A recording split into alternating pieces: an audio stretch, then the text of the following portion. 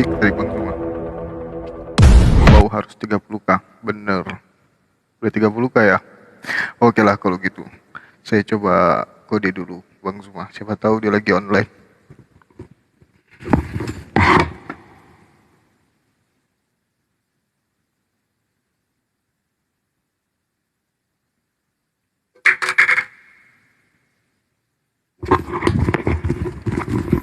Oh, enggak, aman. Tunggu ya guys.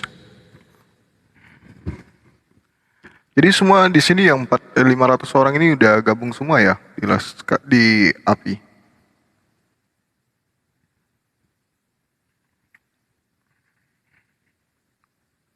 Syaratnya harus punya ilmu agama juga? Enggak, karena kita sama-sama belajar di sana. Enggak harus punya ilmu. Yang jelas punya akal. Nah itu.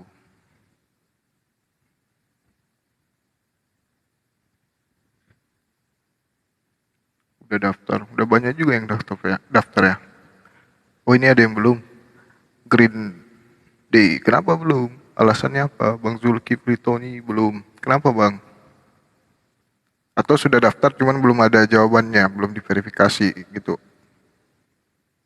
Tapi saya nggak hafal Al-Quran, gimana mau daftar bang? Nggak masalah, kita belajar. Nanti kan itu ada room kayak API ngadain, kita ngaji bersama, ada jadwalnya. Jadi kita sama-sama belajar Al-Quran belajar Al-Quran online, belajar online Al-Quran di roomnya API nantinya. Nanti kita bahas kapan diadakannya. Kayak gitu. Cara mengetahui sudah diverifikasi bagaimana bang? Caranya nanti di info dari API melalui email. Jadi pada saat pengisian pendaftaran, emailnya jangan sampai salah. Kayak gitu. 60 tahun ke atas bisa daftar? Bisa. Yang jelas masih memiliki KTP dan beragama muslim. Mana Bang Zuma? Ini ada Bang Zuma. Mana dia tadi? Berikan tepuk tangan yang gemuruh untuk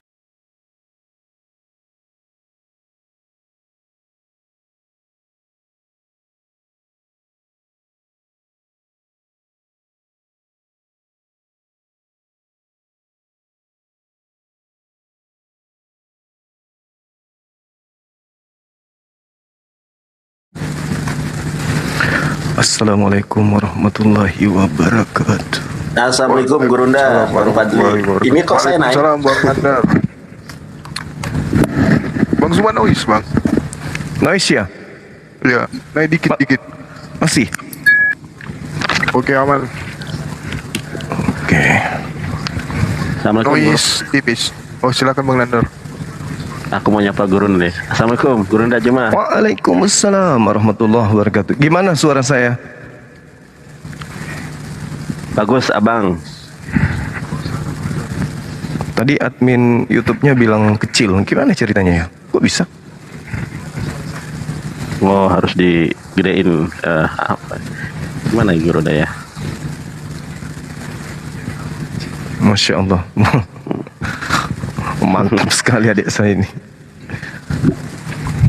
Assalamualaikum Gurunda Zuma. Assalamualaikum Bang Nanda. Waalaikumsalam. Masya Allah. Gurunda, nanti saya kirim ya Gurunda ya itunya. Oh, sip. Siap. Langsung dapat koin. Matur suwun Paduka, matur suwun. Ini ada suara hidung kencang kali hostnya kayaknya. Suara hostnya Gurunda. Oh iya. Saya, ini aku mute ya. Suara Noise keresek enggak? ya? Ada Saya enggak? keresek Gurunda. Saya? Keresek. Iya sedikit tapi. Kalau gini? Nah ini udah Aman. nggak ada nih. Aman Gurunda. Bang Nanda gimana kabarnya? Alhamdulillah.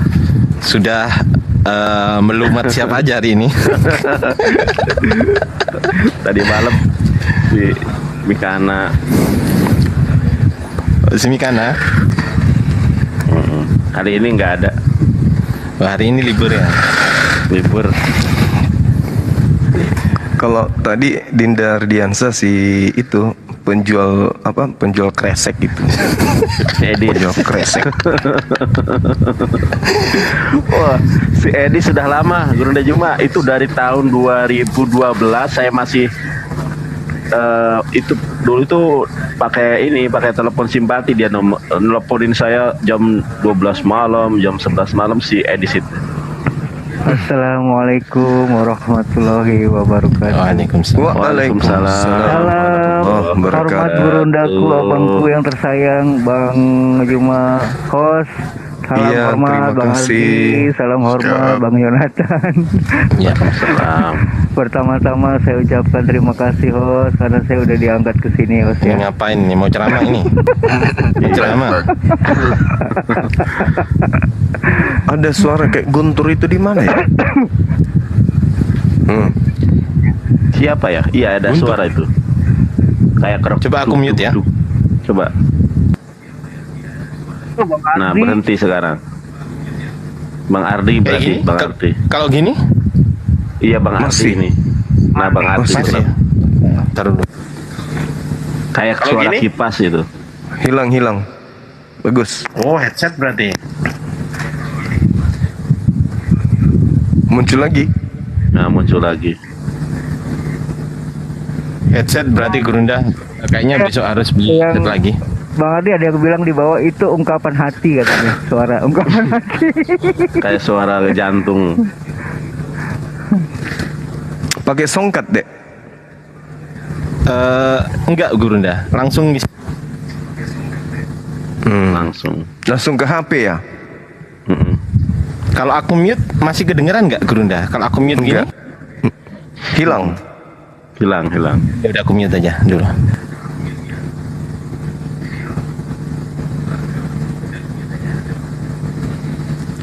Ya, ini saudara Ibes Divisi Digital lagi OTW menuju ke rumah orang tua mualaf yang lagi sakit ya. Doakan semua supaya beliau aman-aman saja di jalan. Amin. Amin ya. Ada mualaf kita yang orang tuanya sakit keras. Tadi di UGD tapi dengar-dengar sudah keluar. Tapi mau tidak mau API harus mengambil tindakan untuk melihat langsung keadaan. Manajemen API juga sudah kirimkan biaya tadi, baik dari Paduka, Akhitoni, mereka udah kirimkan biaya untuk pengobatan dari orang tua saudara kita yang mualaf, meskipun orang tuanya masih non Muslim, ya masih Kristen. Tapi API sudah turun tangan untuk membantu. Masya Allah. Assalamualaikum. Waalaikumsalam. Waalaikumsalam warahmatullahi Pakai baju res, gak dingin dah res. Ini ngapain bocah ini? Nggak pakai baju itu loh. Nggak pakai baju, malu. Iya, kalau nggak pakai Gurunda. baju. Kenapa, Dek? Kursi gaming. Gabung ke grup kita. Wih, Mantap.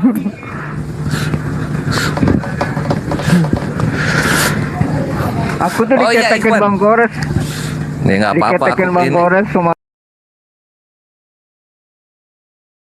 ini kat, ini ketek wangi mujahidin ini. Iyalah, hasil.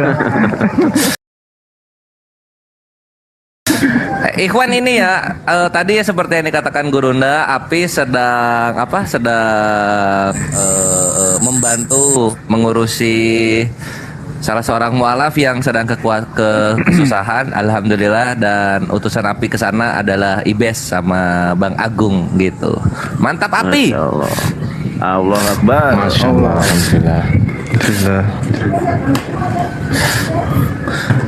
Sama ini ya Ikhwan ya. Company profile belum beres-beres ini Akhi Ardi ini Ikhwan. Sabar. Tolong di report ini akunnya ini. Sabar ya. Aduh. Mikana. Emang ada Mikana di bawah.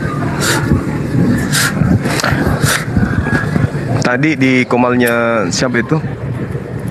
Warung kita. Warung kita Iya, ya. warung kita. Tahu.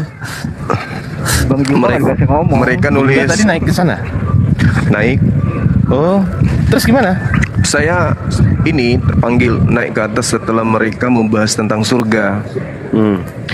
Dia perlihatkan di Lukas, Matius juga ada data bahwa di hari kebangkitan itu tidak ada kemudian kawin mawin. Saya ke atas pindah materi. Materinya itu Surah Maryam ayat 71. Jadi saya perlihatkan Markus 9:49. Sama-sama di situ dikatakan semua manusia masuk neraka. Di tempat mereka semua manusia digarami, kan gitu. Artinya kalau kita mau ikuti keinginan mereka, Islam, Kristen termasuk mendatangi neraka, kan gitu ya.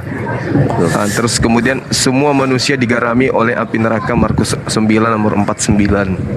Tapi alhamdulillah summa nunajji, kan ada pernyataan surah Maryam ayat 72. Kemudian Allah mengeluarkan orang-orang beriman di dalamnya dan membiarkan orang kafir tetap kemudian berlutut di dalam neraka. Jadi kita keluar nih, lolos nih dari Maryam 71, kan betul. Nah, saya minta mereka loloskan diri mereka dari Markus 9:49. Apakah ada datanya bahwa orang kafir setelah itu keluar nggak lagi digarami?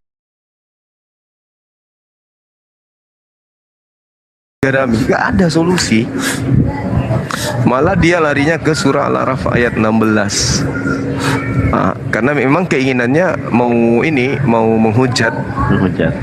Iya, padahal kalau dipikir Allah yang menyesatkan iblis, kata dia kan. Lalu bagaimana dengan Yohanes 6 nomor 70? Yesus memilih ke-12 muridnya dan satu di antaranya adalah iblis. Berarti yang memilih iblis siapa?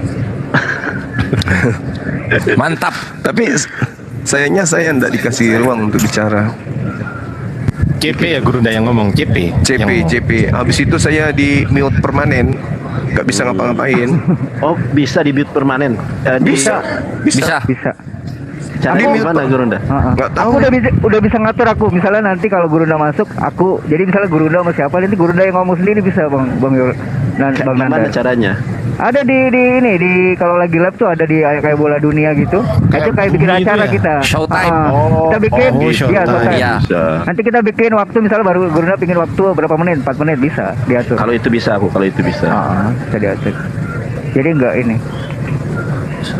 Ya curang berarti kan?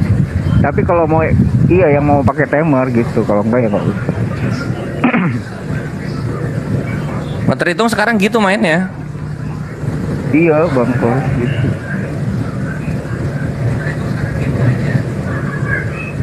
Saya tuh maunya diskusi lah kita ya. Diskusi lah baik-baik ya kan. Nggak usah cari kebenaran, nggak usah cari kemenangan gitu ya kan. Nggak usah cari menang kalah, nggak perlu.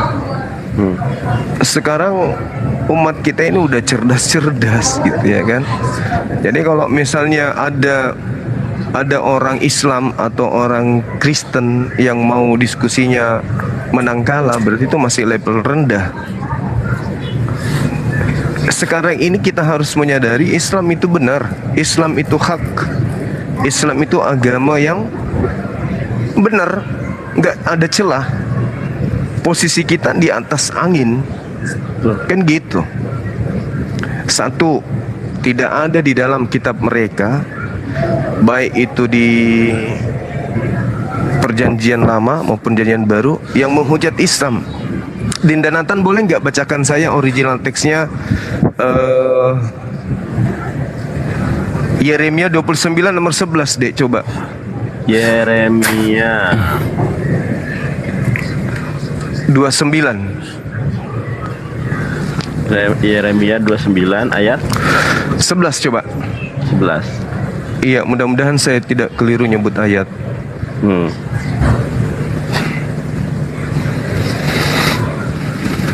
Saya boleh ini Iya, balik kamera ya. boleh. Oh, hujan. Balik kamera gimana ya? Lupa lagi. Keluar dulu, Bang Yonatan Andar. Keluar dulu, terus close TikTok. Oh ini gini. Iya betul. Baca terjemahannya dulu atau langsung ke original teks? Gurunda? Original teksnya, Dek. Oke, ini ya. Yeremia, boleh dibesarin host sebentar.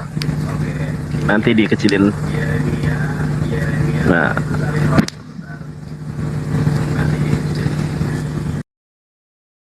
Yeremia 29 ayat ke-11 atau nomor ke-11. Hi anochi yada'ti et hama hashabot asher anochi hasheb alaihem neum Adonai mahshebot shalom velo leda'ah latet lachem aharit petikfah. Iya. Terus? Iya. Lagi kemana lagi Gurunda? Diterjemahkan biar teman-teman kita paham. Sebab aku ini mengetahui rancangan-rancangan apa ada sebab aku ini mengetahui rancangan-rancangan apa yang ada padaku mengenai kamu. Demikianlah firman Tuhan, yaitu rancangan damai sejahtera dan bukan rancangan kecelakaan, untuk memberikan kepadamu hari depan yang penuh harapan. Oh ini ya. Saya ulangi lagi ya, di mana katanya? Oh di ini nih. Hi anohi yadati et hama hashabot asher anohi hasheb alaihem. Kalau dalam bahasa Arab itu alaikum. Neum Adonai mahshabot shalom. Oh iya, ini sesuai Yohanes 14 ayat 27 Gurunda. Iya. Velo leraah latet lachem aharit petikfah. Masya Allah. Gimana? Ini yang berarti Islam ini Gurunda. Kalau kita ini ada kaitannya Gurunda sama ini ya teman-teman ya. Yohanes 14 ayat ke-27. Berarti dinubuatkan Islam ini sama ya. Ini sama dengan ini Gurunda. Shalom ani masyir lahem et shlomi et islami et shlomi ani noten lahem lohe derek syeha olam noten ani noten lahem alna yehat levavhem fe alira. Sama dengan ini. Oke. Jadi kita nggak perlu khawatir tentang Islam itu. Islam itu memang sudah dinubuatkan, baik di Al-Quran maupun di kitab mereka, perjanjian lama, perjanjian baru. Jadi umat Islam itu kalau ada kemudian penghujat kayak begitu, ya anggap saja mereka memang rendah. Sebagaimana yang Al-Quran katakan, wa kanal kafiru ala rabbihi zahira.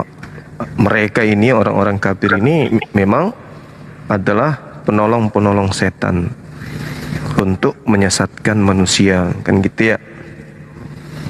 Benar ya, kafir ini adalah membantu kemudian iblis untuk menyesatkan manusia.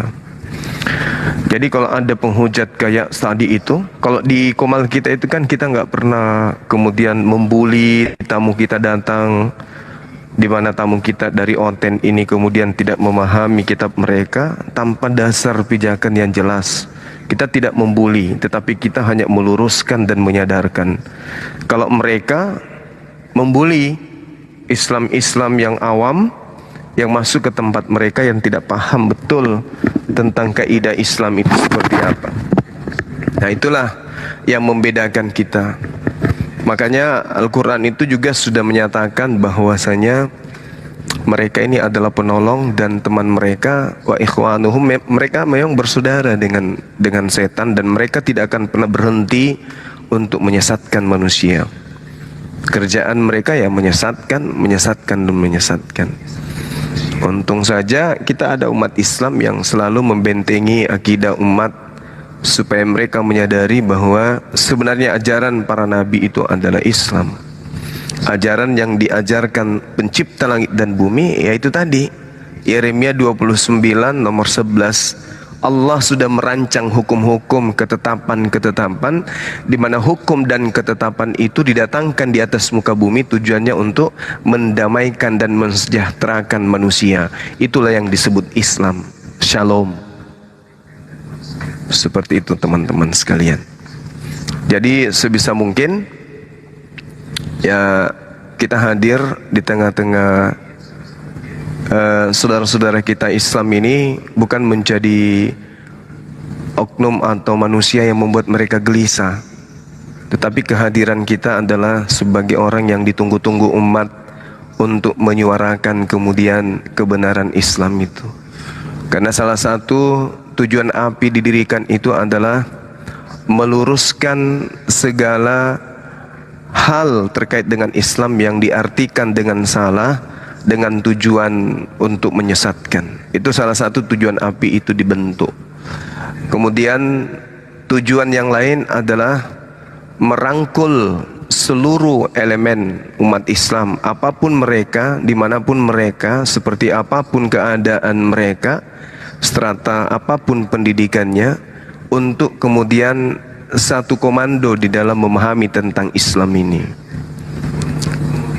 Itu harus dipahami, sehingga teman-teman yang belum bergabung di API, agar supaya tidak berjuang sendiri, yuk saya sebagai ketua pembina mengajak umat Islam kemudian untuk satu kesatuan kita di dalam payung Apologet Islam Indonesia. Kenapa harus ada Apologet Islam Indonesia? Karena kalau orang berbicara mengenai bisnis, kita sudah ada pemerintah yang mengatur itu semua. Kalau kita berbicara mengenai pendidikan, pemerintah kita yang kita cintai juga memiliki lembaga yang mengatur itu. Berbicara mengenai agama, pemerintah juga ada lembaga untuk mengatur itu. Pak Ustadz, selamat malam. Tapi berbicara mengenai perbandingan agama, Diam dulu Satan. mengenai perbandingan agama, kitalah umat Islam ini yang harus mengambil bagian demi untuk menjelaskan kepada manusia Indonesia seperti apa kedudukan Islam dan seperti apa kedudukan daripada Kristen. Kenapa harus Kristen yang kita jelaskan di dalam perbandingan agama? Karena agama Kristen ini satu-satunya agama di luar Islam yang tampil di Nusantara ini dengan pakaian keislam-islaman. Kristen meninggalkan cangkang mereka, meninggalkan ajaran mereka yang asli, kemudian masuk di Indonesia ke Islam-islaman. Apa tujuannya? Untuk memenangkan daripada penduduk pribumi agar mereka bisa terkecoh masuk ke agama Kristen, yang sejatinya mereka ini adalah ajaran animisme, penyembah roh. Seperti itu teman-teman sekalian. Jadi jangan sungkan, jangan segan untuk daftarkan diri ke API, biar Anda tidak seperti domba yang dengan mudah diterkam oleh serigala-serigala. Kalau kita bersatu, maka kita laksana singa yang akan ditakuti oleh serigala-serigala. Mereka tidak akan mampu kemudian menampilkan diri mereka di depan umum kecuali dengan satu modal menghujat saja. Kalau mau mengkaji Islam secara jujur, mereka tidak mampu. Kenapa? Membaca kitab suci umat Islam aja mereka tidak punya daya. Mereka tidak mampu untuk membaca kitab suci kita. Maka itulah kemudian kita menyadarkan mereka agar mereka ini tidak selamanya menjadi serigala. Kita sadarkan mereka supaya mereka itu bisa sadar bahwa agama yang mereka anut itu adalah agama penjajah. Barang siapa yang mengikuti agama penjajah, maka tabiatnya pasti mentalnya mental penjajah. Demikian. Halo Pak Ustadz.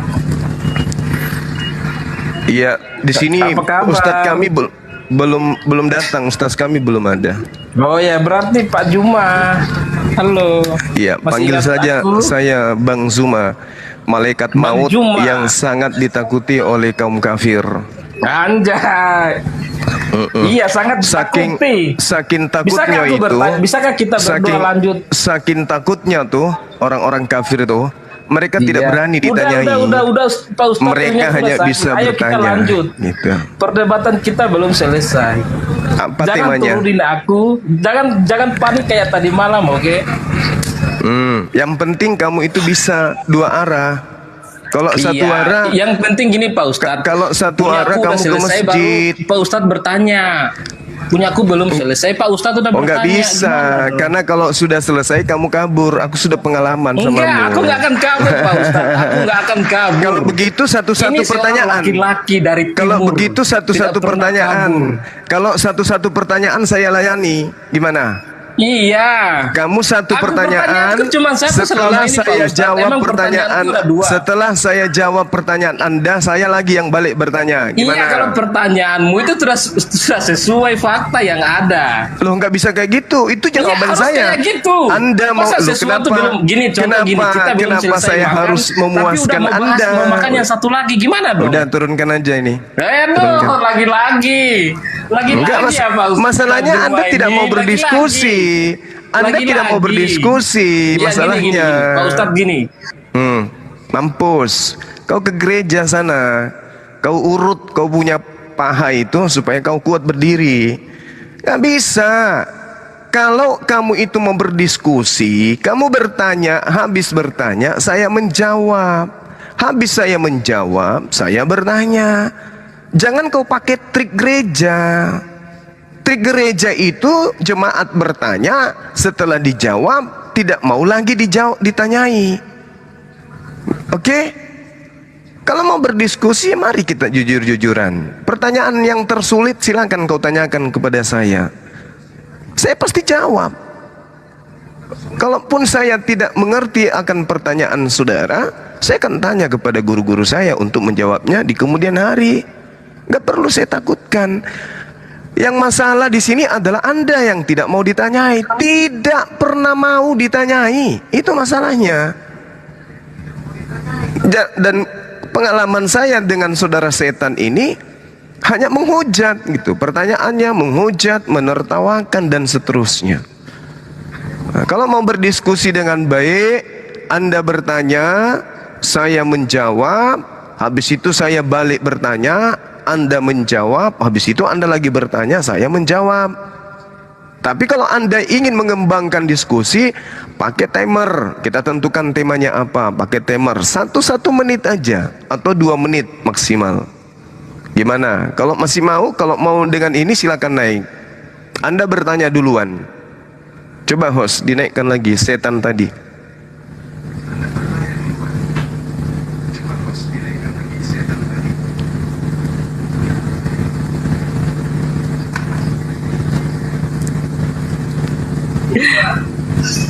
Nah, gimana? Gini Pak Ustadz, gini. Gini Gimana? ya, Pak Ustadz.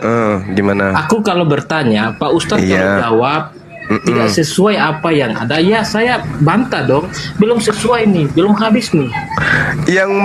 Yang menilai sesuai atau tidak sesuai Anda atau saya? Aku kan nanya nih, Iya. Pak Ustadz jawab. Tunggu. Kan- Anda bertanya tentang Islam, Nah, oke? makanya aku bertanya. Iya, sabar Kalau dulu. bertanya- Hei, diam dulu napa? Oh iya, siap salah. Anda bertanya tentang Islam, saya menjawab. Kapasitas saya menjawab keilmuan Islam, karena yang tahu Quran saya, bukan Anda. Begitu Anda sudah menerima jawaban saya, Anda suka ataupun Anda tidak suka, itu derita Anda. Masalahnya Anda buta tentang Al-Quran. Jadi saya mau menerangkan sampai seperti apapun, Anda tidak akan paham, karena Anda buta Al-Quran, gitu loh. Nah, sedangkan saya melek Bible. Kalau saya sudah menjelaskan, Anda terima, catat. Habis itu saya balik bertanya, Anda jelaskan. Nah, nanti setelah sesi kedua, apa yang Anda belum pahami dari jawaban saya yang pertama, tanyakan lagi. Begitu. Jangan Anda bertanya terus. Karena Anda merasa pintar Gini, di sini, Pak Ustadz. Bung. Saya Jawabanmu hampir tuh dengarkan. karena apa saya Saya bertanya? hampir Jawabanmu tiap sudah malam. salah. Saya apa? Apa yang kamu jawabkan itu sudah salah. Nah, salah. Makanya Berarti saya Anda jelasin kalau supaya begitu, kamu sadar. oke. Berarti Anda lebih tahu Quran dari saya. Karena Al-Quran itu salah juga. Oke, kalau begitu tolong Salah bacakan. juga Al-Quran. Oke, Makanya boleh aku tidak nanti? bantah itu. Boleh tidak nanti ketika Anda bertanya tentang Al-Quran, Anda bacakan Al-Qurannya? Boleh nggak? Gini Pak Ustadz, Di Al-Quranmu itu sudah tertulis ada terjemahannya. Kamu Oh, nggak sudah menjawab dengan bisa. terjemahanmu. Kamu ditertawakan Itu sama salah, umat Islam, nggak makanya bisa. aku menjawab, Sekarang begini. Kamu tahu tidak pintu utama untuk mengetahui isi Al-Quran itu apa yang harus dipunya dulu? Pak Ustadz aja biar lebih sopan ya aku panggil.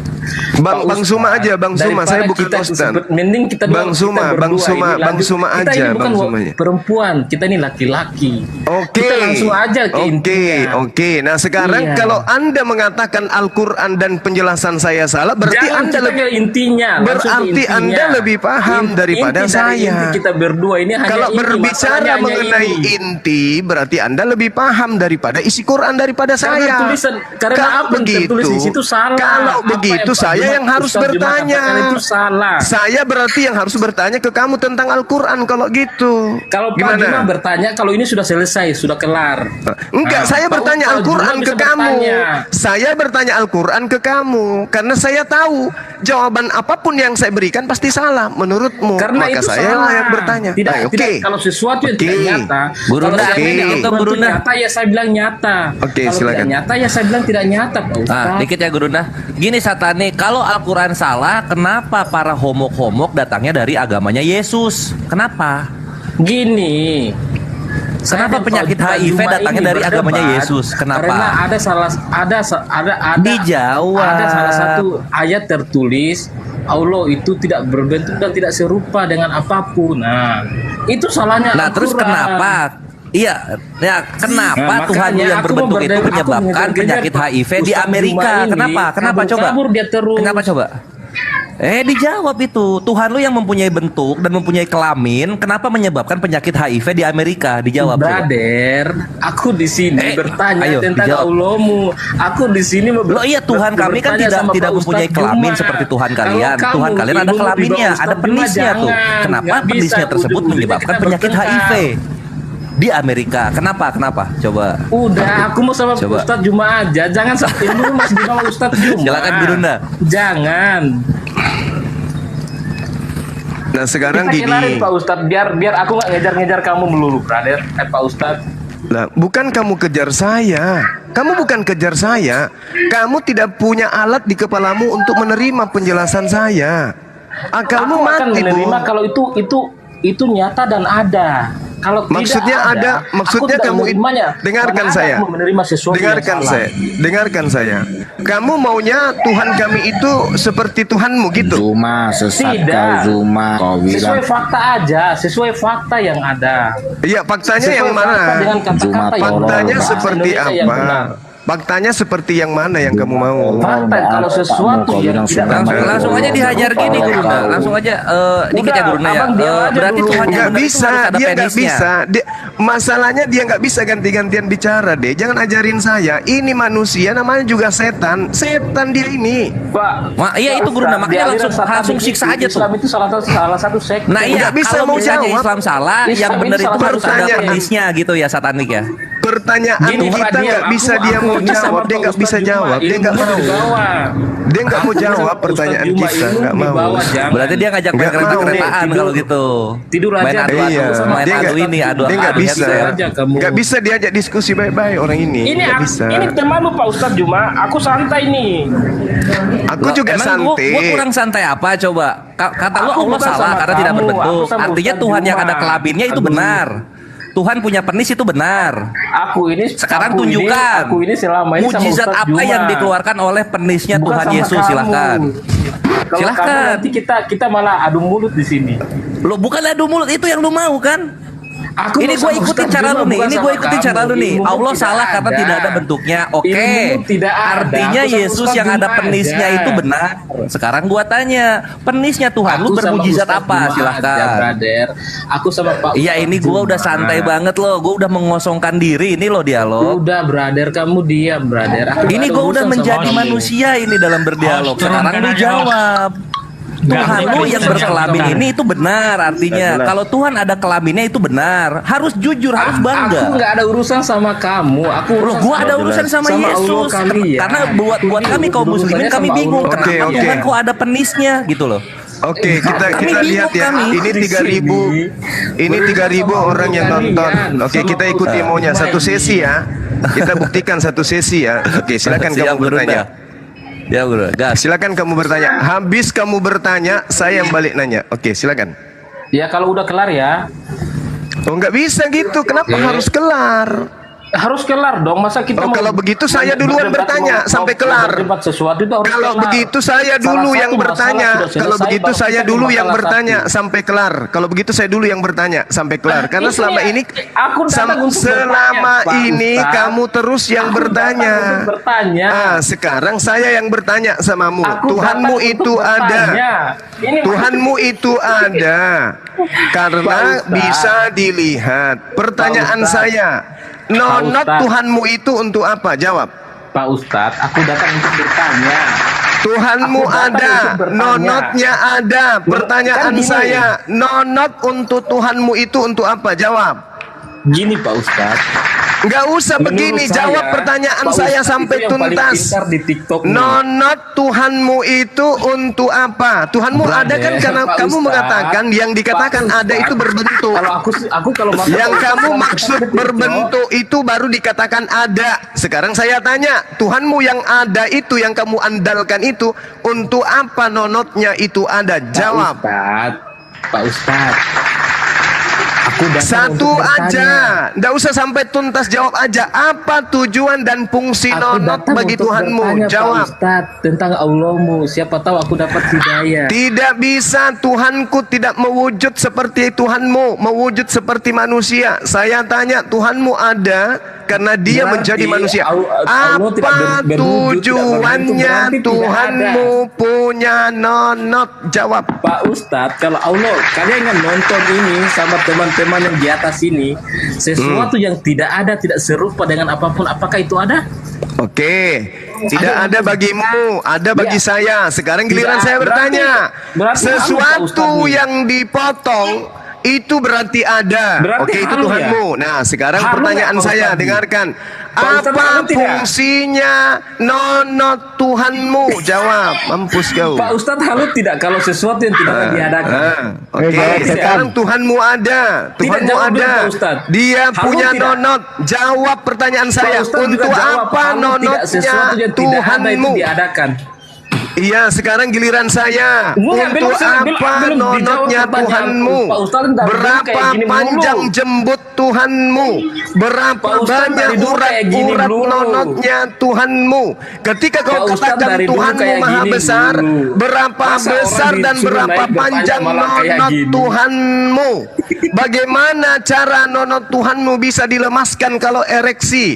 501 mimpi basah atau dia mencabuli manusia di sampingnya? Jawab. Pak Ustadz, istighfar dulu. Istighfar kamu yang bertobat. Karena Tuhanmu bernonot. Pak Ustadz bilang tidak ada. Tuhanku memang ada, tetapi tak mampu kamu lihat. Tetapi Tuhanmu ada karena katanya bisa dilihat. Ereksi Tuhanmu setan. Gimana caranya menurunkan ucoknya? Ucotnya cenut. Jangan kayak anak kecil. Gimana lampiaskan nafsunya? Ayo jawab. Tuhanmu ada. Tuhanmu ada karena nonotnya ada. Ingat pertanyaan saya. Sekali lagi saya ulang. Kalau kamu nggak jawab, kamu turun. Pertanyaan saya. Tuhanmu ada dan kamu anggap ada karena nonotnya ada. Pertanyaan saya. Apa fungsi nonot bagi Tuhanmu? Jawab. 1. Pak Ustadz, 2. kemarin kayak gini. 3. Kamu belum jawab pertanyaan 4. saya. Kamu udah 5. tanya saya. 6. Pertanyaan saya belum dijawab Pak Ustadz. 8, 9, 10. Turunkan. Anak laknat ini. Anak laknat ini turunkan. Anak setan turunkan. Terima kasih host. Mau aku datang besok. Ini orang gila. Orang gila. Dia mau Tuhan kita itu ada dan diartikan seperti Tuhannya. Yang dimaksud ada itu dikandung di rahim, kemudian dilahirkan, habis itu diceboin, nonotnya dipotong, dinetein. Nah, dia maunya kayak gitu, baru dianggap ada. Makanya dia nggak mau ditanya. Lalu triknya adalah, aku dulu yang bertanya sampai tuntas. Dasar setan. Allahu Akbar. Masya Allah. Ya, Dah. Insya Allah. Daripada nggak ada Otan, ini Otan ya, Martin ya. Pak Martin Luther, wah ini pendiri agama Kristen baru ini. Protestan. Iya, pendiri Protestan berarti Pak Martin. Halo Pak Martin. Waduh, ada suara anak kecil, siapa tuh? Pak Martin ya. Pak Martin, Islam atau Kristen, Pak? Gurunda bisa sponsor sebentar nggak, Gurunda? Iya, silakan. Di mute anak suara anak kecil, kena repot nanti.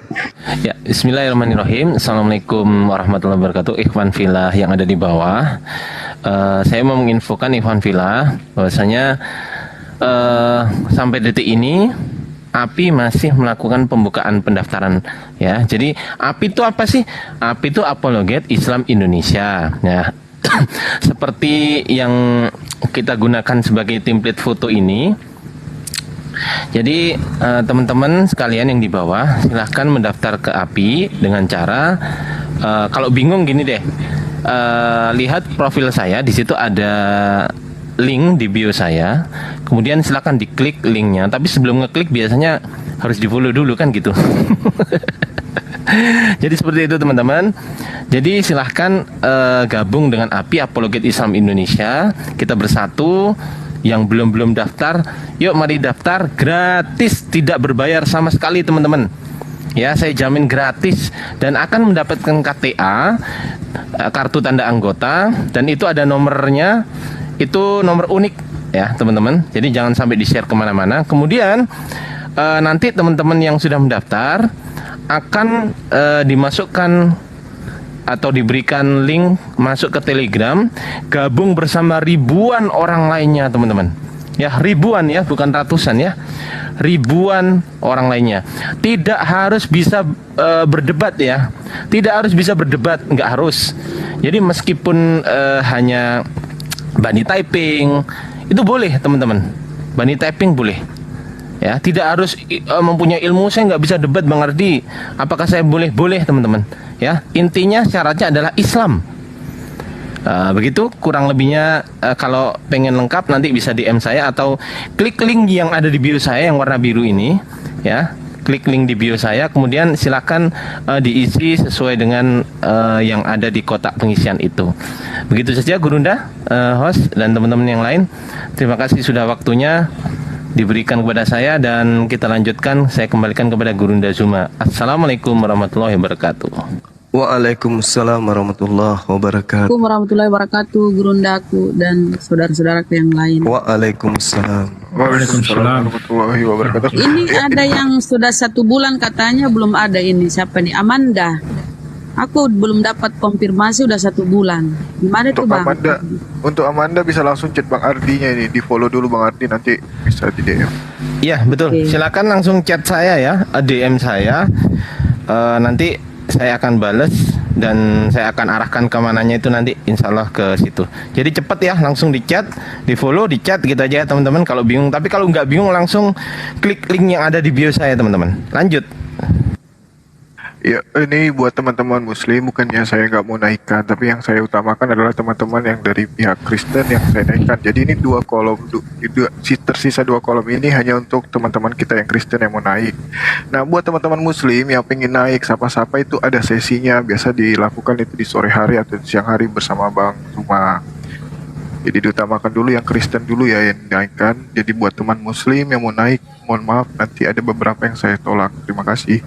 Silahkan dilanjut. Iya, sahabat-sahabat sekalian, sedikit kita menjelaskan tentang bagaimana sih Tuhannya umat Islam itu ya, dan bagaimana kaidah kemudian umat Islam itu memahami tentang Tuhan.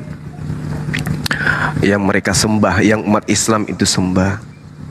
Jadi kalau dikatakan bahwasanya kita umat Islam itu berbicara mengenai pencipta langit dan bumi, Allah cukup memberikan tanda-tanda akan keberadaan dirinya.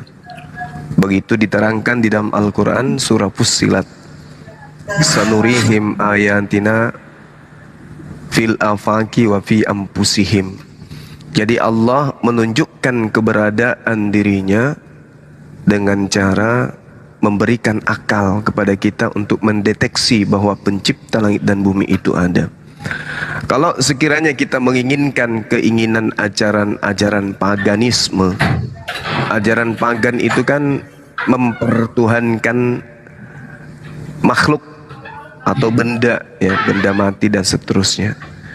Karena mereka selalu mengatakan Tuhan itu harus ada, dan ukuran ada itu menurut mereka adalah apa yang bisa mereka lihat. Sama seperti orang-orang jahil zaman batu. Mereka selalu menginginkan Tuhan itu ada dengan cara ya harus membentuk Tuhan itu. Orang-orang Quraisy ditanya sebelum Islam itu disempurnakan kemudian kepada baginda Rasulullah Muhammad sallallahu alaihi wasallam, siapa yang menciptakan ini semua? Mereka akan menyebut Allah. Nah, ini bukan berhala kalian, ya itu berhala saya.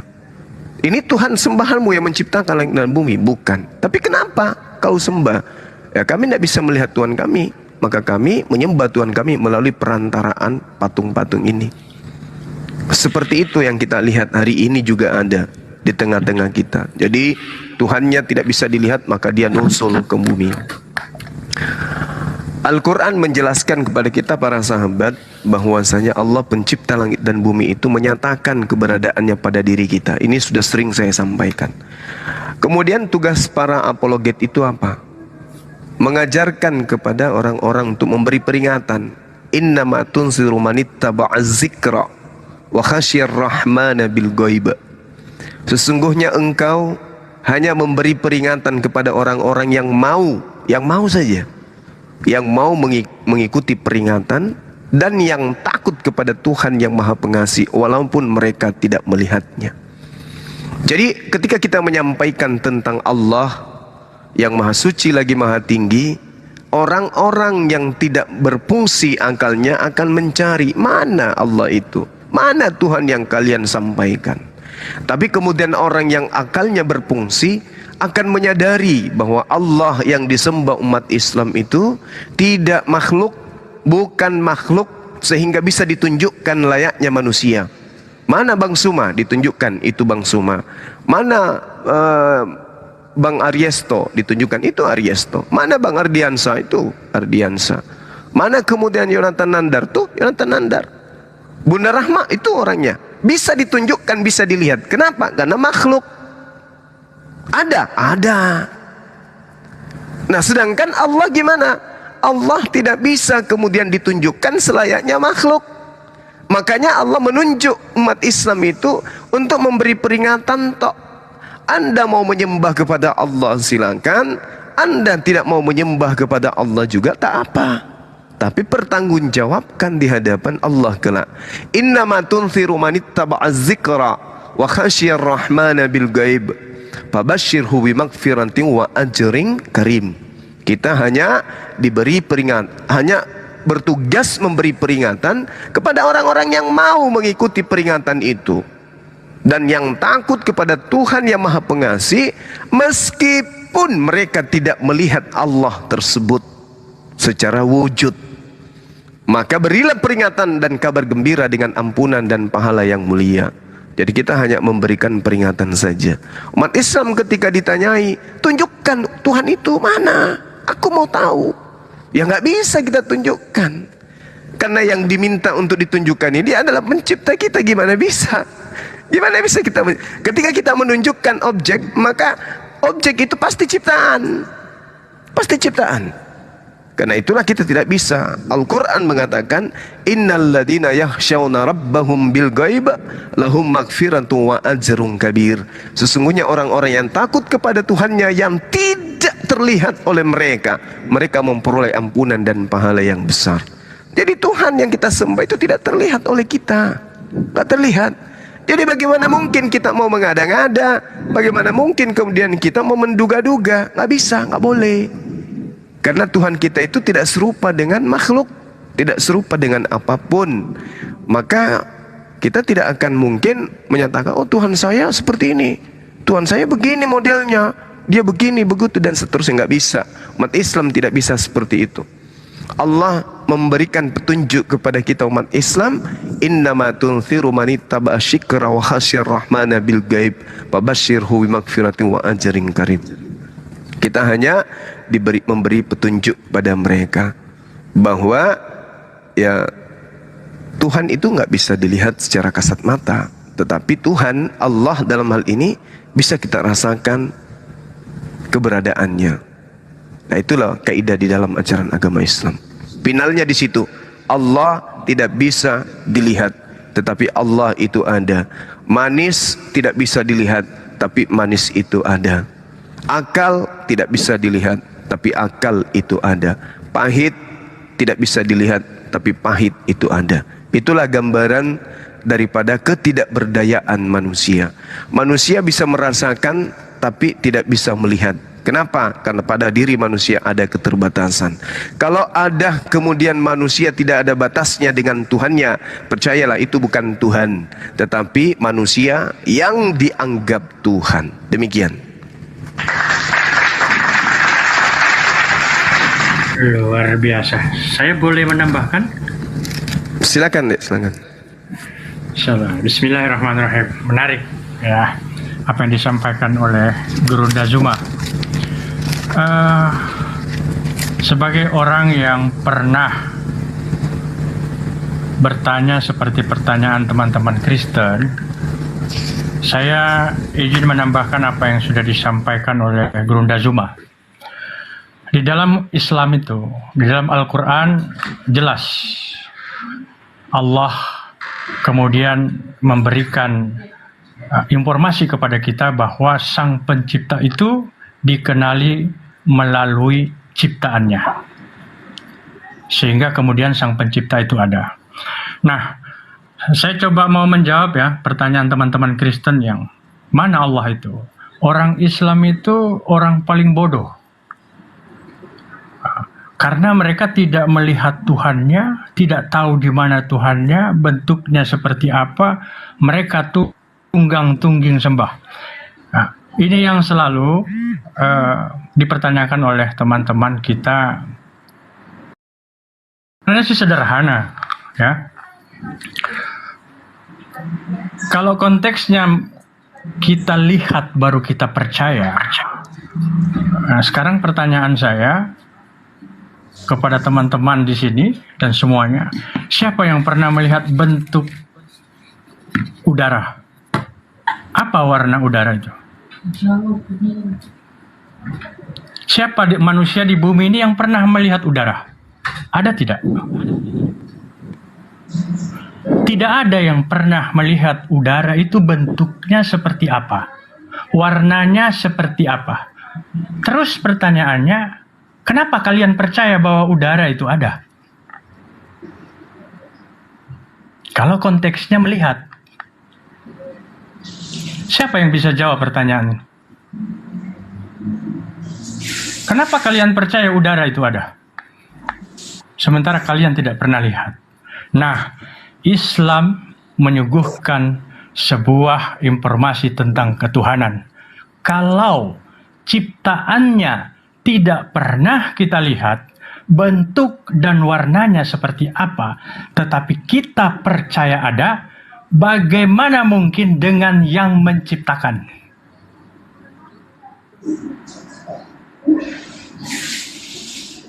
Sederhana, siapa pernah melihat malaikat? Orang Kristen bicara malaikat, Islam bicara malaikat. Siapa yang pernah melihat? Tidak pernah. Saya pernah kok. Ya sudah, intinya itu saja dari saya. Pernah lihat. Ya. Nanti dikembangkan dengan Guru Dazuma. Ya, saya hanya menambahkan. Kalau ciptaannya saja kita tidak pernah Apa lihat, istimewanya melihat Tuhan? kita dan tidak melihat- pernah lihat.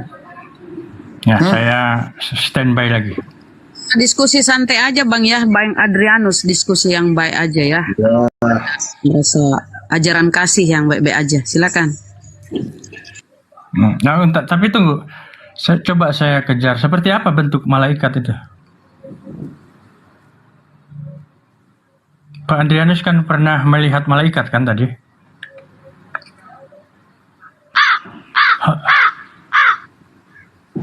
Tuhan saya juga. Tuhan saya Allah yang hidup. Saya pernah melihat malaikat. Di mana? Ya dah. Melihatnya di mana? Allah saya Allah yang hidup. Allah yang ada. Allah hidup kayak Allah mati, Allah terbang. Anda pernah melihat malaikat dan Tuhan Anda itu di mana dan seperti apa bentuknya? Loh, saya cukup mengatakan bahwa saya pernah melihat. Iya, sama Bang Aristo. Saya kemarin juga ngopi sama Yesus. Saya pernah melihat. Nabi Abraham pernah melihat. Saya kemarin ngopi sama Yesus. Saya tanya ke Yesus, Yesus, Adrianus masuk surga apa neraka? Kata Yesus, Adrianus masuk neraka gitu katanya. Gimana Yesus ini? Aduh. Inilah ketololan kalian. Loh iya, saya ketemu kemarin sama Yesus gitu Kalian bilangnya. ini botol, makanya nggak bisa maju-maju di dunia ini. Tertinggal, selalu tertinggal kalian. Saya cukup bilang aja, nggak perlu membuktikan. Ingat Intinya saya kebotolan pernah ketemu kalian. gitu aja. Ingat itu. Jangan merasa diri paling benar di dunia ini. Kalian itu botol, makanya tertinggal. Iya, iya. Jadi gini ya. Hei, komunis saja lebih hebat dari kalian. Hindu saja jadi lebih hebat dari kalian. Iya, Sadar. Pak Adrianus nggak usah maki-maki Pak, nggak usah maki-maki Pak. Tidak maki, saya ngomong kenyataan. kok. Iya, sekarang Masa saya begini Bang Adrianus. Di mana saya maki? Hah? Di mana saya Kemajuan maki itu? kemajuan Enggak, apa Anda yang nggak ada maki dimiliki? kok. Suma. Dengerin Suma. dulu Anus. Kenapa? Anus, Kenapa ini? Anus, Anda dengerin ngatain dulu orang Anus. botol di sini, Anda mengatain kami tertinggal, itu maki namanya itu. Tolol. Sekarang saya tanya Pak Adrianus, kemajuan yang ditemukan di alam semesta ini yang berdasarkan kitab Anda itu apa? Coba tunjuk satu aja. Silakan. Anda kan mengatakan lebih hebat dari kami. Nah sekarang apa yang menjadi kehebatan umat manusia di atas muka bumi ini yang berdasarkan Bible? Silakan dibuka Pak. Anda bercerita ke kita. Silakan Pak. Silakan. Tuh, Anus, dibuka mic-nya Anus. Ayo Pak. Jawab Nus. Aduh, jangan curang. Saya lagi ngomong di mana. Curang kalian ini. Iya, silakan Anda tunjukkan. Silakan Anda tunjukkan apa yang ditemukan umat manusia di atas muka bumi ini yang berdasarkan Bible, Pak. Silakan. Karena begitu besar kasih Allah akan dunia ini sehingga memberikan anaknya tunggal. Iya, terus apa faedahnya? Yang apa pertama adalah faedahnya? setiap manusia yang percaya kepada Tuhan Yesus akan masuk surga. Di mana dalilnya? Di mana dalilnya? Di Yohanes mana dalilnya? 3:16. Oke, kita baca, kalau Pak. mati sekarang kau masuk surga apa neraka? Kita baca Pak dalilnya. Suma. Kita baca. Yohanes Suma, 16 kau berapa? masuk neraka apa kau masuk surga? Yohanes 16 berapa, Kalau Pak? kau mati saat ini, saya tanya kau. Yohanes 16 berapa, Pak? Yang Anda baca Yohanes barusan? 3:16. Kau mau masuk surga apa kau mau Yohanes neraka? 3. Yohanes 3 nomor 16 itu tidak ada menyembah di situ, Pak. Percaya. Jangan Anda menterjemahkan, mentafsirkan yang aneh-aneh gitu loh. Supaya setiap orang yang percaya kepada Yesus tidak binasa. Percaya tidak Anda kepada Yesus bahwa Yesus itu manusia? Percaya enggak? Jawab. Yesus manusia yang tidak bisa berbuat apa-apa dari dirinya sendiri. Percaya enggak Saudara Andrianus Percaya enggak saudara Andrianus bahwa Yesus itu manusia yang tidak bisa berbuat apa-apa dari dirinya sendiri? Percaya enggak? Saya nggak percaya Muhammad. Ingat itu. Kok larinya ke Muhammad Muhammad? saya nggak percaya. Supaya kau tahu. Kok larinya ke Muhammad, Pak? Apa hebatnya Muhammad dibandingkan Tuhan Yesus? Ini dulu, Pak. Ini dulu.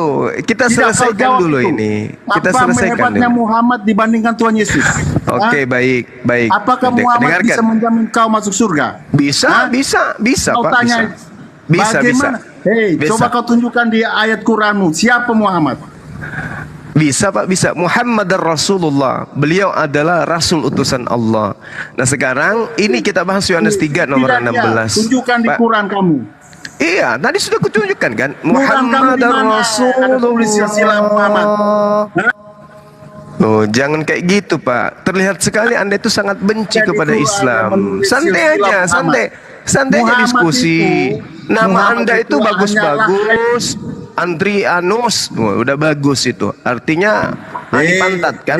Jadi Jadi saja tentang Muhammad. Pak, Muhammad santai silsilahnya aja, tidak santai tertulis aja, dalam Pak. Quran. Santai, Kau tahu. santai, Setiap santai, nabi Pak, santai. jelas Santai, Pak, santai. silsilah Santai, Pak. turunannya. Tapi Santai, Muhammad Pak. tidak tertulis di dalam Quran. Oke, baik, Hanya baik. dikatakan bahwa Oke, baik. Jangan mau khotbah di sini, Pak. Kami umat Islam, Pak. Umat yang cerdas. Siapa Bukan saudara-saudara seperti yang kalian, Pak Anus, jangan ceramah di sini, jangan khotbah, Pak Anus. Pak Anus, jangan khotbah di sini, Pak. Pak Anus, jangan karena agama Anda adalah agama penjajah, Anda mau menjajah di komal kami. Jangan, Pak Anus, jangan. Nama Anda saja itu lucu, pantat. Nama kok pantat? Gimana sih? Nama itu yang pakai otak sedikit, Pak. Masa pantat jadikan nama? Aduh, gimana Bapak ini? Nih. Oke, selamat malam semua. Iya, malam, Pak. Malam. Oke. Boleh Iya, saya silakan. bertanya ke saudara-saudara muslim yang ada di sini? Siapa Boleh. ini? Nathan ya? Iya, Nathan. Kamu kenal saya semua. Satria Oke, Baja Hitam. mari kita berdiskusi semua. Boleh? Baik. Oke, pesarin saya, Saya Bos. diciptakan oleh Allah memang untuk meluruskan kalian, meluruskan mata kalian. Oke, mari kita diskusi. Pesarin Iya. saya, host. Mari. Sunan Temanya Ibnu Majah apa? nomor 3771. Coba kamu jelaskan hadits ini buat saya semua. Oh, Ya. Anda bawa Kenapa di sini hadis. dikatakan Rasulullah bersabda, Al-Quran akan datang pada hari kiamat dalam wujud laki-laki yang bermuka pucat, dan dia akan berkata, sesungguhnya akulah yang membuat kamu tidak tidur pada malam harimu dan membuat kamu haus pada siang harimu. Pertanyaan saya, Al-Quran yang datang dengan Iya. wujud laki-laki yang bermuka pucat ini bagaimana cara dia melampiaskan nafsunya? Seperti Ibnu pertanyaan Majah kamu berapa? sebelumnya. Iya, sabar. Silakan. Sabar. Jawab pertanyaan Sabar, Pak. saya. Ibnu Majah dulu, Ibnu Majahnya jadi jelaskan dulu. Hadisnya. Hadits Ibnu Majah. Ibnu Coba Majah Anda- nomor 3771. Berapa? 3771. 771. 3771. Oke. Baik. Kalian bisa buka dan kalian baca. Iya. Baik, sabar ya, Bang. Sabar ya. Tapi Anda bisa baca kan? Baca aja, Suma, nggak usah banyak bacot. Kok bacot? Kok emosi? Anda bisa baca? Ya udah baca aja. Kedudukan haditsnya apa itu? Udah baca aja, Suma. Iya, saya udah baca. Kedudukan haditsnya Iya yang saya baca, tanya. makanya baca supaya semua yang di bawah dengar. Ayo baca. Iya, kami sudah baca. Sekarang kedudukan hadisnya Baca ini dong supaya yang di bawah dengar. Kenapa takut mengungkapkan kebenaran, Gampang. Suma? Ada Gampang berapa itu. muslim di sini ya? Gampang itu Gurunda. Coba jawab. Coba aku tampilkan dulu Gurunda ya. Aku Iya, tampilkan iya, dulu ya. iya. Tampilkan. Ini memang Ini ada noise. makanya. Ada noise. Diperbaiki Coba, matanya aku dulu. matiin. Bang Adi masih noise. Udah noise, masih noise? Enggak lagi. Aman. Oke. Ibnu Majah 3771. Ya. 3771. Di sini Al-Qur'an akan datang pada hari kiamat seperti orang yang bermuka pucat. Qala Rasulullah sallallahu alaihi wasallam yaji'u Qur'anu yaumal qiyamah. Aduh, apa ini? Tunggu. Nah ini kan, maka dia berkata, akulah yang telah membuat kamu tidak tidur di malam harimu dan membuat haus pada siang harimu. Kita cek di sini sanadnya. Di sini ada warna pink ya. Apa ini warna pink ini teman-teman? Kita cek dulu. Warna pink adalah buruk hafalannya. Kita cek dulu. Siapa beliau? Saduk, buruk hafalannya ialah perawi yang jujur terhadap apa yang diberitakan, tetapi ia memiliki hafalan yang buruk dan sering keliru dalam periwayatannya. Nah, makanya saran saya kalau dianugerahkan, ya tepuk tangan dulu ya teman-teman, bagus ya. Jadi buruk hafalannya, woi. Kucluk. Jadi ditolak ya hadis ini ya. Ditolak ya hadis ini ya. Ditolak. Iya, Ditolak. Oke. Kalau Tirmidzi 884 gimana? Batu Hajar Aswad akan datang dalam wujud manusia juga. Baik. Sekarang Anda tunjukkan sanad seperti tadi. Coba. Supaya kami tahu kedudukan hadisnya, silakan. Iya, buka aja Tirmidzi 884. Saya buka kamera tadi kalian matiin. Tadi kita sudah bantu. Sekarang giliran kamu menjelaskan sanad matannya dari hadis itu. Silakan. Aduh, dibaca aja makanya. Kok dibaca aja? Gimana Emang sih? kami orang gereja kayak gitu. Kalau di Islam bawa hadits itu harus jelas sanadnya seperti apa, Iya, matannya kayak dibaca gimana. aja, coba. Kok baca Dibaca aja? aja. Dibaca aja. Sunan Tirmidzi nomor 884. Emang Bible? Coba baca. Emang Bible? Sunan Tirmidzi nomor 884. Dibesarin host. Dibesarin beliau host, dibesarin Kalian biar aja dia yang jelas. buka. Jelasin. Dijelasin Buka, ke kita. jelaskan sanadnya. Jelaskan sanadnya. Buka aja Sunan Tirmidzi nomor 884. Udah, kamu jelaskan. Takut dia. Kamu jelaskan Buka ke kita. aja, Buka kalau saya aja. takut saya nggak akan suruh kalian buka. Nenekmu Saya akan kiper. tutup kalau Kamu saya jelaskan takut. hadisnya ke kita. Makanya kalian buka gitu loh, supaya kalian juga lihat apa di situ tertulis Sunan Tirmidzi nomor 884. Derajatnya sahih apa enggak? Kalian buka gitu loh. Gurunda, kan satu-satu Gurunda. Kan dia Iya. tanya udah kita jawab. Sekarang gantian kita tanya Gurunda. Berani nggak Aduh, kita tanya? Satu pertanyaan Lo saya. udah dijawab Ardiansyah. tadi. Jangan Udah dulu dijawab lari. tadi. Jangan bisa dulu dia. lari Ardiansyah. Nggak bisa Sunan dia. Tirmidzi 884. Udah Di situ dijawab justru tadi. Batu Hajar Aswad yang datang dengan kedua mata dan lisan untuk berbicara. Mana ada batu punya mata? Itu pada hari apa Dari itu? mana Iya, punya sedangkan mata? kamu aja Pada nggak hari punya apa? mata ya kan, Nathan? Kok batu punya mata? Mana ada batu punya mata, Jangan-jangan Suma? matamu yang disimpan di batu ini. Mana ada batu punya mata, Suma? Gua Iya, tanya. sedangkan kamu aja Mana nggak ada punya batu mata. punya mata? Sunan Tirmidzi Ini nomor kalau saya disuruh 884. Gurunda buka, saya yang Iya. buka. Tapi kalau saya Silakan nggak deh. disuruh Gurunda buka, saya nggak buka. Silakan. Oke, saya buka. Jadi Aplikasi host, saya ini nggak biar bisa, iya. baik Gurunda. Dan saya Ya. juga tidak ada kapasitas untuk mengajarkan orang tidak berakal. Ya, ini bukan kapasitas, bukan levelnya Gurunda ini sebenarnya. Ini gini ya, dibaca. Kalian sok. Dengerin dulu, kucluk. Woi, dengerin dulu. Kalau sudah dapat hadis Rasulullah dari sallallahu alaihi wasallam. sesamamu kafir, kau jadikan seakan-akan itu sudah benar. Ini umat Islam coy yang kau hadapi, bukan umat gereja. Lanjut.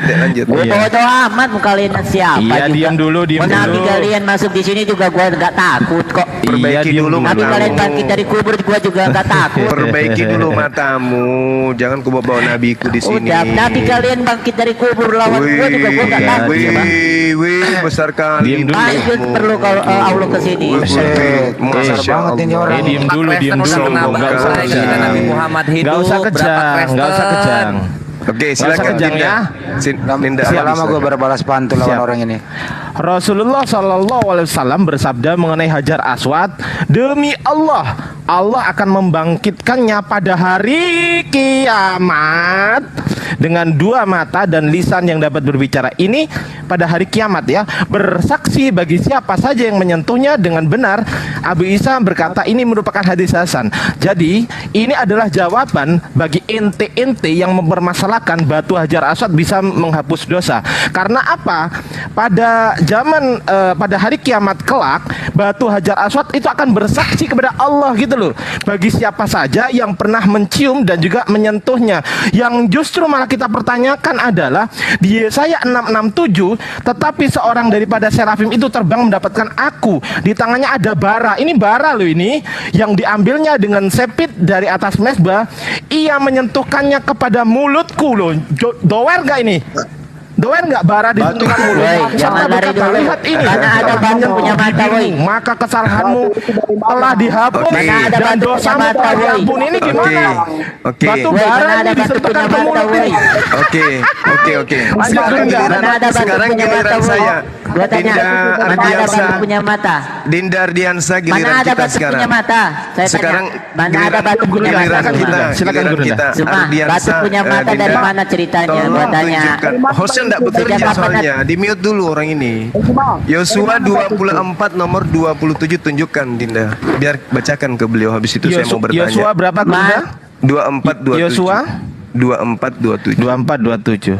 Gantian kita, Nathan, matamu itu. Siap Gurunda. Udah matamu rusak kayak gitu ya, masih mau hujat. Silakan deh. Kata Yosua kepada seluruh bangsa itu, sesungguhnya batu inilah akan menjadi saksi terhadap kita, sebab telah didengarnya firman Tuhan yang diucapkannya kepada kita. Sebab itu batu ini akan menjadi saksi terhadap kamu, supaya kamu jangan menyangkal Allahmu. Kena dia. Sekarang pertanyaan saya kepadamu, Nathan, batu mana yang punya telinga sampai batu itu bisa mendengarkan dan bersaksi? Jawab. Jangan lari lah, Nathan. Nggak tahu ya apa arti tugu ya. Kalian nggak tahu apa arti tugu? Kok lari tugu? Ini berbicara batu. Apa arti tugu? Ini berbicara batu. Berbicara tentang tugu. Berbicara tentang saksi bisu. Bagaimana dengan susunan Trimisi tadi? Udah. Kamu dengarkan dulu baik-baik. Sesungguhnya Eben itu batu, bukan tugu, batu. Bahasa Ibraninya Eben. Makanya kau melihatlah, belajar kau melihat. Inilah akan menjadi saksi. Batu menjadi saksi terhadap kita, sebab telah didengarnya segala firman Tuhan yang diucapkannya kepada kita. Nah, gimana? Sejak kapan batu punya mata? Eben, gimana? Sejak kapan batu punya mata? Lah ini jadi saksi. Ini batu jadi saksi. Sejak kapan batu punya mata? Ini batu itu berbicara tentang saksi bisu. Berbicara tentang batu tugu. Yosua 24 nomor 27. Batu ini akan menjadi saksi. Nah, kalau batu jadi saksi, berarti dia punya mata, berarti dia punya telinga, berarti dia punya mulut. Dan dia mengatakan, sebab telah didengarnya, batu punya mata, sebab telah didengarnya segala firman Tuhan. Coba, ini data yang kita kasih samamu. Ini data. Sebab itu batu ini akan menjadi saksi terhadap kamu. Nah, batu inilah yang akan berbicara, apa yang didengarnya, apa yang dilihatnya, itulah yang akan dipersaksikan nanti tuh. Baca tuh, jawab, silakan.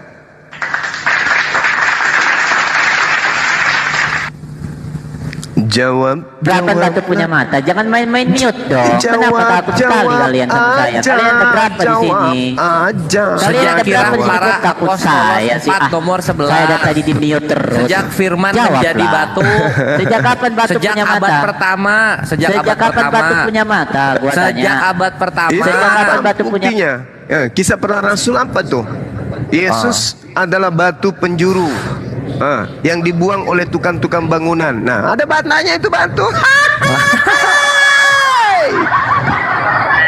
Gimana sih? Gimana Anda ini? Ini loh. Yesus adalah ini. Yesus adalah batu. Sejak itulah batu punya mata. Ini kan iya di sini Yesus Gurunda ya. Jadi sejak Yesus telah menjadi batu. Nah, itu Yesus telah menjadi batu. Di sinilah batu punya mata. Nah, sekarang pertanyaan saya, sejak kapan batu itu punya telinga? Jawab saya. Dari tadi nih, main mute dari tadi. Gantian kita gantian. Sekarang gimana ini? Ada berapa Muslim di sini? Saya sendiri ikut mute. Lu berapa? Parah ini. Coba jawab saya, kenapa batu punya mata? Nathan. Sejak kapan batu punya mata? Sejak abad pertama. Sejak kapan batu punya mata? Sejak abad pertama. Jawab. Ini. Kalian kok takut sekali? Ini jawabannya. Ini jawabannya. Kisah para Rasul 4:11. Ini Coba jawaban jawab saya dengan jawaban punya sampai mata. melayang-layang di atas permukaan air. adalah batu yang Sejak kapan dibuang. batu punya mata? Nah, ini sejak ia telah menjadi batu penjuru, dar selamat Tahu nggak apa di itu batu kebenaran. penjuru, Kores? Iya, Tahu nggak apa itu batu penjuru, Kores? Iya, ini Gua iya tanya, Yesus tahu bukan? nggak apa itu batu Yesus penjuru? bukan ini. Ngerti nggak Dijawab. bahasa kiasan, Iya, Kores? di sini Yesus bukan. Ngerti nggak bahasa kiasan, Iya, Kores? di sini Yesus bukan. Kores, Jawab. ngerti Iya, nggak di sini bahasa Yesus kiasan, bukan. Kores? Jangan guncang. Coba tenangkan dulu Roh Kudusnya. Iya, di sini Yesus bukan. Jawab. Sejak Yesus telah menjadi batu penjuru. Anjir, pedes nggak tuh? Hah? Otak di mana otak? Otak di mana? Otak Tapi di mana? Wahai kawan-kawan Karisteng. Kok diem dia? Dia nggak nangis bisa, dia? nggak bisa Kaget? buka. Iya. Kaget dia. Aduh, kasihan. Tapi Main sebetulnya mute tadi nih. Cuma main mute tadi. Bang Kores. Ini dijawab dong. Main Bang Kores. mute tadi. Yes. Anggi Kores takut di sekali sama di saya Yosua Ada di berapa muslim hadis di sini kok takut di sekali hadis sama Kita saya lu berempat sendiri di situ sini? kita keroyok. Bapak putra Roh Kudus parah dalam ini. diri lu kita keroyok. Lah, kebukti.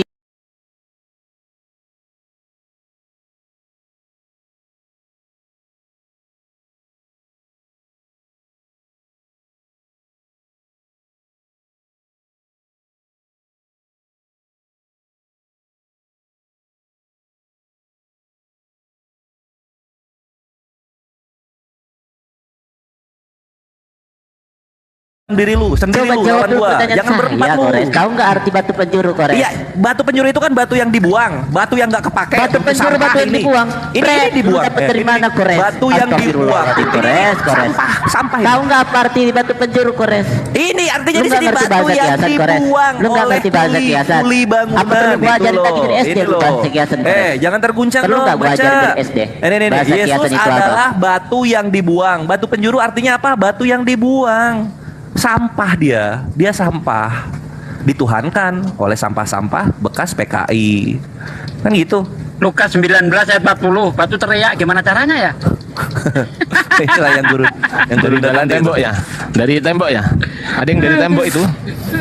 Nah, ini yang Lukas 19 ayat 40 Oh, itu. Lukas. Aku berkata kepadamu, jika mereka ini diam, maka batu ini akan berteriak. Emang batu punya mulut?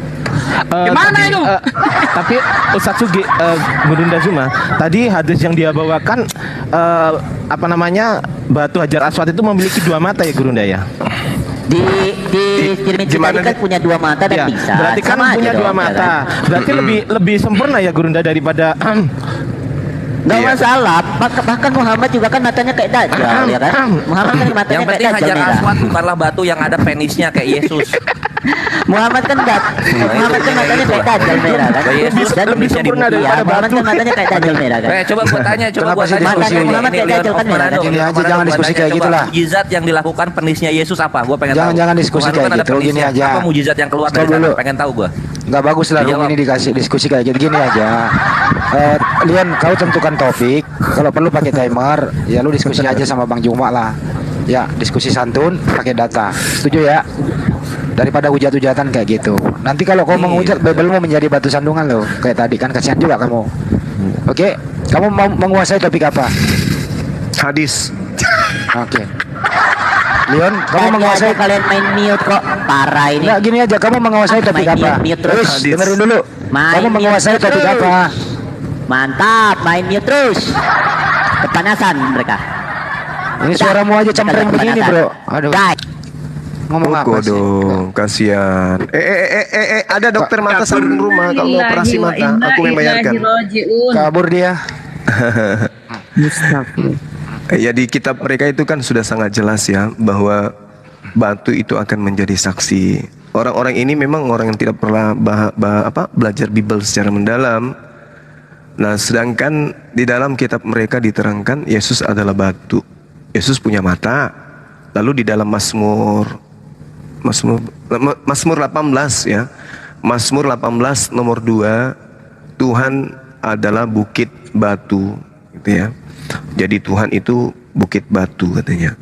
Lalu kemudian kalau dikatakan Elohim gunung batu, nah berarti Elohim itu batu kan, definisinya kan gitu tuh. Sementara di 1 Samuel 16 nomor 7, Tuhan yang batu tadi ini melihat. manusia, berarti dia punya mata kan gitu. Yang dia tanyakan tadi mata ya kan? Nah, sedangkan yang kita uraikan di dalam kitabnya mereka jelas di kisah para pewarta 4:11, Yesus adalah gunung batu yang dibuang oleh tukang bangunan. Ya kan? Nah, berarti dia batu. Punya mata nggak Yesus? Punya mata. Betul tuh Dinda Kores. Sejak kapan batu itu punya mata? Sejak Yesus ada. Jadi batu yang dibuang. Maka Yesus itu adalah batu yang bermata. Nah, tadi Hajar Aswad ingin dihujat, sedangkan Yosua 24:27 ternyata betul. Tuhan batu itulah yang akan menjadi saksi nanti. Masya Allah. Lanjut yang lain. Silakan teman-teman. Makasih sahabat-sahabat yang berbagi gift. Masya Allah, luar biasa antum semua. Silakan Dinda Kores, kalau ada yang ingin disampaikan atau yang lain. Akhi Sugi. Enggak gini, tadi dia itu gini Bang Juma, dia memaksakan sebagaimana yang tertulis. Sejak kapan batu itu punya mata kan gitu. Mestinya dia, saya bertanya ini, umat muslim ini tidak bisa menjawab ini, nggak mungkin batu punya mata begitu. Ternyata di Bible-nya juga ada, dia nggak pernah baca. Jadinya loyo kan gitu. Itu sih intinya tadi saya dengar gitu. Lemas langsung ya. Lemas. Langsung dia tadi itu ngompol lewat kuping. Kok bisa ngompol lewat kuping?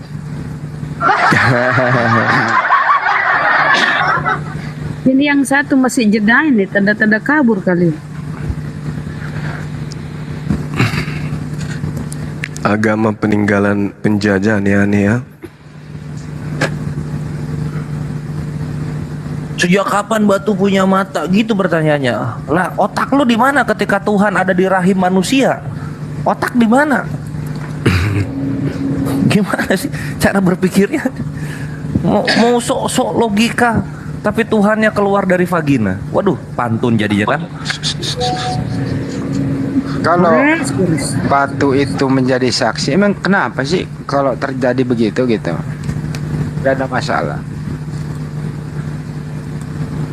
Apa sih yang nggak bisa terjadi kalau Allah menghendaki kan gitu?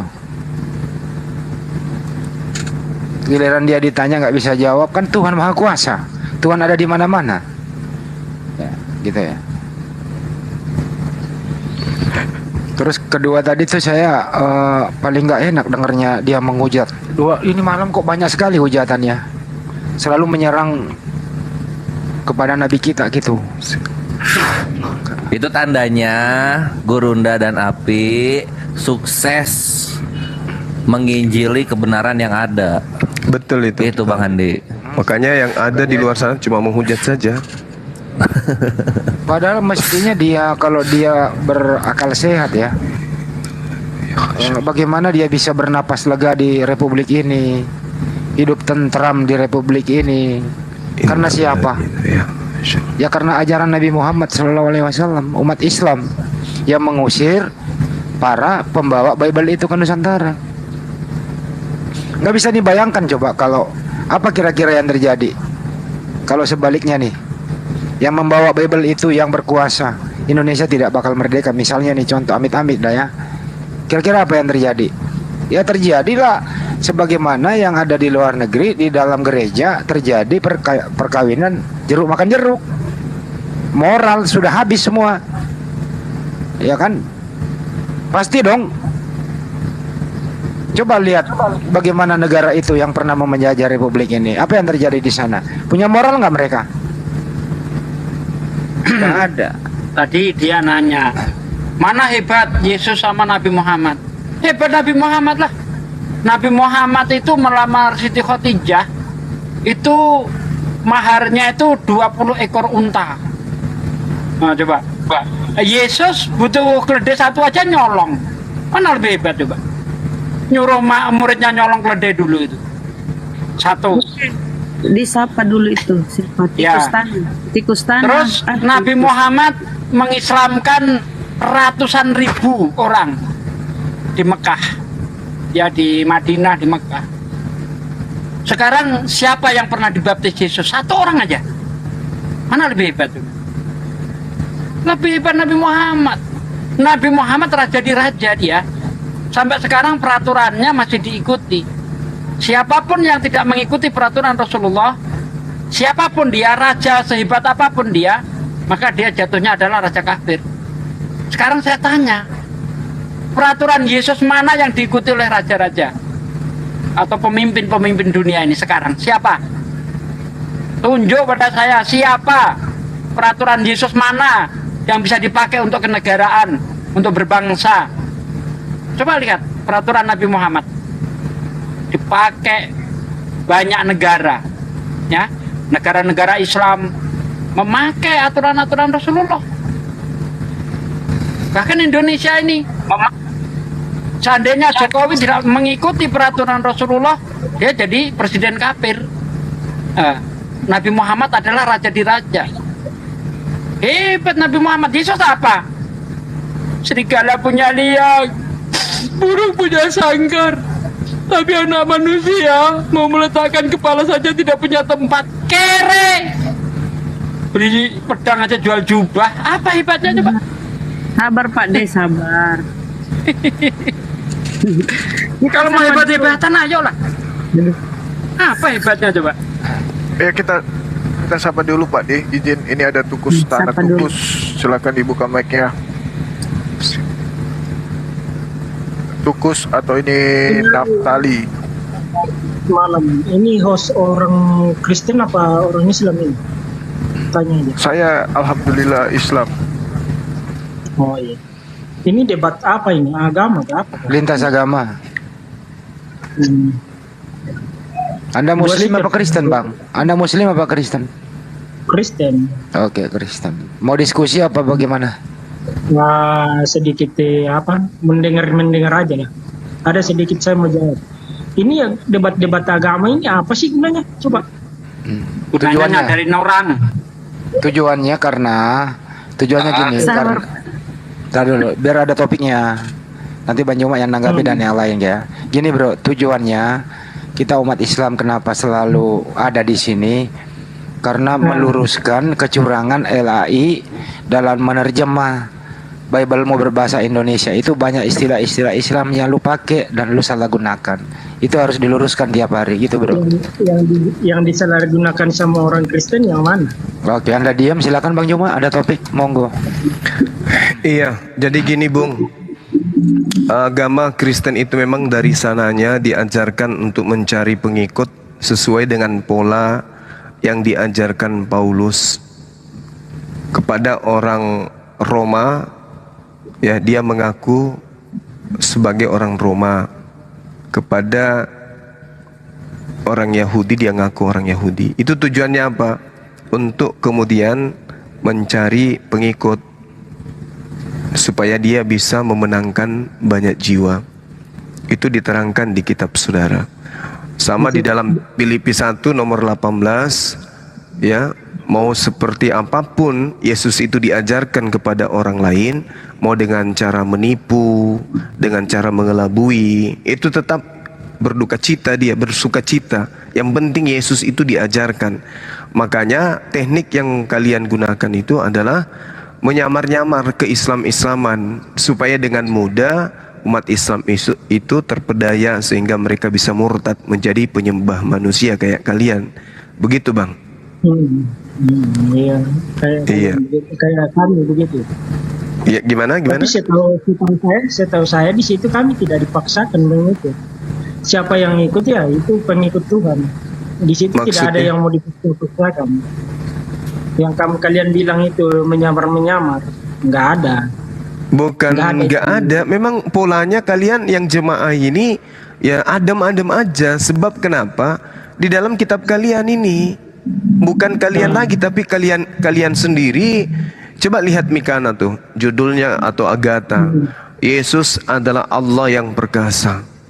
Gitu kan? Harusnya kalau mereka ingin tidak menggunakan kemudian penyamaran, tidak seperti serigala nyamar domba. Harusnya Yesus adalah dewa yang perkasa, atau Yesus adalah Theos yang perkasa, atau Yesus adalah Yahweh yang perkasa.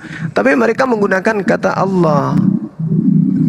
Untuk apa dia menggunakan kata Allah itu? Untuk menipu, untuk menjerat umat Islam yang awam, bahwa Kristen pun menyembah Allah, padahal bukan. Kristen itu bukan menyembah Allah. Kristen itu menyembah dewa, Theos.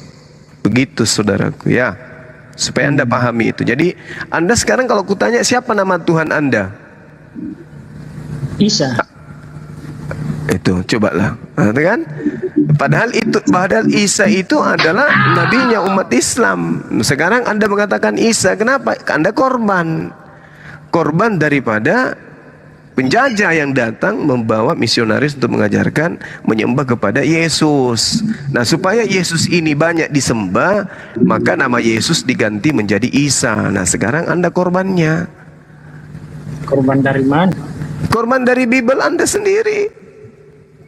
Masa Anda menuhankan Isa? Gimana ceritanya? Siapa yang ngajarin bahwa Isa itu Tuhan? Itu karena terlalu nafsu kalian itu, yang banyak teori-teori yang tidak masuk akal. Justru saudara yang tanpa logika ilmu bernafsu kali menyembah Isa. Tanpa logika, buktikan kalian punya perlindungan Tuhan. Iya, yang maksudnya apa? Tuhan. Yang maksudnya Tuhan apa kalian, ini? Yang melindungi kalian. Coba buktikan di mana Tuhan kalian melindungi. Maksudnya melindungi, kita dilindungi Tuhan itu maksudnya gimana, Bang? Saja. Iya, maksudnya kami punya Tuhan, Kenapa umpama? Iya. Saya kan orang tidak tahu membaca, tidak jelaskan tahu nama Tuhannya aja, Bang. Siapa Tuhanmu? Iya, itu dia makanya. Misalkan Tuhan Yesus dengan itu apa? Allah apa? Iya, itu Tuhan kami yang barusan Anda sebut. Sekarang kan kita ada dua negara menghadapi apa ini? Gimana itu? Kenapa tidak ada Tuhan kalian melindungi Palestina? Kasihan juga itu. Sih Palestina. Iya. Kenapa larinya ke sana? Nah, saya pikir di situ kita membuktikan kenapa Tuhan tidak melindungi di situ. Ya ampun. Terus kenapa Tuhanmu diludahi? Kenapa Tuhanmu dibunuh oleh Yahudi? Saya tanya kamu. Tapi kenapa Tuhanmu? Iya, cuma ya. Gua ajar dulu nih bocah. Kenapa Tuhanmu dibunuh oleh tentara Romawi sama Yahudi? Kenapa? Apa salahnya Tuhanmu? Ayo lo, kena kan lo? Gua ajak diskusi baik-baik. Kenapa Tuhanmu dibunuh oleh orang? Ngomongin negara orang, Tuhanmu aja dibunuh oleh negara orang kok. Kenapa tuh? Hajar ini orang ini. Jadi menurut Anda Yesus itu bisa melindungi gitu ya, Bro ya? Iya. Nah, gimana dia bisa melindungi kalau dia aja nyuri punya orang? Gimana dia bisa melindungi kalau dia aja nyolong punya orang? Jadi favoritnya Sasuke ya. Curi kedai. Dijawab dong. Bagaimana dia bisa melindungi kalau butuh keledai aja nyolong punya orang? Nyolong dari mana? Nah, ditengok tuh. Ayatnya Anda baca baik-baik di dalam Markus 11 ayat 1 sampai 3. Ketika Yesus dan para muridnya sampai di Betania, di Betfage, di Bukit Zaitun, Yesus menyuruh salah seorang muridnya, pergilah kamu ke kampung di depanmu itu, kamu akan menemui keledai muda tertambat yang belum pernah ditunggangi orang. Lepaskan bawa kemari. Itu bukan nyolong itu. Nyolong dari mana, Cok? Nah kan nggak diperintah untuk izin kepada yang punya. Udah, mana perintah izin kepada yang punya? Diskusi begini kayak pegang kunci. Nah, kau diajak diskusi baik-baik nggak bisa. Lawanmu saya, gimana itu? Jangan lari dulu. Anda tadi mengatakan bahwa Israel itu dilindungi oleh Yesus. Nah, gimana dia bisa melindungi kalau dia aja nyolong punya orang? Lindungi, kenapa dia tidak kayak itu kalau tidak bagaimana dia bisa melindungi? Kalau butuh keledai aja ngambil punya orang, nyolong. Di mana? Kemana-mana dia, kemana-mana ayolah. Buktikan bahwa Tuhanmu itu hebat. Ya, buktikan Tuhanmu itu hebat. Kalau keledai aja nggak nyolong, baru hebat itu. bikin keledai bim salah bim abrakadabrak jadi keledai jadi. Lah ini katanya Tuhan hebat, butuh keledai nyolong, apanya yang hebat? Nah, udah lanjut. Mestinya tadi dikasih ini bagaimana Tuhan mau bisa melindungimu, ya, melindungi diri sendiri aja mati terkutuk di tiang salib, apalagi melindungi lu, dirinya sendiri aja dihajar oleh tentara Romawi, terkutuk pula lagi, apalagi lu. Aku tidak bisa berbuat apa-apa kan dari diriku sendiri. Gimana? Oke, kembali ke topik ada yang menarik kita. Itu Mossad enak tuh dialognya. Ya Pak Mossad, Kalau selamat ini malam bro. Mossadnya bener ya. Silakan Gurunda. Kenapa sih dia? Dia buka data dulu, persiapan. Pokoknya kalau kayak gitu-gitu Bang Juma diam, saya yang maju. Kalau udah mulai ngaco begitu, soalnya beri kesempatan kita sebelum dia kabur Bang Juma. Kan 2 menit. Itu udah kelenger kan kabur kan. Ya udah Pak Mossad juga ya. Iya. Orang-orang kayak gitu nggak bisa diajak diskusi baik-baik. Ya caranya begitu. Kalau Gurunda yang emosi, saya yang takut. Bagus Ya, janganlah Bang Juma mengeluarkan kata-kata begitu. Biarkanlah saya yang ajar dia. Pak Mossad, selamat malam. Malam bang. Malam bro. Ada bawa gerangan apa? Apa dibawa kemari? Topik apa nih yang bagus nih? Saya mau tanya bang. Kenapa ya di Al-Quran itu kecil banget suaranya? Suaramu nggak bagus. Tuh men suara lu gini kan. Biasanya cakep. Kayaknya Mossadnya beda deh. Kita nggak tahu kayak gimana dia. Saya mau tanya bang. Suara lu dibenerin dulu agak dekat dari mic coba. Cek gitu coba. Waduh nambah. Coba. Cek bang. Oh malah jauh. Tambah jauh suara lu. Mic lu ada di kamar 1, lu ngomong di teras.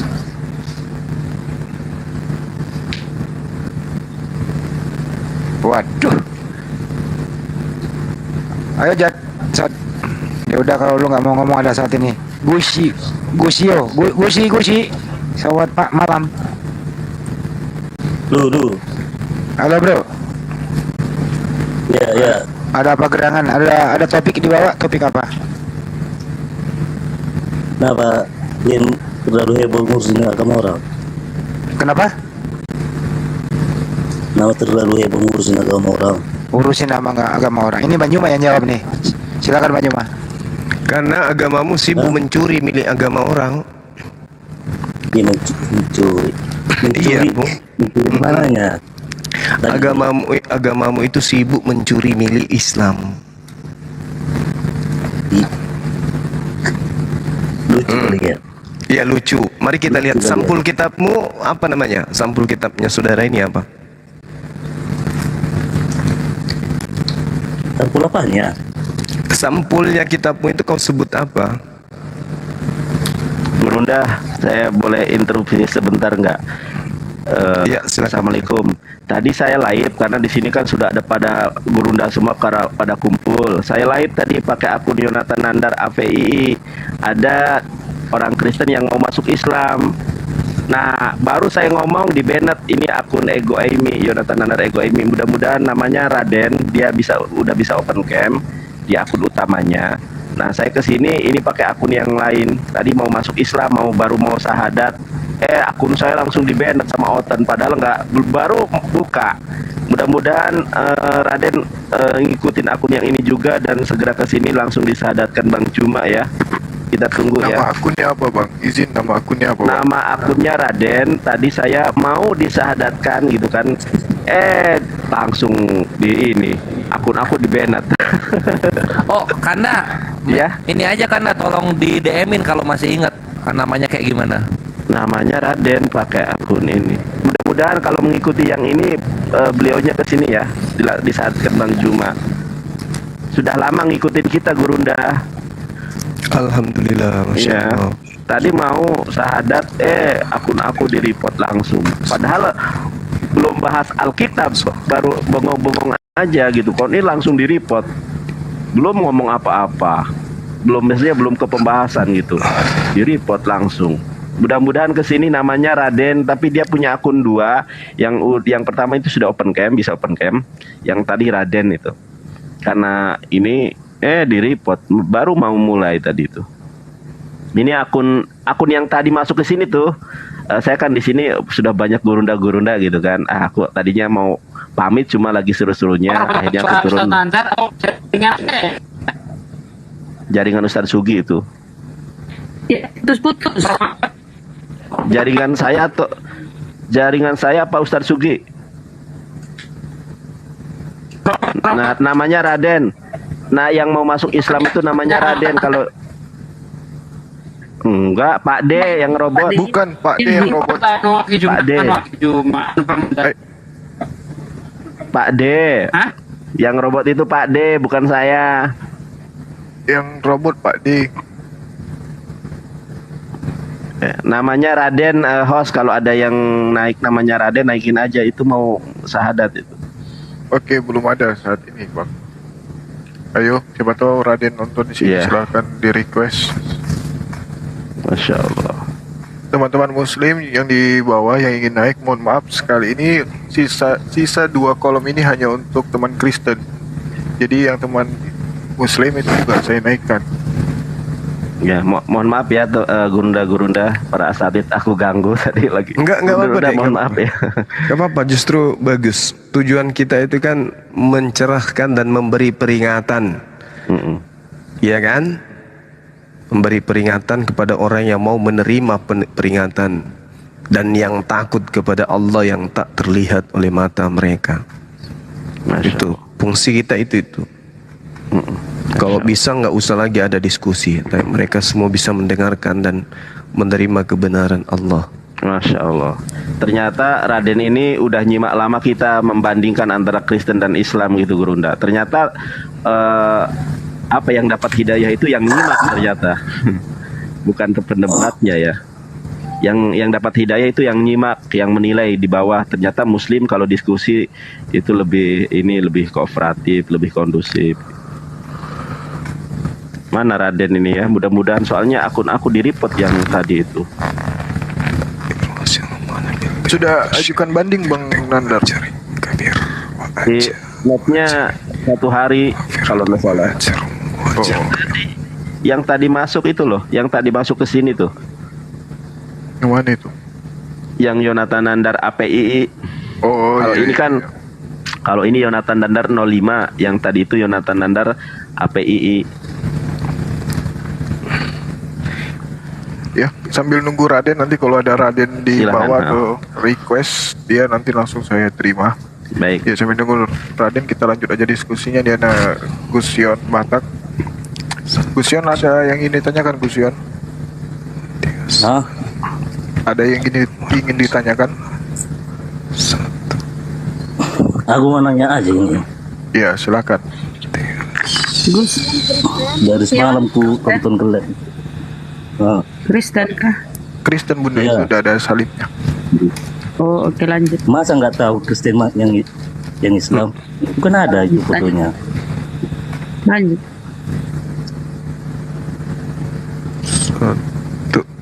Apa pertanyaan yang Gusion? 17. Bilang. 1:17.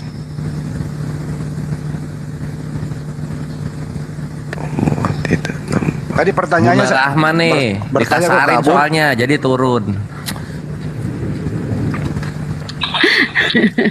Aku tanya baik-baik. Ya Allah. Ayo teman Kristen, kalau ada yang mau naik silakan. Mau bertanya ya monggo. Syaratnya ya sopan, beradab, santun lah. Aku belum follow-nya Raden tadi, belum follow back, jadi aku nggak cari juga susah gitu kan. Yang muncul Raden puluhan. Innama tunsiru man ittaba dzikra khasyara rahmani bil ghaib. Kita sambit dulu, kita sambut dulu nih. Selamat malam Pak Yen. Assalamualaikum. Waalaikumsalam. Waalaikumsalam. Oke, Bang, saya dari Malaysia. Iya, gimana Bang? Oke, saya Muslim. Iya. Tapi saya punya teman ini Kristian lah, dari Batak, Indonesia, dari Medan. Siap.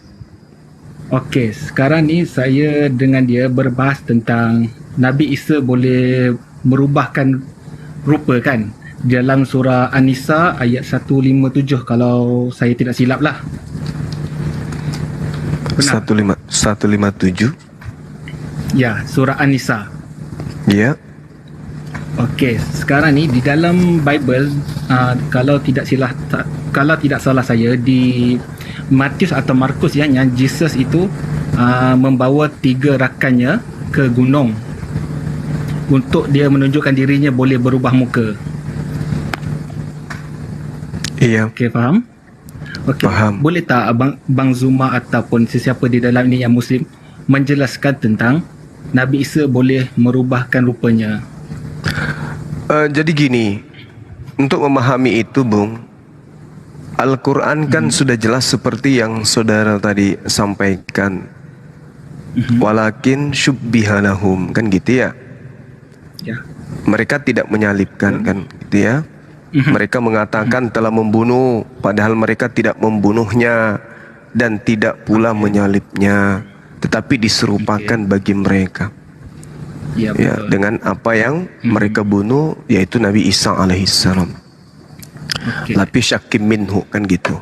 Nah kemudian kalau dikatakan di dalam kitab mereka Yesus itu bisa merubah wujud, berarti ini sudah terjawab. Sekarang Yesus itu merubah wujudnya sendiri atau Allah yang kemudian memberikan mukjizat merubah wujud itu? Betul. Dijawab dulu bang. Yesus yang mampu merubah dirinya sendiri atau ada hakikat yang lebih tinggi yang mampu merubah wujudnya, rupanya? Betul. Untuk kita sebagai orang Islam, kita percaya itu adalah kerja Allah. Nah, sama. Yesus pun mengatakan itu. Di dalam Yohanes 5 nomor 30, aku tidak dapat berbuat apa-apa dari diriku sendiri. Sementara Yesus mampu merubah wajah, berarti yang merubah wajah itu adalah Allah. Inilah yang dikatakan Al-Quran. Wa ma qataluhu wa ma salabuhu walakin syubbihalahum. Mereka tidak membunuh, ya, tidak juga menyalibkan, dan tidak pula menyalibnya, tetapi diserupakan. Kan Allah yang mengatakan itu. Artinya Allah menyerupakan. Artinya Yesus ketika berubah wujud, bukan Yesus yang merubah dirinya, tetapi Allah yang kemudian merubah dirinya.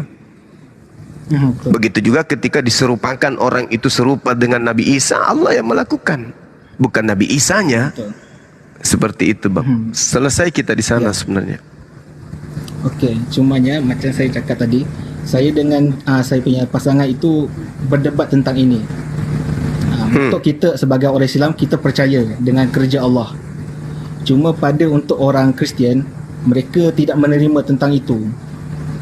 So bagaimana untuk, kalau macam Bang Zuma, bagaimana nak menjelaskan supaya orang Kristian ataupun saya punya teman itu dia percaya tentang apa yang Allah jadikan itu, supaya Allah ni menyelamatkan Nabi Isa dengan cara merubahkan rupa. Iya kan, Yesus mengatakan aku tidak dapat berbuat apa-apa dari diriku sendiri. Kan jelas itu ya. Aku tidak dapat berbuat apa-apa. Jadi apapun yang kemudian terjadi terhadap Nabi Isa atau Yesus itu biiznillah, atas izin Allah. Bisa kita lihat di dalam Kisah Para Rasul 2 nomor 22. Allah kemudian menetapkan, memilih Yesus ini sebagai perantara agar Allah melakukan mujizat, tanda-tanda dan kekuatan melalui Yesus. Jadi Yesus bisa melakukan apapun berdasarkan atas apa yang Tuhan yang mengutusnya, yang dia inginkan. Nah, semua atas kehendak Allah. Makanya di dalam Yohanes 5 nomor 36 ada kesaksianku yang lebih penting dari kesaksian Yohanes, bahwa yaitu semua pekerjaan yang aku lakukan termasuk merubah rupa. Pekerjaan itulah yang bersaksi tentang aku bahwa Bapa yang mengutus aku. Jadi kemampuan-kemampuan yang Yesus pertontonkan di tengah-tengah Bani Israel itu membuktikan dirinya utusan Tuhan, bukan membuktikan dirinya sebagai utusan sebagai Tuhan itu sendiri. Gitu, Bang. Betul. Terima kasih banyak Bang Zuma. Sama-sama Bang Yen. Okey, lagi satu, dia mahu saya ni bertanya kepada Bang Zuma tentang firman itu menjadi manusia. Sedangkan saya sudah jelaskan firman itu adalah kalam Allah, kalimat, ucapan.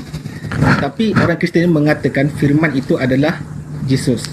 Sedangkan di dalam Alkitab, mana-mana chapter sekalipun mengatakan firman Allah kepada Musa, Daud, Abraham, tapi mereka ni yang Kristian ni menganggap firman itu adalah Jesus. Boleh tak Abang Zuma jelaskan? Iya. Jadi gini, Allah Subhanahu wa taala menerangkan di dalam Al-Qur'anul Karim, innama amruhu idza arada syai'an ayyakula lahu kun fayakun. Mazmur 339, Yesaya 55 nomor 11. Allah hanya memberi perintah maka semuanya jadi. Nah, kalau kita berbicara mengenai firman menjadi manusia, ini jelas ini. Innama amruhu idza arada syai'an ayyakula lahu kun fayakun. Allah berfirman, jadilah manusia. Jadi, wahai Maryam, hamillah engkau hamil meski enggak ada suami. Tapi Allah menghendaki, maka firman-Nya lah yang kemudian menjadi. Apa yang menjadi kehendak Allah, itulah yang terjadi. Nah, itu yang dimaksud kalam, sifat yang melekat pada diri Allah, yaitu kehendak, keinginan. Nah, terkait dengan Yesus, Yesus itu pada mulanya adalah firman, betul. Firman itu bersama-sama dengan Allah, betul. Yang dimaksud bersama dengan Allah ini adalah sifatnya, ya kan? Nah, dari sifat Allah yang maha pencipta ini, yang maha berkehendak inilah semuanya terjadi, tercipta. Itu betul. Di antaranya penciptaan janin Maria tanpa ayah itu berasal dari firman, kehendak Allah. Jadi Yesus itu pada mulanya adalah firman, memang itu kehendak Allah. Ya, betul. Ya, tidak ada masalah di situ. Nah, bagaimana dengan izin Bang Zuma? Raden silakan request kalau ada Raden. Iya. Lalu bagaimana dengan pribadi Yesus itu sendiri? Pertama, Roma 1 nomor 3, Yesus itu berasal dari sperma Daud. Oke? Kemudian di dalam Yohanes 8, Egi apostol Amprotos, ya, aku ini adalah manusia. Ya, Yesus sendiri yang mengaku bahwa dia adalah manusia. Apalagi ketika kemudian dia datang sebagai manusia, yang tidak mengakuinya manusia adalah penyesat. Jadi Yesus tidak bisa kita buktikan bukan manusia. Itu pribadi Yesus. Mau dibawa kemanapun, tidak ada manusia, tidak ada kekuatan di atas muka bumi ini yang bisa membuktikan bahwa Yesus bukan manusia. Pasti manusia. Gak bisa kita buktikan. Sekuat apapun kita, ayo kita bersatu bersama dengan setan untuk membuktikan Yesus bukan manusia. Gak bisa, tetap aja Yesus itu manusia. Jadi tak layaklah untuk disembah bagi orang yang berakal. Gitu Bang. Betul. Okey Bang. Bang Zuma, saya ada lagi last soalan. Boleh? Silakan. Okey. Di Matius 28:19. Iya. Tentang apa saya lupa. Bang Zuma ingat? Perintah memberitakan Injil. Ya. Okey. Iya. Mereka mengatakan baptislah. Jadikanlah mereka seluruh bangsa, benar? Iya. Okey, tapi kalau ikutkan sebelum itu di Matius, apa saya tak ingat, Nabi Isa melarang anak-anak muridnya menyebarkan ajarannya keluar daripada kota Israel. Matius 10. Ya. Matius 5. Kalau ikutkan 9, kalau 10. ikutkan apa yang saya cari tentang Matius 28 16 hingga 20, itu adalah palsu. Benar. Gimana? Okey. Di dalam Matius yang lain, Yesus melarang anak-anak muridnya menyebarkan ajarannya keluar daripada kota Israel. Iya. Benar. Tetapi di Matius 28:19 katanya sebarkanlah ajaran baptislah untuk seluruh bangsa. Iya. Harusnya di Matius 10 itu berlaku kontradiksi, betul. Betul. Harusnya di Matius 10 ketika kemudian Yesus berpesan, janganlah kamu menyimpang ke jalan bangsa lain atau masuk ke dalam kota orang Samaria, melainkan pergilah kepada domba-domba yang hilang dari umat Israel. Sebenarnya kata hilang ini bukan hilang tapi sesat, ya. Melainkan pergilah kepada domba. Nah, yang harusnya membatalkan ini adalah firman Tuhan. Karena Yesus mengaku diutus hanya kepada domba yang hilang, yang sesat dari umat Israel. Matius 24 nomor 15. Gitu ya, akhi ya? Nah, jelas. Iya, Matius. Nah, dia diutus hanya untuk kepada domba yang hilang. Jadi kalau misalnya ada perubahan, maka harus ada firman Tuhan. Harus ada firman Tuhan. Matius 15:24 itu kan sudah jelas, aku diutus hanya kepada domba yang hilang. Aku tidak berkata-kata dari diriku sendiri.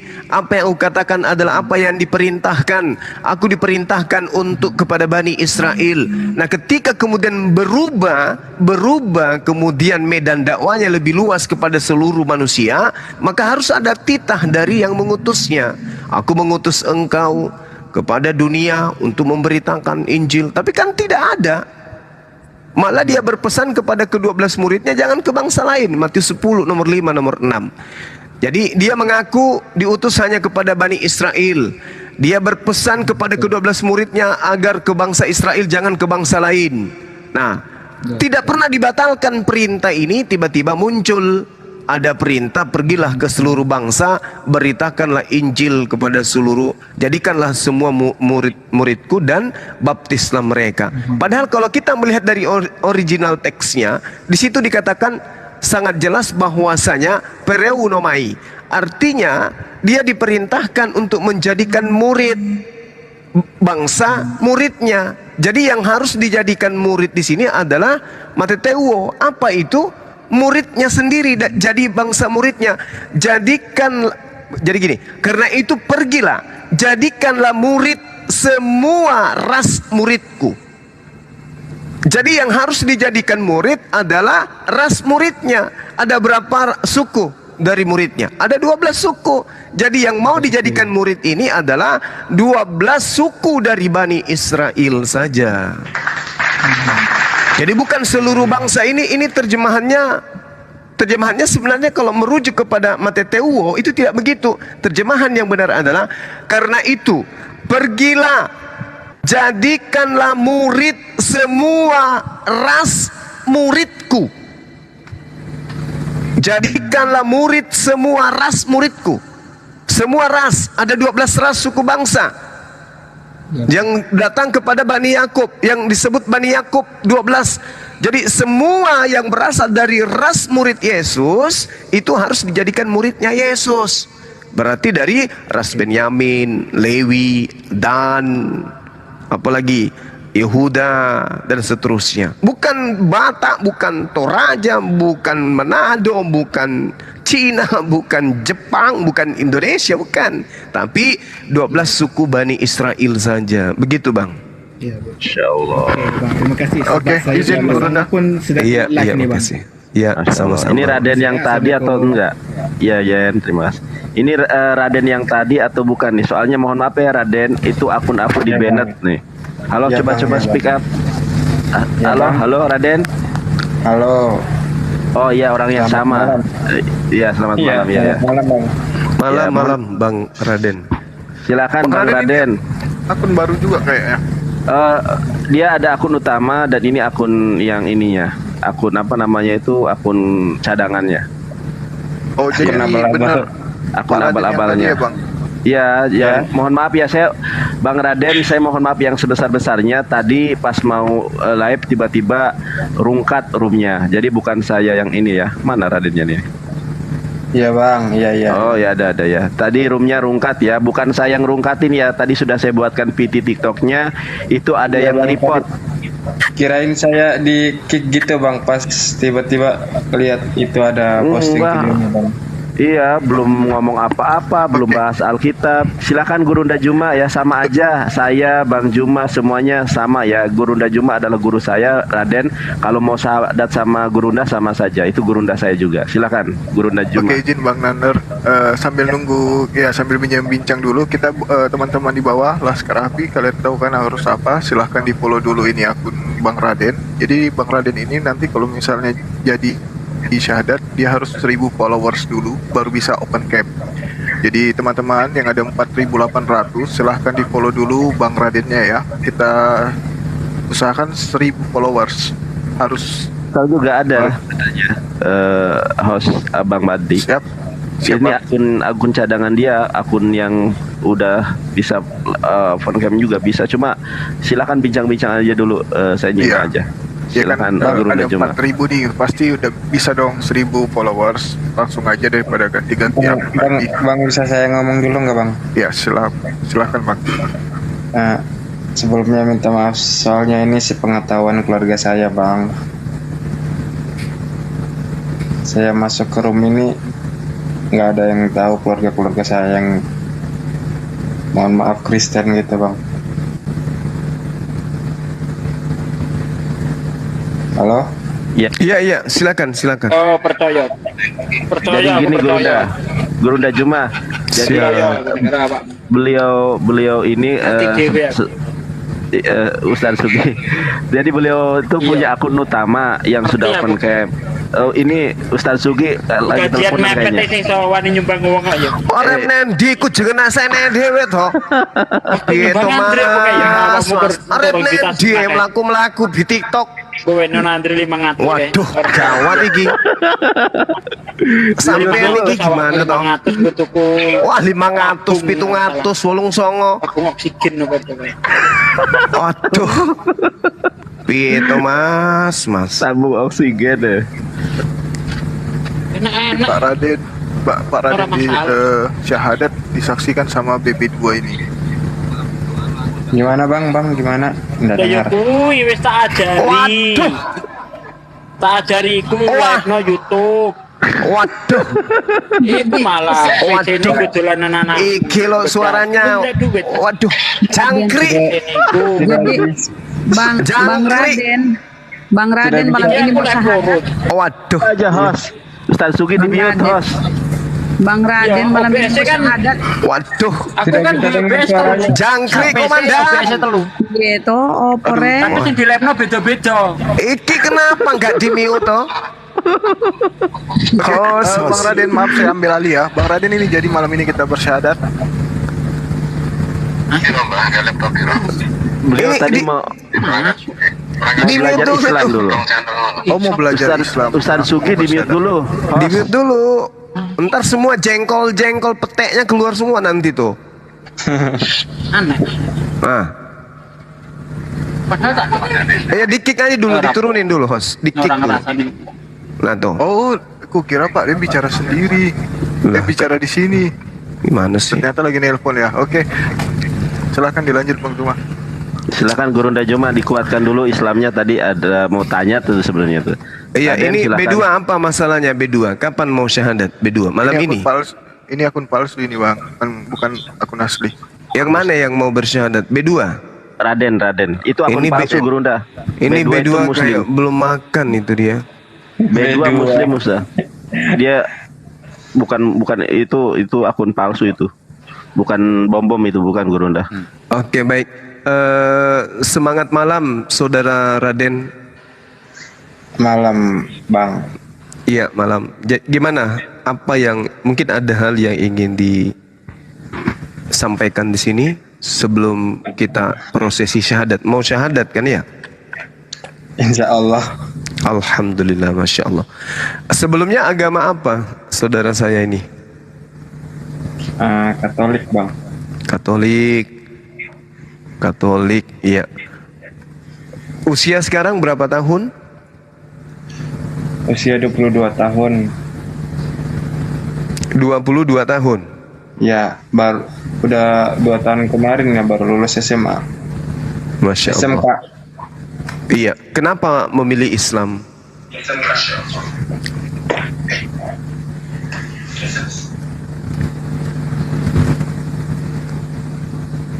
Halo. Sudah.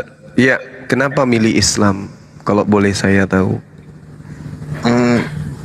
Saya bingung aja soalnya sering nonton live-nya Bang Nandar sama live-nya ini room ini kayak bingung soalnya kalau biasa debat-debat gitu kan sering katanya kabur lah, katanya takut kalah lah gitu-gitu, jadi bingung gitu yang mana yang benar ini kok. Nah sekarang apakah yang benar itu udah diketahui, udah sampai sama saudara? Oh yang benar ini Islam gitu, sehingga harus memilih Islam. Saya minta buat yakinkan saya dulu kalau Islam itu agama yang benar gitu. Oke. Apanya yang mau diyakinkan? Gimana ya ngomongnya? Tuhan, kalau berbicara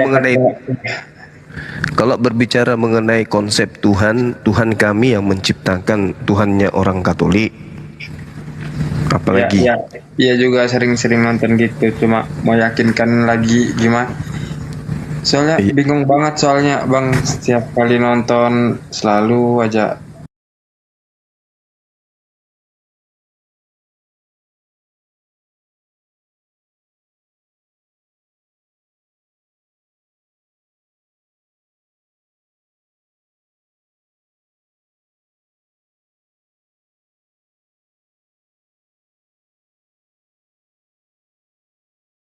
kala debat itu orang-orang Katolik gitu.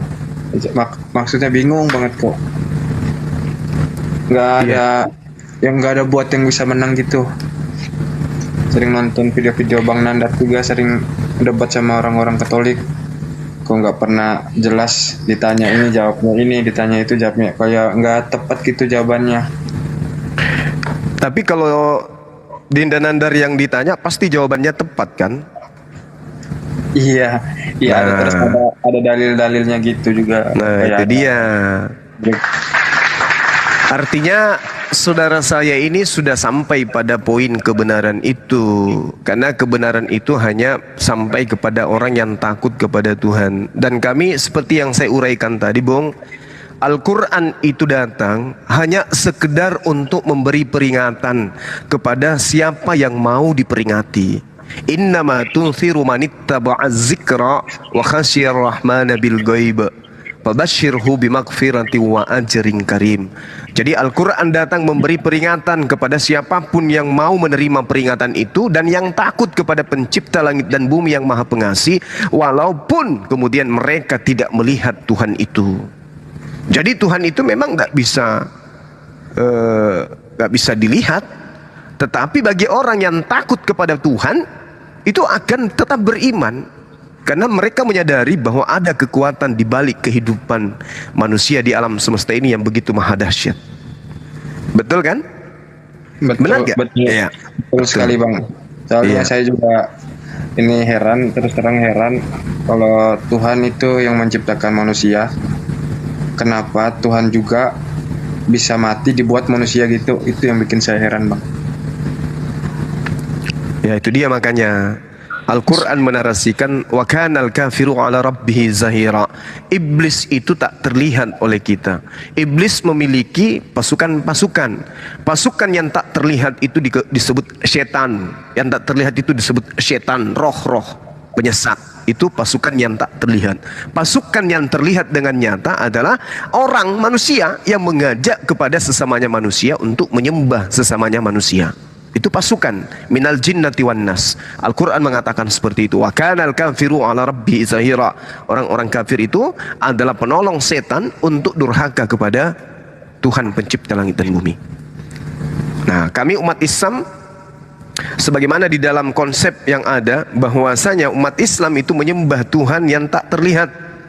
Al-Quran surah Yasin, innama tunziru manittaba'a dzikra ya wa khasyiyar rahmana bil ghaib. Jadi Tuhan itu gaib.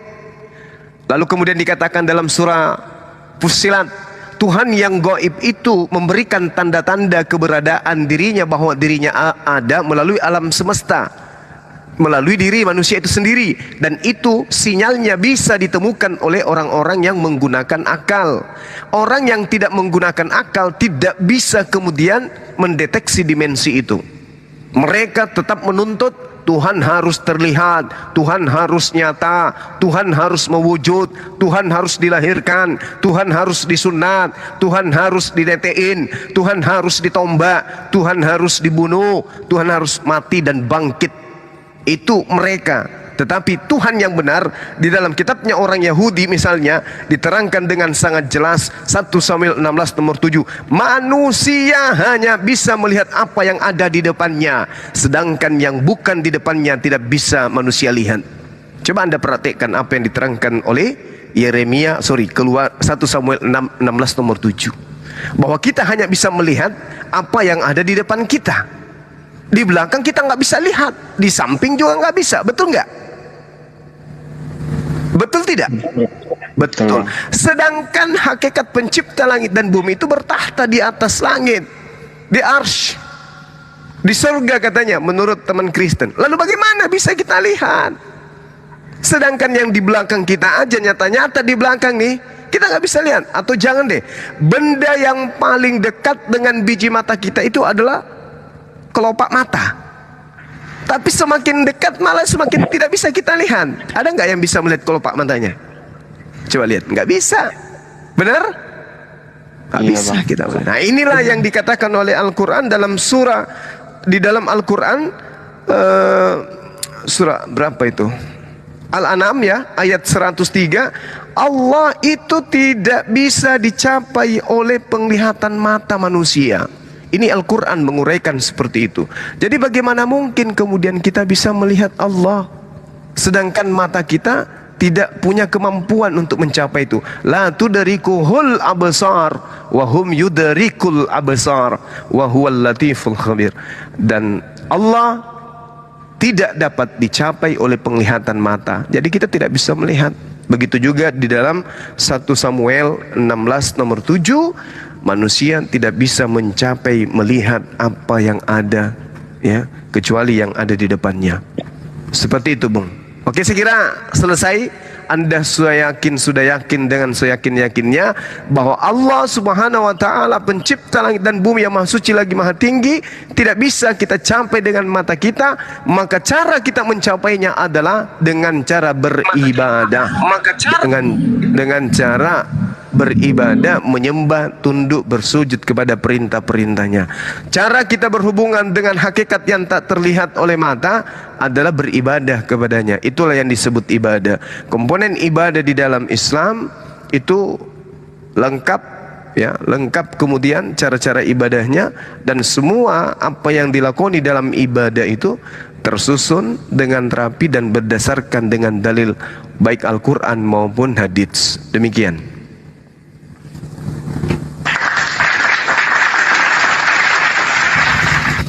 Bagaimana? Apakah malam ini kita bisa syahadat bersama? Belum, Bang. Saudara Raden? Ini ada dua yang mau syahadat, ada Raden sama Ibu Darni juga sekalian. Masya Allah. Bang. Iya. Bang. Nama saya bukan Raden sebenarnya. Iya, tapi si Barakokok. Bukan. Nama saya Kobus. Yakobus mobil ala. Yakobus. Iya. Yakobus ya. Assalamualaikum. Tadi suara saya masuk ya, padahal udah saya mute dong. Oksigen. Iya. Sorry, maaf. Lagi ngomongin Bang Juma lagi, masuk suaranya. Iya. Untung nggak ngomong yang jelek-jelek. Makanya saya minta langsung diturunkan tadi, akhi. Karena apa? Padahal udah saya mute loh. Antum bahas ya? jengkol teh. Udah diturunin. Bang, ya udah. Bagaimana, Dek? Yakobus, bagaimana Yakobus? Nah, kalau saya misalkan masuk Islam gimana sama keluarga-keluarga saya gitu, Bang? Alhamdulillah, semoga mereka bisa juga diselamatkan gitu loh. Anda menjadi jalan yang memberikan petunjuk kepada mereka untuk menuju kepada Islam. Tapi saya mau kena parang bang dari mereka bang, kalau ketahuan bang. Itu biasa. Itu biasanya itu, wajarnya itu. Jadi jangan dulu terlalu dinampakkan bahwa astaga, nih orang nih bilang on cam nih, saya kena bunuh dari keluarga saya nanti kalau dilihat, ya Allah. Iya, ya, kita harus takut kepada Allah. Makanya Al-Quran menjelaskan seperti yang saya uraikan tadi, bahwa kita nggak perlu takut kepada manusia, takut kita itu kepada Allah. Takut kita itu kepada pencipta kita. Innal ladzina yakhshawna rabbahum bil ghaibi lahum maghfiratun wa ajrun kabir.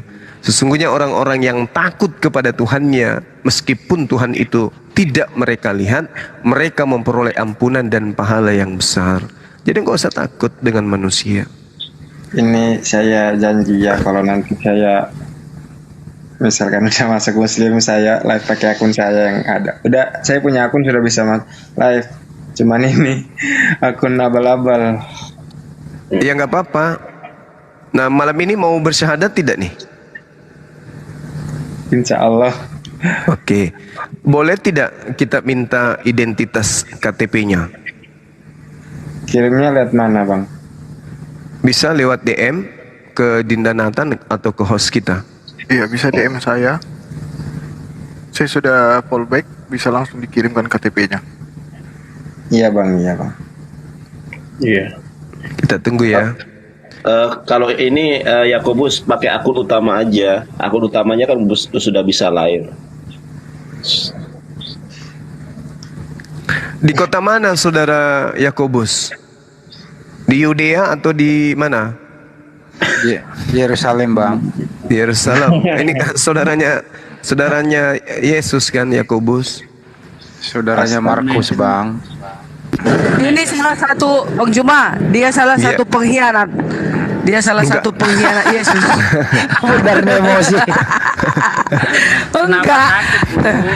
Bukan. Kan pengkhianat kan ada murid Yesus yang 12, salah satu itulah Judas Iskariot. Termasuklah dia si Raden. Salah satu si Raden. Lanjut. Sorry Bang Juma dan Pak Sugi dan yang lain. Iya. Tapi habis ini beliau akan siang malam memuliakan Yesus, Bu.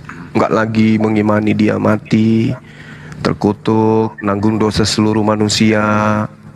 Dosa-dosa pencabulan, pemerkosaan ditanggung sama dia. Habis itu kemanusiaannya hilang. Gitu. Habis ini tugas beliau itu hanya mengatakan apa? Alaihissalam, alaihissalam, alaihissalam. Keselamatan atasnya, keselamatan atasnya, keselamatan atasnya. Hosana, hosana, hosana. Nah, itu aja terus yang di mulutnya nanti tuh. Terserahlah Bang Juma, yang jelas dia pengkhianat. Dia salah satu pengkhianat. Oke, lanjut saya. Iya, karena di dalam kitab Yeremia kan sudah jelas tertulis bahwa Tuhan kemudian merancang sebuah ajaran yang akan menjadi jalan menuju kepada Tuhan itu sendiri. Kita lihat di dalam 29 Yeremia 29 nomor 11. Sebab aku mengetahui rancangan-rancangan apa yang ada padaku mengenai kalian. Demikianlah firman Tuhan, yaitu rancangan damai sejahtera, dan bukan rancangan kecelakaan, untuk memberikan kepadamu hari depan yang penuh dengan harapan. Bukan rancangan kecelakaan, tetapi rancangan damai sejahtera. Damai sejahtera di sini shalom. Shalom itu Islam. Makanya Yesus di dalam Yohanes 14:27, aku tinggalkan, aku titipkan, aku berikan kepadamu Islam, damai sejahtera, lalu aku pergi. Itulah Islam. Itu pemahaman saya, Bu Dan, ya. Bukan terlepas daripada Ibu memahaminya beda, ya. Itu kembali kepada kita, kembali kepada konsep iman kita masing-masing. Betul, cukup nih terlalu. Iya. Iya, benar itu. Yang jelas benar itu katanya. Ya, tunggu. Maksudku yang jelas, aku tidak menggenapi nubuatan Yesus. Pada akhir zaman manusia akan murtad, kata Yesus. Jadi aku nggak mau ambil bagian di situ. Kalau si Raden udah ambil bagian dia, kenapa dia turun? Ganti akun. Bang Nandar izin, akun aslinya namanya Raden juga. Enggak, Raden kan akun ini abang-abang. Nama ya aslinya namanya aslinya tadi Yakobus. Ya. Perhatikan aja permintaan. Iya, tapi banyak nih permintaan. Tunggu ya Yakobus ya. Nggak ada, belum.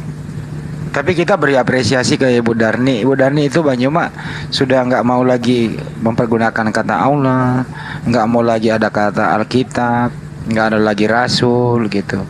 Dia udah benar-benar. Tapi semalam ku Ya. tanya itu sama pendeta. Apa tuh? Oh, memang aku habis juga aku diserang. Katanya gini. Keberanikan diriku. Ya, Ada pula di situ memang dia nggak pendeta tapi dia berpengaruh lah di organisasi Advent kan gitu. Ya. Jadi pendeta ini Ito Kumarga Sianturi. Kutanyakan, nggak bis kenapa kita pakai nama Allah di Alkitab ini kalau memang original teksnya Yahweh Elohim, ku bilang gitu. Ya. Ya. Itu kalau masih percaya Alkitab ini teruskan karena ini udah disahkan dunia ini katanya. Ya udah. Iyalah kan dunia kan Alkitab ini kan dunia, bukan hanya Indonesia kan? Di dunia di mayoritas sono di luar negeri nggak ada pakai kata Allah buat dari Iya, tapi yang doang. jelas kan iya, tapi yang jelas pemerintahan ini buku pendidikan aja kalau masuk, kalau nggak layak dia nggak boleh beredar kan gitu. Apalagi ini kitab suci umat beragama seluruh Indonesia kan gitu. Jadi Bu Janganlah Darni, dulu. Bu Darni, jadi Bu Darni terpengaruh lagi sama itunya. Enggak ada. Aku hanya ingin tahu aja. Dalam hatiku itu ini aja. Karena kan di Arab Kristen Arab kan memakai kata Allah kan. Tapi ginting Bu Darni, ginting di Advent dia tidak pakai kata Allah, Elohim dia pakai ginting. Iya sih, aku juga sekarang kalau terbiasa nanti tetap aku menyebutkan Elohim. Karena originalnya kan itu, jangan menyebut nama Elohim dengan sembarangan. Hukum ketiga. Karena selama ini kan aku kan ikutin yang ada. Mana mungkin aku mengkomentari Alkitab, siapa aku? Oh kan gitu. Karena udah ikutnya aku berdebat di sini. Oh karena begitu kalian bilang. Oh. Dia marah baiklah. loh kalau kita diskusi terus kita sebut Allah. Dia bilang Elohim. Jangan sebut itu, Bu. Kasih lain.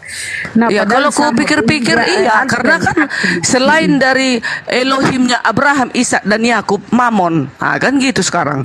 Tahu kalian Mamon kan setan. Selain Elohimnya Ishak, Abraham dan Yakub adalah Mamon, setan. Nah, jadi kalau memang udah originalnya Elohim, berarti Elohimnya Abraham, Ishak dan Yakub, ya namanya Elohim. Itu aja terus diteruskan sampai datang dia. Makanya Bu Darni, gitu. sembahlah Elohim, Abraham, Ishak dan Yakub. Jangan nyembah Yesus. Iya, Yesus itu rohnya kalemnya Elohim. Kan gitu sekarang. Stop dulu. Panjang. Bu Darni baca Matius 6 nomor 24. Saya tunggu. Iya, Matius 6 ayat 24. Iya. Kan Ibu Darni menyebut Mamon. Coba. Habis ini ditanggapi Matius 6 ayat 24. Iya. Habis ini tanggapi Tak seorang pun apa judulnya ini? Hal berpuasa. Ya, perikopnya hal berpuasa. Ayat 24. Tak seorang pun dapat mengabdi kepada dua tuan. Ya, karena jika demikian ia akan membenci yang seorang dan mengasihi yang lain, atau ia akan setia kepada yang seorang dan tidak mengindahkan yang lain. Kamu tidak dapat mengabdi kepada Allah dan kepada Mamon. Betul, Mamon itu maksudnya iblis, dajjal, setan. Jadi kita harus menyembah hanya satu Tuhan. Itulah Elohimnya Abraham, Ishak dan Yakub yang menjadi manusia turun ke bumi. Itulah Yesus. Itu dia. Di sini terakhir Bu Darni, kamu tidak dapat mengabdi kepada Theos, Tuhan, dan kepada Mamon. Kok kecil suara ini? Oh iya pantas. Banyumak gimana tuh kok ada Mamon? Banyumak lagi nih. Mamon itu maksudnya setan loh, setan. Iblis itu mamon.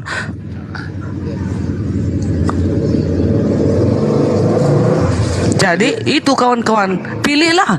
Berarti kita harus menyembah Elohimnya Abraham, Ishak dan Yakub. Di luar itu mamon. Ada ayatnya, terus ku ambil dulu ya. Ku baca. Lanjut dulu yang lain. Aku kadang nggak ku hafal.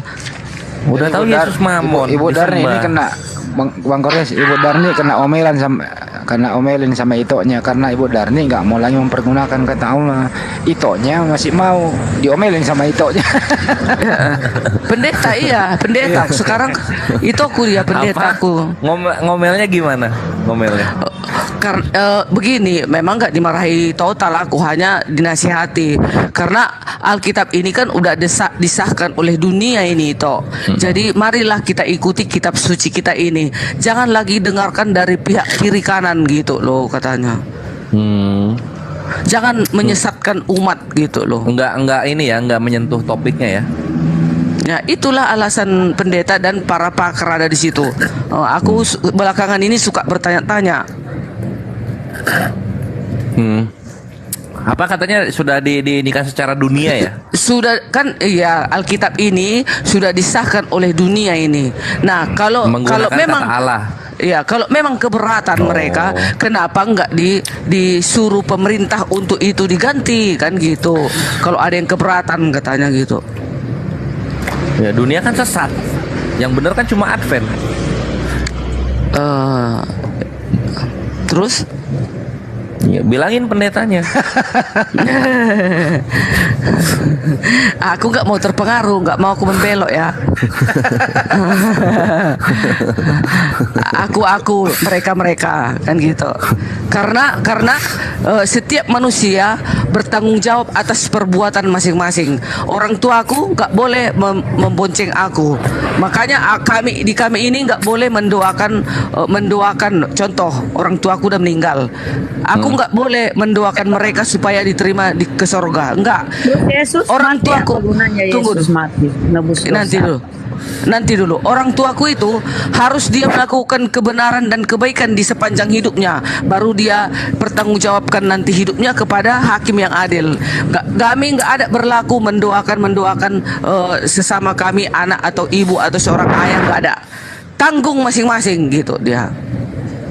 Tanggung Yesus. Kalau Yesus, ulang lagi penebusan dan pengorbanan. Tanggung masing-masing. Gitu kami memang.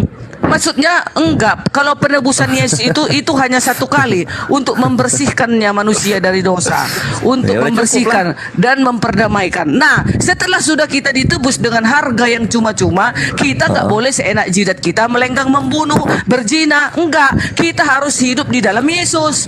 Yang mana itu hidup di dalam Yesus? Harus menuruti perintah-perintahnya. Itu namanya hidup di dalam Yesus. Makanya dikatakan di dalam Roma 1 ayat 8, yang hidup di dalam Yesus tidak ada penghukuman atasnya katanya. Kan enak kan? Apa yang ditebus? Apa yang ditebus Yesus? Apa yang ditebus?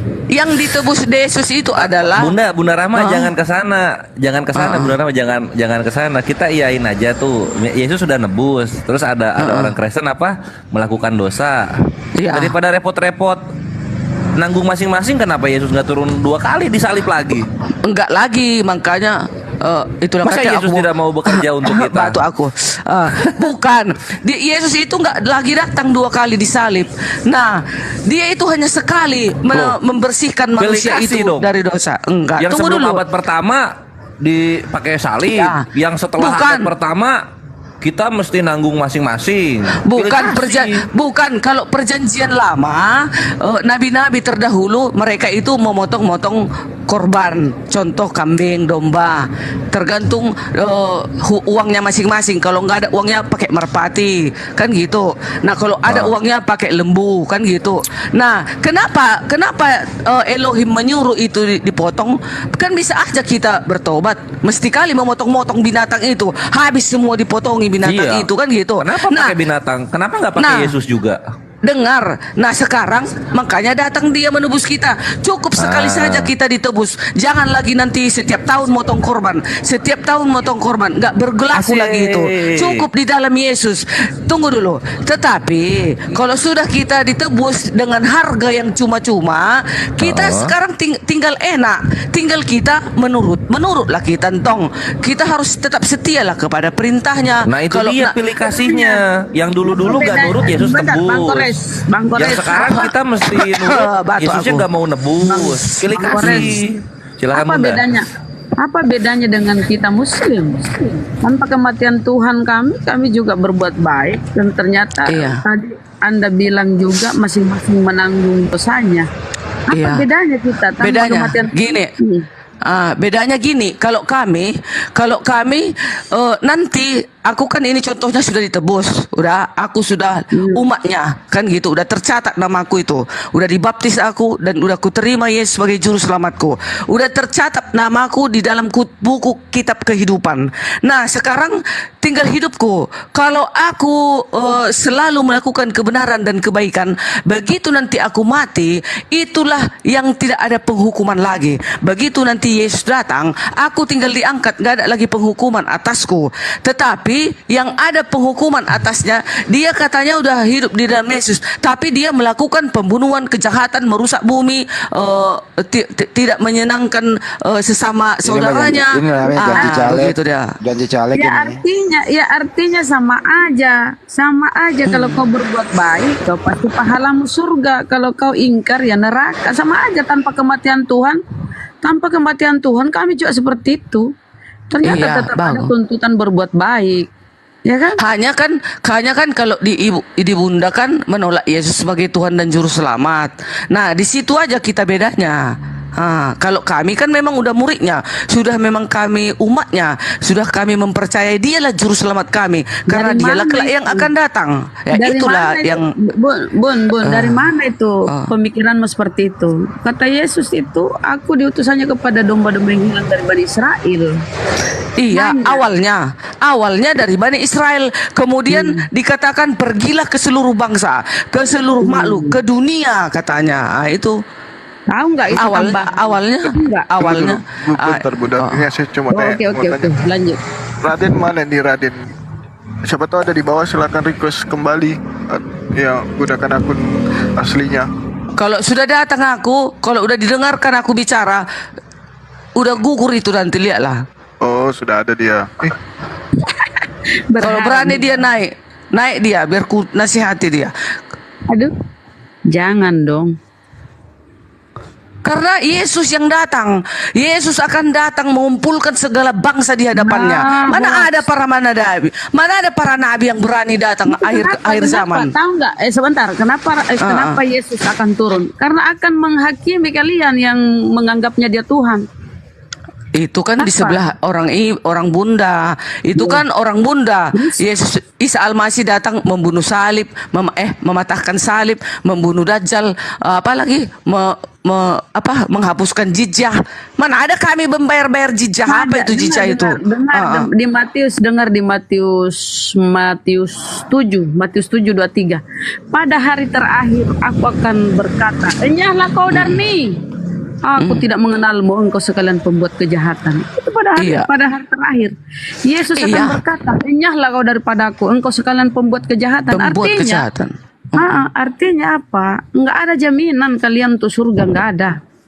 Kenapa nggak ada jaminan? Kan udah dibilang Roma 1 ayat 8, di dalam Yesus tidak ada penghukuman atasmu. Kan katanya. Kenapa kamu ke Paulus? Ini kata-kata Yesus loh. Masa Paulus itu kan Paulus Rasul Isa Al-Masih, Rasul Yesus, tertulis di dalam surat Yasin 36 ayat 13 dan 14. Kenapa lari ke Yasin?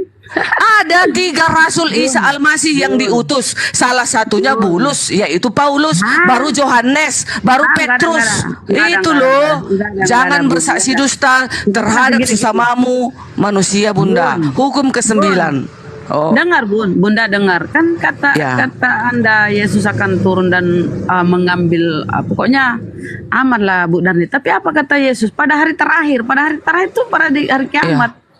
Dia akan berkata, "Enyahlah kau daripadaku, engkau sekalian pembuat kejahatan, aku tidak mengenalmu." Bayangkan kalau Yesus seperti itu. Sudah ada Raden. Bukan, Udah, bukan kayaknya. Ini Raden yang tadi bukan? Halo? Bang Nandar, ini akun aslinya kah? Bukan kayaknya, karena cuma 21. Siapa aja bang? Siapa aja? Halo Bang Bisa, Raden. Pak. Silakan berbicara. Raden, Raden. Bukan. Duh, kafir suka nyamar-nyamar kafir. Iya, yang nyamar dia Bunda. Masa kayak gitu Jadi Bun. Makanya itu Yesus tidak dia diangkat ya, belum diwafatkan. Karena akan turun kembali. Itu masih ada misinya untuk meluruskan ajaran-ajaran yang menuhankan dia kan pada hari terakhir. Aku akan berkata, "Enyahlah daripadaku, engkau sekalian pembuat, aku tidak mengenalmu, engkau sekalian pembuat kejahatan." Nah, coba tengok. Itu pada hari terakhir, artinya akan keturun kedua kalinya kan, Yesus. Iya. Nah, siapa di situ yang menjamin? Siapa tahu Bu Darni salah satunya? Jaminannya apa? Jaminannya kita masuk surga, turutilah perintah-perintahku. Kalau engkau mengasihi aku, turutilah perintah-perintahku, katanya. Apa perintahnya? Kita kan tadi sudah di dalam Yesus ini. Kita sudah dalam Yesus, percaya kepadanya, dia akan menyelamatkan aku, dialah juru selamatku. Dialah Tuhan dan juru selamatku, kan gitu. Nah, setelah aku sudah percaya dia Tuhan dan juru selamatku, aku kan nggak bisa melenggang-lenggang membuat kejahatan, Bunda, membunuh, berzina. Enggak dong. Berarti Bun, sama aja dengan kita. Kalau kita berbuat baik tanpa kematian Tuhan pun, kami juga dijanjikan surga. Enggak ada kami ajaran kematian Tuhan. Iya, sama aja. Nah, iya samanya Bunda. Cuman nanti nanti begini. Allah itu sekarang. Sekarang ini yang kita sembah ininya nanti perbedaannya. Yang mana kita sembah? Apakah kita sembah? Bun. Tapi Anda bedanya, Anda itu mengimani bahwa kematian Yesus sebagai tumbal adalah sebagai karya penyelamatan. Itu perbedaan kita. Ya kan? Tuhan harus mati supaya Anda ada pendamai. Bukan perbedaan kita, Bunda. Perbedaan kita hanya di situ. Yesus tidak bisa dituhankan kalau di teman-teman Muslim. Kalau kami memang wajib Yesus adalah Tuhan dan Juru Selamat, dan yang akan datang menjemput umat-umat yang percaya kepadanya. Itu kami, gitu. Gak ada datanya, Bun. Gak ada datanya di Bibelmu. Lanjut, Gurunda. Baik, ntar izin ya Bu Darni ya. Jadi gini. Boleh. Ya, Islam itu bukanlah sebuah agama yang datang kemudian tidak memberikan informasi tentang keadaan para nabi dan kitab-kitab terdahulu. Makanya di Islam itu ketika berdialog dengan teman Kristen yang santun seperti Bu Darni, itu bisa kami menjelaskan tentang pola apa yang terjadi sebenarnya antara Yahudi, Nasrani, dan Islam. Dan kemudian adanya orang-orang yang zalim di antara mereka, orang-orang fasik di antara mereka. Al-Quran menarasikan dengan sangat jelas. Misalnya di dalam surah As-Sukhruf, Bu Darni, diterangkan begini. Datang seorang nabi sebagai contoh kepada Bani Israel. In huwa illa abdun al-amna alaihi wa ja'alnahu mathalan li Bani Israel. Jadi nabi yang kami maksud di sini adalah Nabi Isa alaihissalam yang diberi mukjizat, tanda-tanda kekuatan dengan izin Allah. Itu kami imani. Kita tidak berbicara Isa, kita tidak berbicara Yesus, kita tidak bicara Yosua. Yang pasti kepada Bani Israel, pencipta langit dan bumi, mengutus sosok manusia yang dilebihkan kemudian dari manusia yang lain. Al-Quran menarasikan beliau adalah seorang hamba yang kemudian diberikan kelebihan sebagai nabi dan rasul untuk kepada Bani Israel, dan pola pengajarannya sebagai contoh untuk Bani Israel. Kita ukur, kita telaah, karena Islam dan Kristen duduk berdampingan di negara kita. Kami baca Bible, ternyata Yesus di dalam Matius 15 mengaku diutus hanya kepada domba yang hilang dari Bani Israel. Dan Yesus di dalam Matius 10 berpesan kepada muridnya bahwa jangan ke bangsa lain, tapi cukup kepada bangsa dari Bani Israel. Itu pola yang terikat antara Bible dengan Al-Quranul Karim. Terlepas nanti ibu mau menyanggah, silakan. Ini yang kami dapatkan di dalam kajian sehari-hari. Kemudian berlanjut kita. Allah Subhanahu wa taala kemudian menjelaskan, wa innahu la ilmul lis-saa'ah fala tamtarunna biha wattabi'un hada siratul mustaqim. Dan sungguh manusia yang tadi yang saya katakan nabi dan rasul sebagai tanda kepada Bani Israel diterangkan Al-Quran, oknum ini, nabi ini, rasul ini benar-benar menjadi pertanda akan datangnya hari kiamat. Jadi ketika ia datang untuk yang kedua kalinya, itu berarti alam semesta ini sudah diambang kepunahan. Jadi Allah pencipta langit dan bumi memberikan sinyal kepada manusia ketika utusannya yang kami imani datang untuk yang kedua kalinya, maka alam semesta ini itu sudah diambang kepunahan alias kiamat. Lalu Allah memberikan pesan kepada kami sebagai seorang muslim, janganlah kamu ragu-ragu tentang itu, ikutilah aku, inilah jalan yang lurus. Ini perintah Allah. Jadi umat Islam diperintahkan kemudian untuk beriman kepada apa yang saya uraikan tadi, Nabi, Bani Israel sebagai bukti kebesaran Allah dan tanda akan datangnya hari kiamat. Kami beriman, maka kami jadikan itu sebagai petunjuk menuju kepada jalan yang lurus. Sedikit lagi. Lalu Allah Subhanahu wa taala memperingatkan kepada kami, wala yasuddannakum syaitan. Nah, kenapa Allah memberikan itu? Janganlah kamu sekali-kali dipalingkan oleh setan. Ternyata akibat dari datangnya pengajaran ini muncul setan-setan dalam dua sosok. Yang pertama sosok makhluk halus, yang kedua sosok makhluk kasar.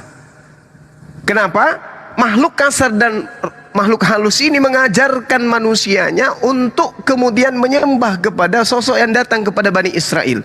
Wala yusaddannakumul syaitan innahu lakum aduwwum mubin. Sungguh setan itu adalah musuh nyata bagimu. Jadi ini kita buka-bukaan aja. Yang dimaksud Al-Quran ini agar jangan mengikuti Kristen, karena itu adalah musuh nyata. Nanti saya urai di poin terakhir. Nanti ibu bisa bebas bercerita apapun itu. Nah, jadi kami diminta berhati-hati untuk tidak mengikuti pola yang datang dari luar, dari barat. Karena Kristen itu kan bukan dari Yahudi, tapi dari barat datangnya ke Nusantara. Allah memerintahkan itu. Jangan mau dipalingkan, karena mereka itu adalah musuh nyata bagimu. Lalu Allah menerangkan begini. Walamma ja'a Isa bil bayyinati qala qad ji'tukum bil hikmah wa li ubayyana lakum ba'dal ladzi tahtalifuna fi fattaqullaha wa ati'un. Dan ketika Nabi Isa datang membawa keterangan, dia berkata, sungguh aku datang kepadamu dengan membawa hikmat dan untuk menjelaskan kepadamu sebagian dari apa yang kamu perselisihkan. Jadi Nabi Isa nanti ketika ia datang untuk yang kedua kalinya, dia datang menjelaskan kepada manusia akan apa yang diperselisihkan. Maka bertakwalah kepada Allah, perintahnya kemudian, dan taatlah kepada aku. Jadi yang berselisih siapa? Ada 3 yang berselisih di sini. Yahudi berselisih dengan Islam, dengan Kristen, Nasrani dan pengikutnya yaitu Kristen. Lalu kemudian Nasrani pengikutnya yaitu Kristen kemudian berselisih dengan umat Islam. Lalu umat Islam pun berselisih dengan Yahudi.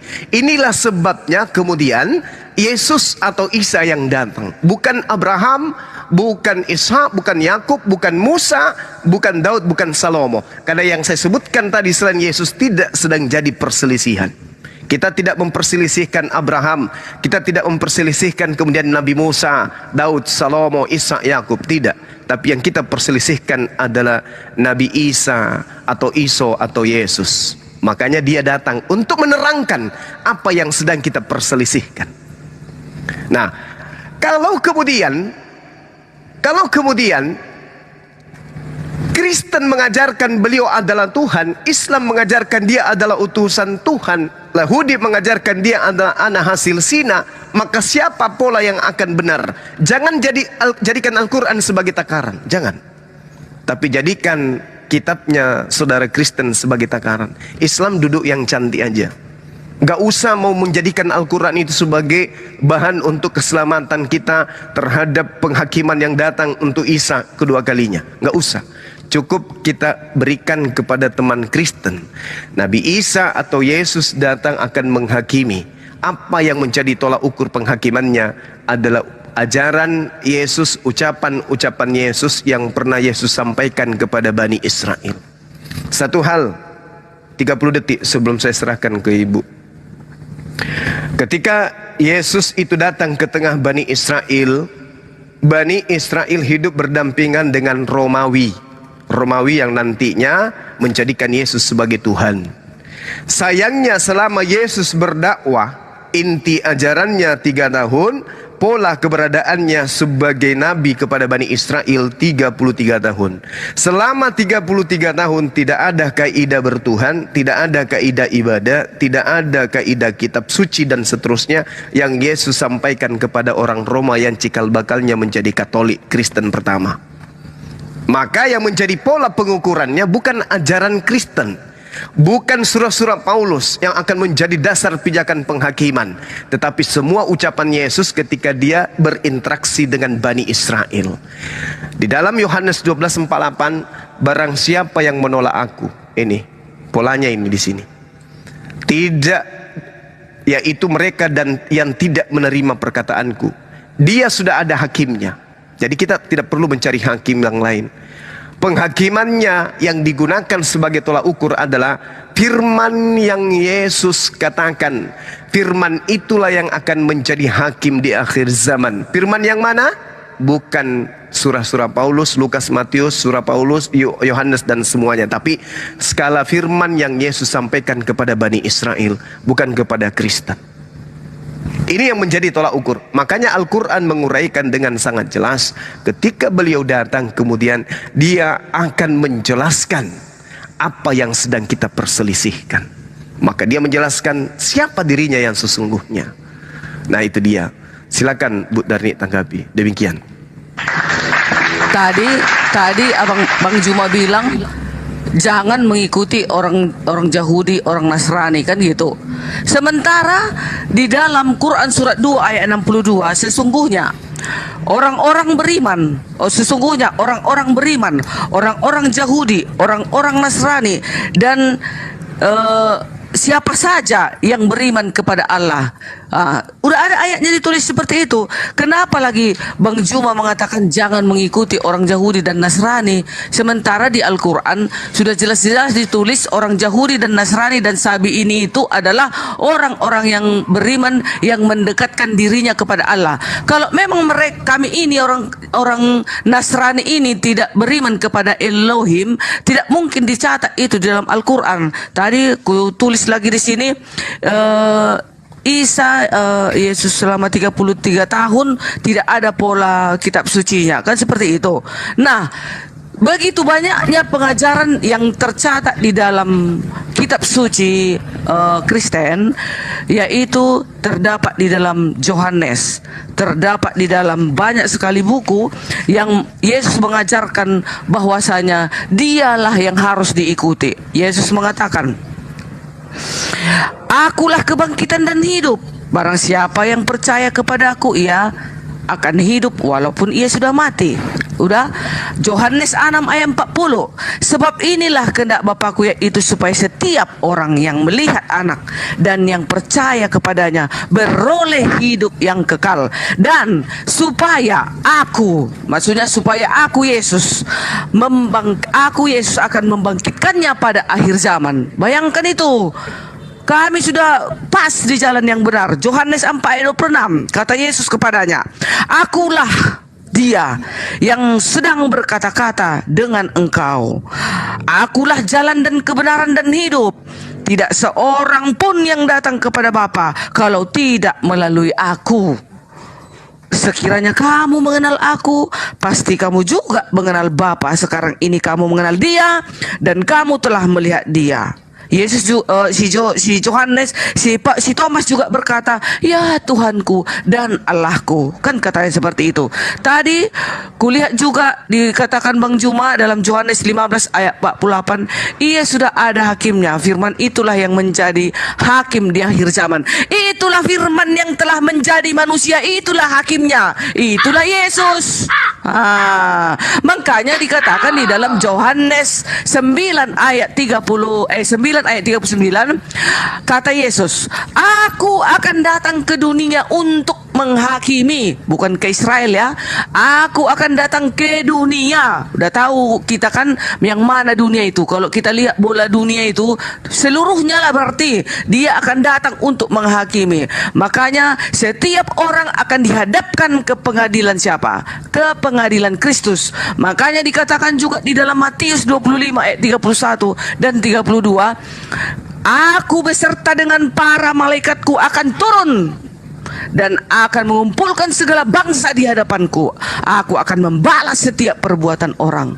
Bukankah itu seorang penguasa? Mana mungkin berani seorang utusan atau hanya nabi biasa berkata seperti itu? Itu adalah pencipta langit dan bumi. Nah gitu Bang Juma.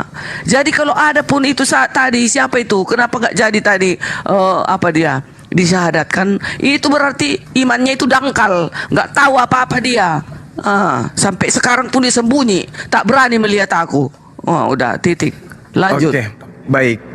Jadi Yesus sudah menjelaskan, barang siapa yang menolak aku. Berarti menolak di sini ini Ibu Darni tidak paham.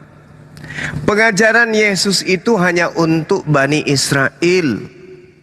Jadi menolak dimaksud di sini adalah Bani Israel. Barang siapa dari Bani Israel yang menolak aku, berarti tidak menerima perkataanku.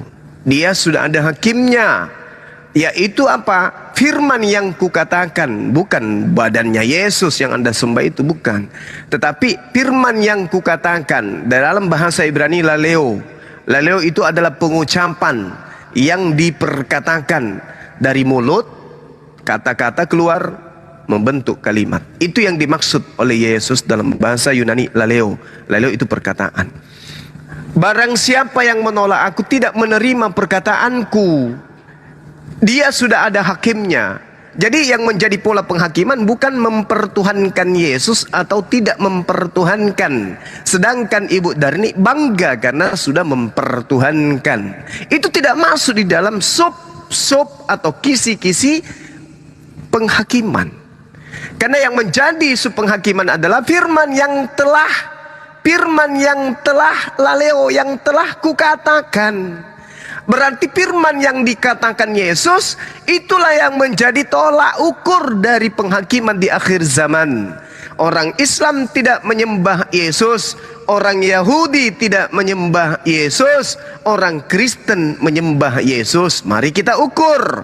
Ketika Yesus datang ke tengah-tengah Bani Israel, dia berbicara kepada Bani Israel, mengajarkan Bani Israel menyembah hanya kepada esensi yang ada di atas.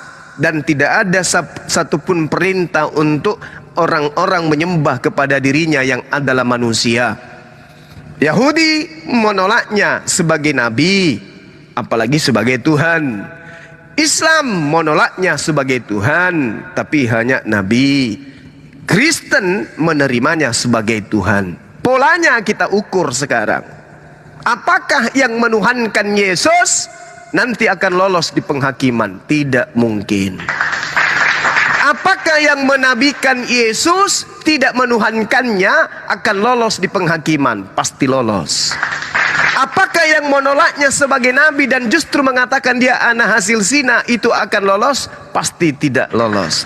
Satu-satunya yang lolos adalah dia yang menerima Yesus itu sebagai Nabiullah wa Rasulullah ila Bani Israel.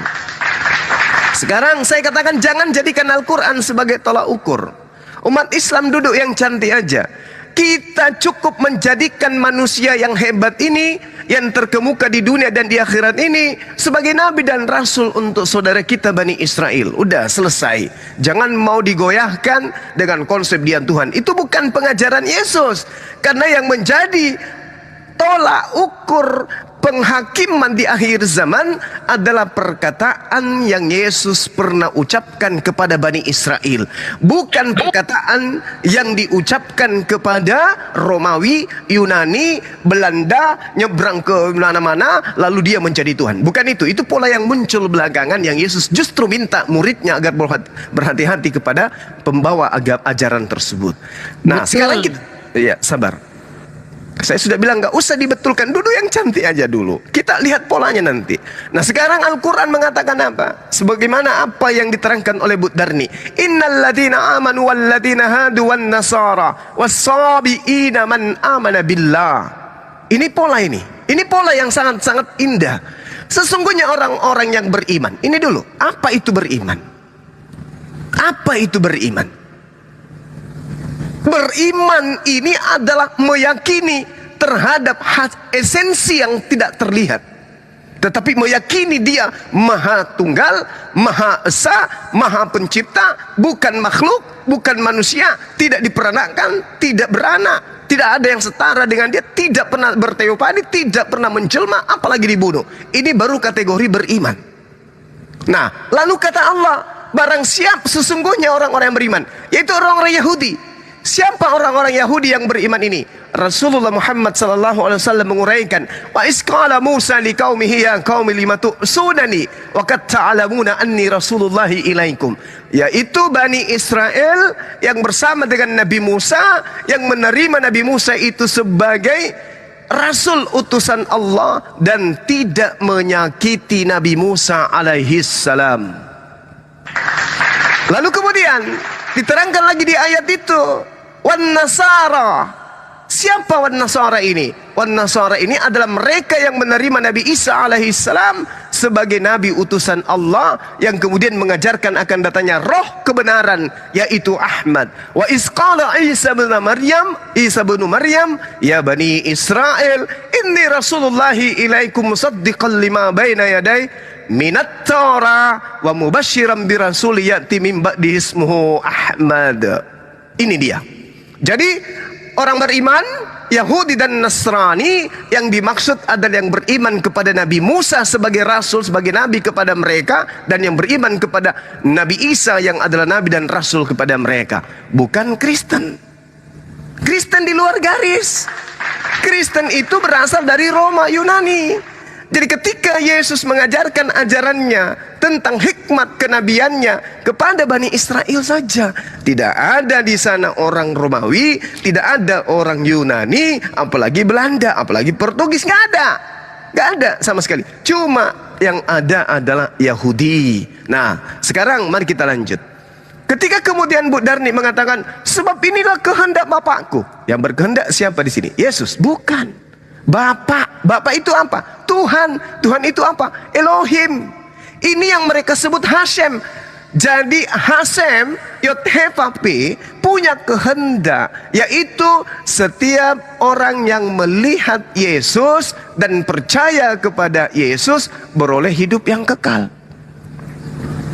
Nah, sekarang kalau kita tanya Bang Suma, kamu percaya kepada Yesus? Ya. Apa buktinya? Loh, Yesus mengatakan dia utusan Tuhan. Maka saya percaya. Berarti saya dapat hidup kekal. Ditanya Bu Darni, apakah Bu Darni percaya kepada Yesus? Ya. Apa implementasi kepercayaan Anda? Ini sekarang saya menyembah dia. Itu bukan percaya Yesus. Itu percaya kepada Romawi Yunani yang mengajarkan Yesus itu Tuhan.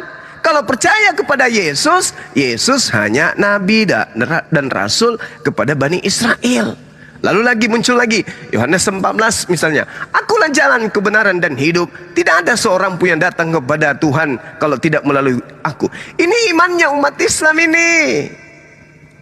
Nabi Isa adalah jalan, Nabi Isa adalah kebenaran, Nabi Isa adalah hidup. Dalam arti apa? Orang yang mempercayai Nabi Isa akan memperoleh hidup yang kekal. Percaya apa? Wa isqala Isa bin Maryam, Wa isqala Isa bin Maryam ya bani Israel inni rasulullahi ilaikum. Jadi kalau umat Islam mendudukkan Yesus itu sebagai jalan menuju kepada Allah, maka umat Islam juga harus mengimani bahwa Nabi Isa mengajarkan akan datangnya sosok Nabi yang datang setelahnya yang disebut roh kebenaran, yang kemudian disebut sebagai Ahmad. Jadi yang menginformasikan tentang kenabian Rasulullah bukan orang India, bukan orang Jepang, bukan orang Thailand, bukan orang Portugis, tapi yang memberitakan itu adalah Nabi Isa alaihissalam yang ada di dalam kitabnya Ibu Darni disebut Yesus Kristus. Itulah yang memberitakan akan datangnya roh kebenaran yang akan datang. Nah, sekarang polanya 30 detik. Kita melihat pola terakhir yang tadi itu ya, yang saya katakan di Kisah Para Rasul 3 nomor 22 sampai 23. Di sini diterangkan dengan sangat jelas supaya ibu bisa lebih paham. Bukankah telah dikatakan Musa, Tuhan Elohim akan membangkitkan bagimu seorang nabi. Jadi bukan Tuhan, seorang nabi di antara saudara-saudaramu sama seperti aku. Jadi Musa sedang berbicara kepada Bani Israel. Akan ada nabi yang dibangkitkan di antara saudara-saudaramu. Saudara-saudara Bani Israel adalah Bani Ismail. Kata Musa, dengarkanlah dia dalam segala sesuatu yang akan dikatakannya kepadamu. Berarti nabi ini akan berkata sesuai apa yang diterima dari Tuhan, bukan berkata sesuai dengan kesaksian-kesaksian selayaknya Bible, bukan. Tetapi nabi ini akan berkata langsung apa yang diterima dari Tuhan, itu yang keluar dari mulutnya, tidak melalui perantara kesaksian-kesaksian. Dan akan terjadi bahwa semua orang yang tidak mendengarkan nabi itu akan dibasmi atau dibunuh dari umat kita. Jadi ini ada nabi yang datang setelah Nabi Musa, yang sama seperti Nabi Musa, berasal dari tengah-tengah Bani Israel, yang di mulutnya 100% keluar terlontar firman Tuhan. Nah, sedangkan Kristen menerima buku kitab bukan dari 100% mulutnya Yesus. Tidak sama seperti kita umat Islam, 100% Al-Quran terlontar dari mulut satu manusia bernama baginda Rasulullah Muhammad sallallahu alaihi wasallam. Jadi kembali Bu, kalau dikatakan Yesus itu kebenaran, jalan kebenaran dan hidup, maka dia hanyalah jalan menuju kepada Allah, dan sebagai jalan masih ada lanjutan jalan tolnya, yaitu baginda Rasulullah Muhammad SAW. Nabi Abraham jalannya ada, lalu disambung lagi perjalanannya oleh Nabi Musa. Perjalanan Nabi Musa dilanjutkan lagi oleh Daud, Daud dilanjutkan Salomo, Salomo dilanjutkan oleh Yesus. Tidak sampai di situ. Makanya Yesus mengatakan, masih banyak hal yang ingin aku ajarkan, tapi kamu belum sanggup untuk menanggungnya. Tetapi kalau sudah datang yang melanjutkan perjalanan itu, maka perjalanan itulah yang akan menjampaikan kalian kepada Allah. Aku akan minta kepada Bapa agar Bapa mengutus roh kebenaran. Dialah yang akan mengajarkan kepadamu segala sesuatunya. Maka jalannya Yesus hanya untuk Bani Israel. Mustahil bangsa lain tidak mendapatkan jalan, maka dipanjangkan lagi jalannya menuju kepada litubayyina linnas, yaitu Rasulullah Muhammad sallallahu alaihi wasallam. Mereka adalah jalan menuju kepada Allah. Para nabi adalah jalan menuju kepada Allah. Nabi terakhir khataman nabiyyin baginda Rasulullah Muhammad sallallahu alaihi wasallam. Makanya kami beriman, menengok ke belakang ada Nabi Isa, menengok lagi ke belakangnya ada Nabi Salomo, lagi ke belakang ada Daud, menengok lagi ke atas ada lagi Nabi Musa, terus ke atas ada Nabi Abraham. Itulah yang kami lihat ke belakang sampai kepada Nabi Adam alaihissalam, menuju kepada Allah yang maha suci lagi maha tinggi. Itulah Islam. Demikian. Baiklah, tadi selalu, dan aku dengar pun Bang Juma selalu di ruang-ruang room yang lain selalu mengatakan hanya untuk Bani Israel. Nah, memang awalnya kebenaran ini datangnya ya jelas dari bangsa Yahudi, yaitu dari Bani Israel.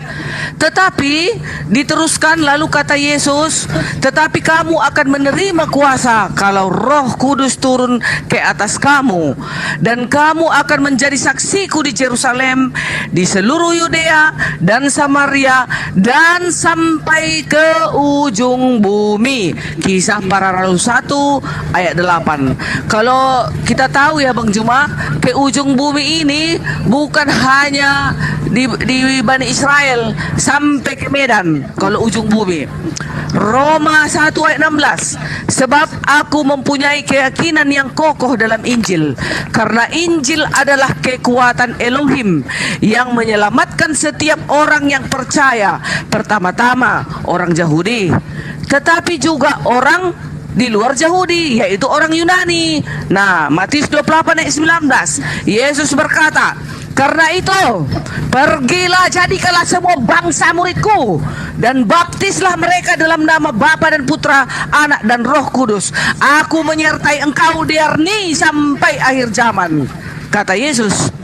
Di dalam Mazmur 114 ayat 16, langit itu langit kepunyaan Tuhan, dan bumi ini telah diberikannya kepada anak-anak manusia. Bukan diberikannya kepada anak-anak Israel, Bani Israel, tetapi anak-anak manusia sampai ke Medan. Udah, Mazmur 114 ayat 7, gemetarlah hai bumi di hadapan Allah, di hadapan Elohimnya Yakub, Abraham dan Ishak. Udah, di dalam Markus 16 ayat 16, siapa yang percaya dan dibaptis akan diselamatkan, tetapi siapa yang tidak percaya akan dihukum. Itu ajaran kami ya dalam Kristen. Jadi ini untuk panduan orang-orang Kristen ini. Kalau teman-teman Islam kan tadi Bang Juma yang panduannya. Ini untuk Kristen. Markus 16 ayat 15, lalu ia berkata kepada mereka, pergilah ke seluruh dunia, beritakanlah Injil kepada segala makhluk. Nah, dunia ya, kalau dunia ini mana mungkin hanya Bani Israel. Tadi ke ujung bumi, apa itu? Tadi ke ujung bumi, terus di luar Yahudi atau orang Yunani, terus sampai kepada seluruh anak-anak manusia di bumi, terus kepada segala makhluk. Udah, baru ada lagi di dalam Kisah Para Rasul 2 ayat 9, sewaktu yang bernubuatan itu datang. Di situ ada berada yang menyaksikan Roh Kudus itu bernubuat datang kepada orang-orang itu. Pada saat itu yang menyaksikan adalah orang Partia, orang Media, Elam, penduduk Mesopotamia, Yudea dan Kapadokia, Pontus dan Asia.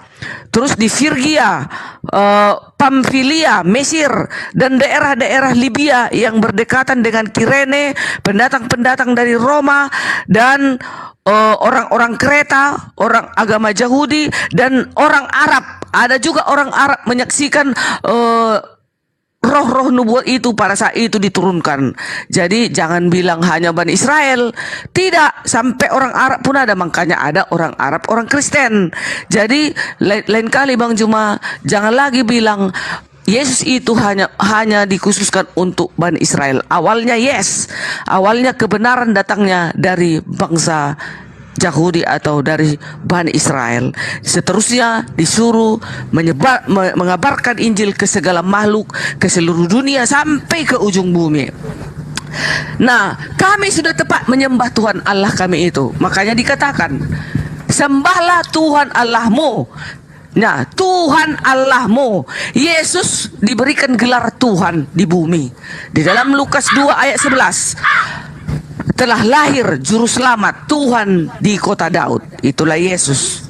Nah, Allahmu itulah yang berada di kerajaan surga. Itulah Elohim.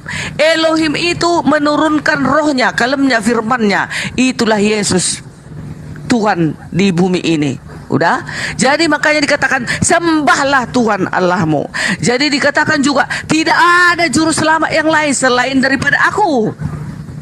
Yesaya 43 ayat 11. Sedangkan nabi-nabi terdahulu sudah ribuan tahun juga sudah menubuatkan bahwasanya juru selamat itu tetap juga juru selamat yang terdahulu dan juru selamat yang sekarang. Jadi sebenarnya enggak susah loh.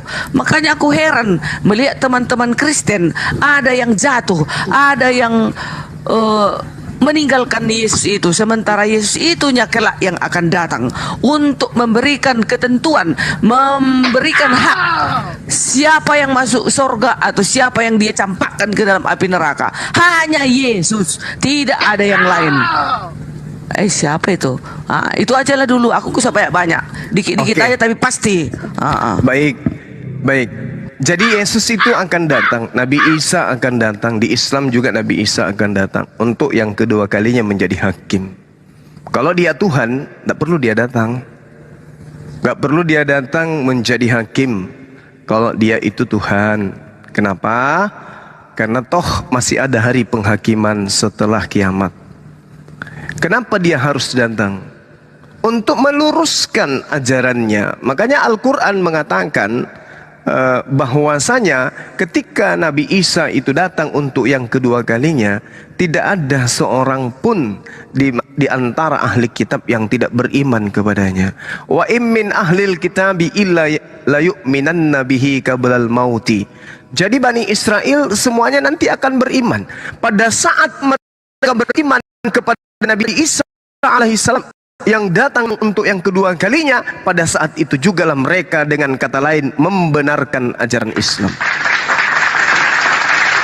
Nah sekarang yang menjadi permasalahan ini adalah ketika ada Kristen di luar dari ruang pengajaran, di luar dari kelas pengajaran Yesus, yang mengaku-ngaku sebagai pengikut tapi mempertuhankan dirinya, entah dari mana ajarannya.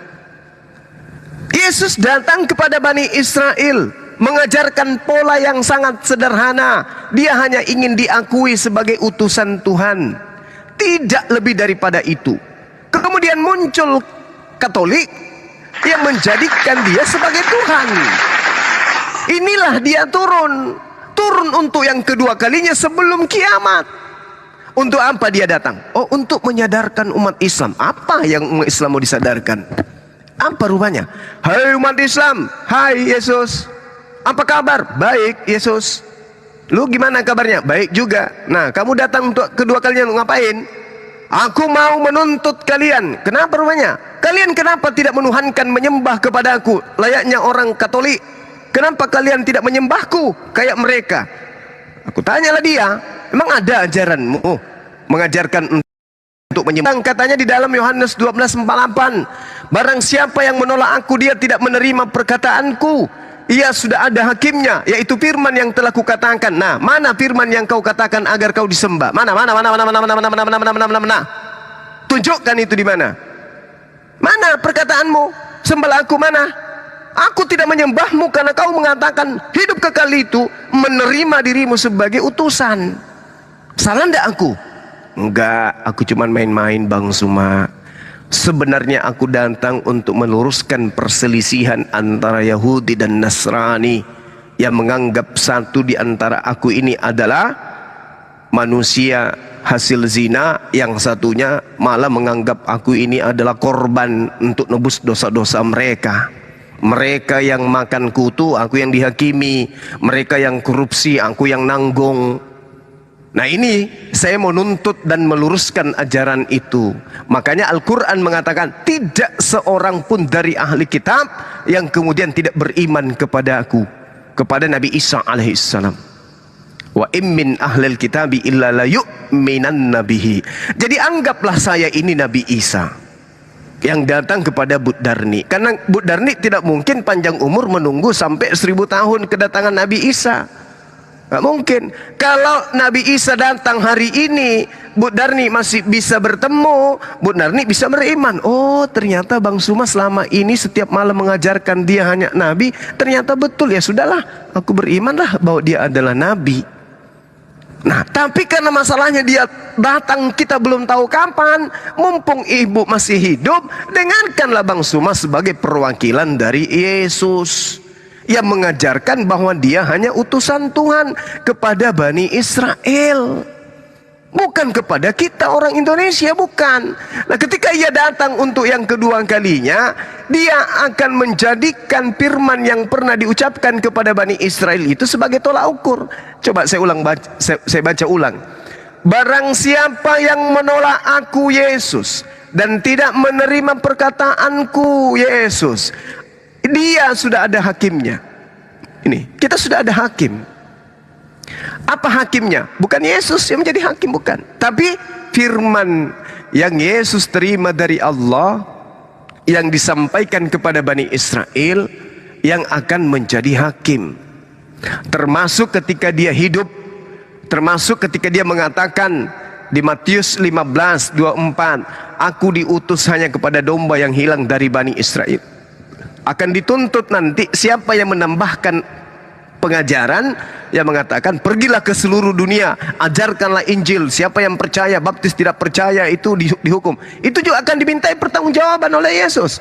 Kemudian dia berpesan di Matius 10, Yesus berpesan kepada ke-12 muridnya agar jangan ke bangsa lain. Siapapun muridnya yang pergi ke bangsa lain akan dihakimi oleh Yesus. Misalnya nih Matius, dipanggil Matius, aku kan berpesan samamu, jangan kau ke bangsa lain. Ngapain kau ngajarin kitabmu itu ke bangsa yang di luar daripada Bani Israel? Karena aku berpesan di dalam kitab Matius 10 nomor 5 nomor 6, jangan engkau ke bangsa lain. Kenapa kau ke bangsa lain, Matius?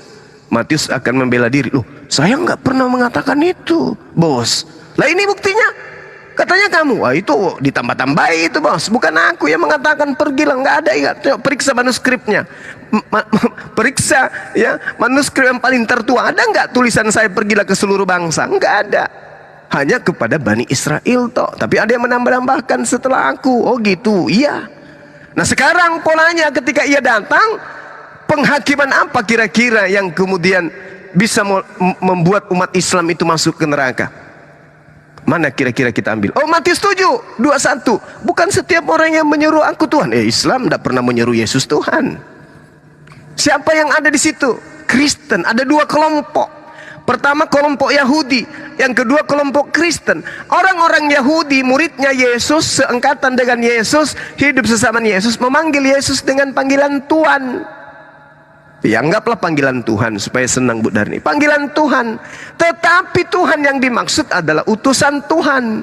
Kemudian kelompok yang kedua adalah Kristen, memanggil Yesus dengan panggilan Tuhan dan betul-betul dituhankan, benar-benar dianggap Tuhan. Kira-kira yang diloloskan Yesus di penghakiman di antara kedua golongan ini yang mana?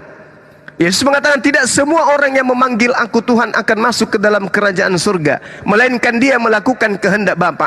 Apa kehendak Bapa? Agar percaya kepada Yesus. Apa yang harus dipercaya kepada Yesus? Firman yang keluar dari mulutnya, itulah yang harus dipercaya. Berarti dia hanya utusan. Yes, yang mengatakan dia adalah Tuhan itu sendiri dari mulutnya siapa? Cari. Oh, ternyata diperiksa mulutnya satu-satu. Paulus, buka mulutmu, diperiksa.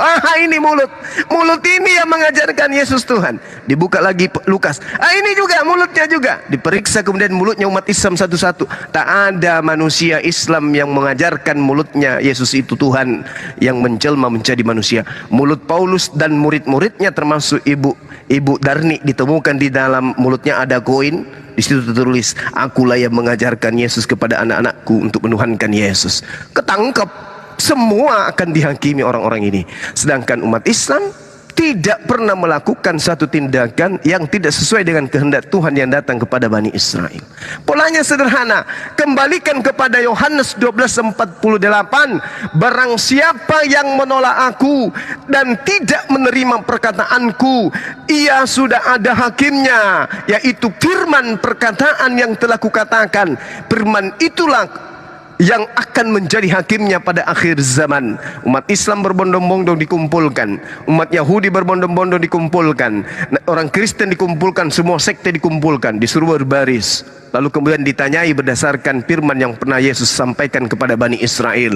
Yesus kemudian menuliskan semua firman yang pernah diucapkan. Aku datang bukan atas kehendakku sendiri, aku berkata-kata bukan dari diriku sendiri, aku tidak dapat berbuat apa-apa dari diriku sendiri, Bapakku lebih besar daripada aku. Aku kemudian mengikuti pekerjaan yang diperintahkan oleh Bapa, dan seterusnya dan seterusnya. Hidup kekal itu mengenal Bapa satu-satunya Tuhan dan mengenal aku hanya utusan. Aku bersaksi bahwa semua pekerjaan aku lakukan Pekerjaan itu yang bersaksi bahwa Bapa yang telah mengutus aku. Semua rentetan ini manifestasinya titik dua sama dengan Yesus Nabi dan Rasul Allah bagi Bani Israel. Siapa yang lolos? Umat Islam. Subhanallah. Maju Kristen. Ditanyalah, ini kenapa ini? Kamu kenapa? Kenapa menyembah Yesus sementara Bapa ada di surga, satu-satunya yang tak nampak, yang tak pernah terlihat dan terhampiri? Kenapa justru ini yang kamu sembah? Siapa yang ngajarkan? Pelangak pelongok. Yang ngajarkan menyembah Yesus siapa? Teriak semua, wahai Paulus, kau kemana Paulus? Kau yang mengajarkan kami, tanggung jawab kalian. Tanggung jawab kamu Paulus. Kamu yang mengajarkan aku menyembah Yesus, sementara Yesus tidak pernah mengajarkan. Yesus mengatakan, diam.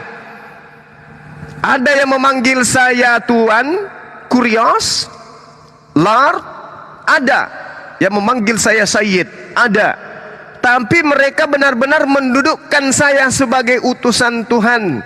Siapa mereka? Orang-orang Muslim dari kalangan Yahudi dan Islam. Bergeser ke kanan. Ada juga yang memanggil saya Tuhan. Betul-betul saya dianggap Tuhan. Siapa mereka ini?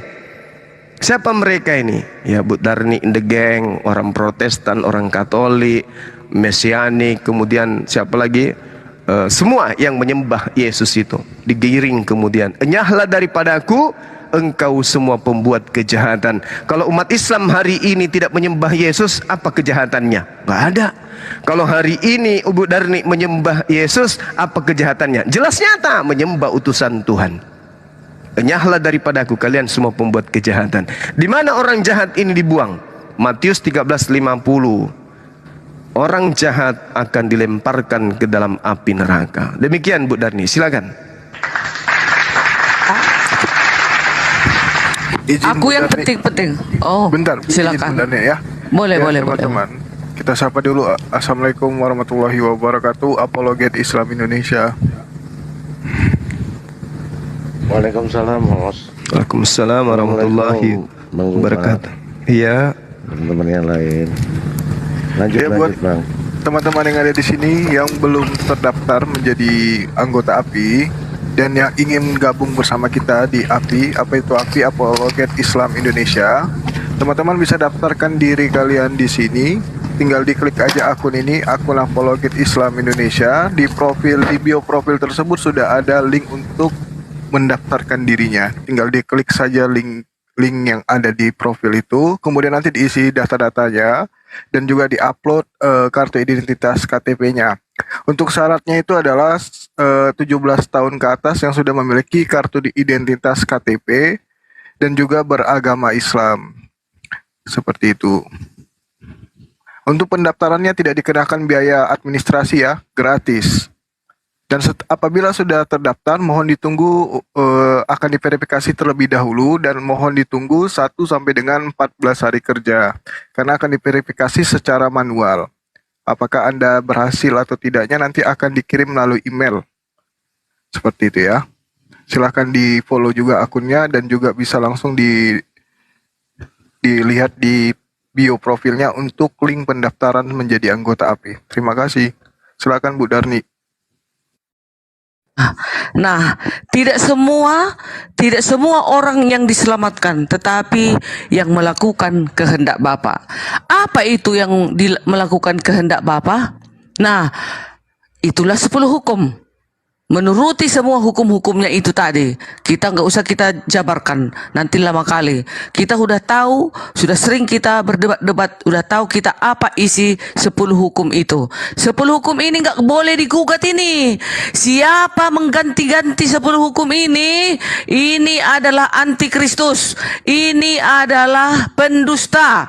Kalau engkau tidak menuruti kehendakku, engkau tidak menjadi umatku. Kan katanya. Jadi teman-teman, seluruh bumi ini harus menegakkan 10 hukum. Itulah kehendak Bapa. Nah, sekarang banyak memang orang Kristen umat Yesus, tetapi banyak yang tidak menuruti kehendak Bapa. Ada yang merombak-rombak kehendak Bapa tadi, ada yang merombak-rombak 10 hukum tadi.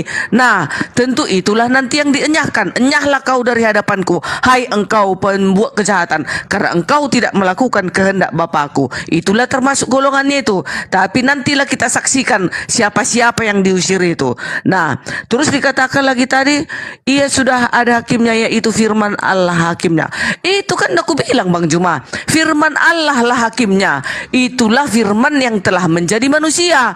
Makanya Yesuslah hakimnya. Nah, sekarang kita kembali lagi kepada 2 Korintus 5 ayat 10. Sebab kita semua harus menghadap pengadilan, tahta pengadilan Kristus. Gak ada dibilang kita semua harus menghadap tahta pengadilan Musa, tahta pengadilan Daud, tahta pengadilan Muhammad, tahta pengadilan Yakub, Ishak, Abraham. Gak ada.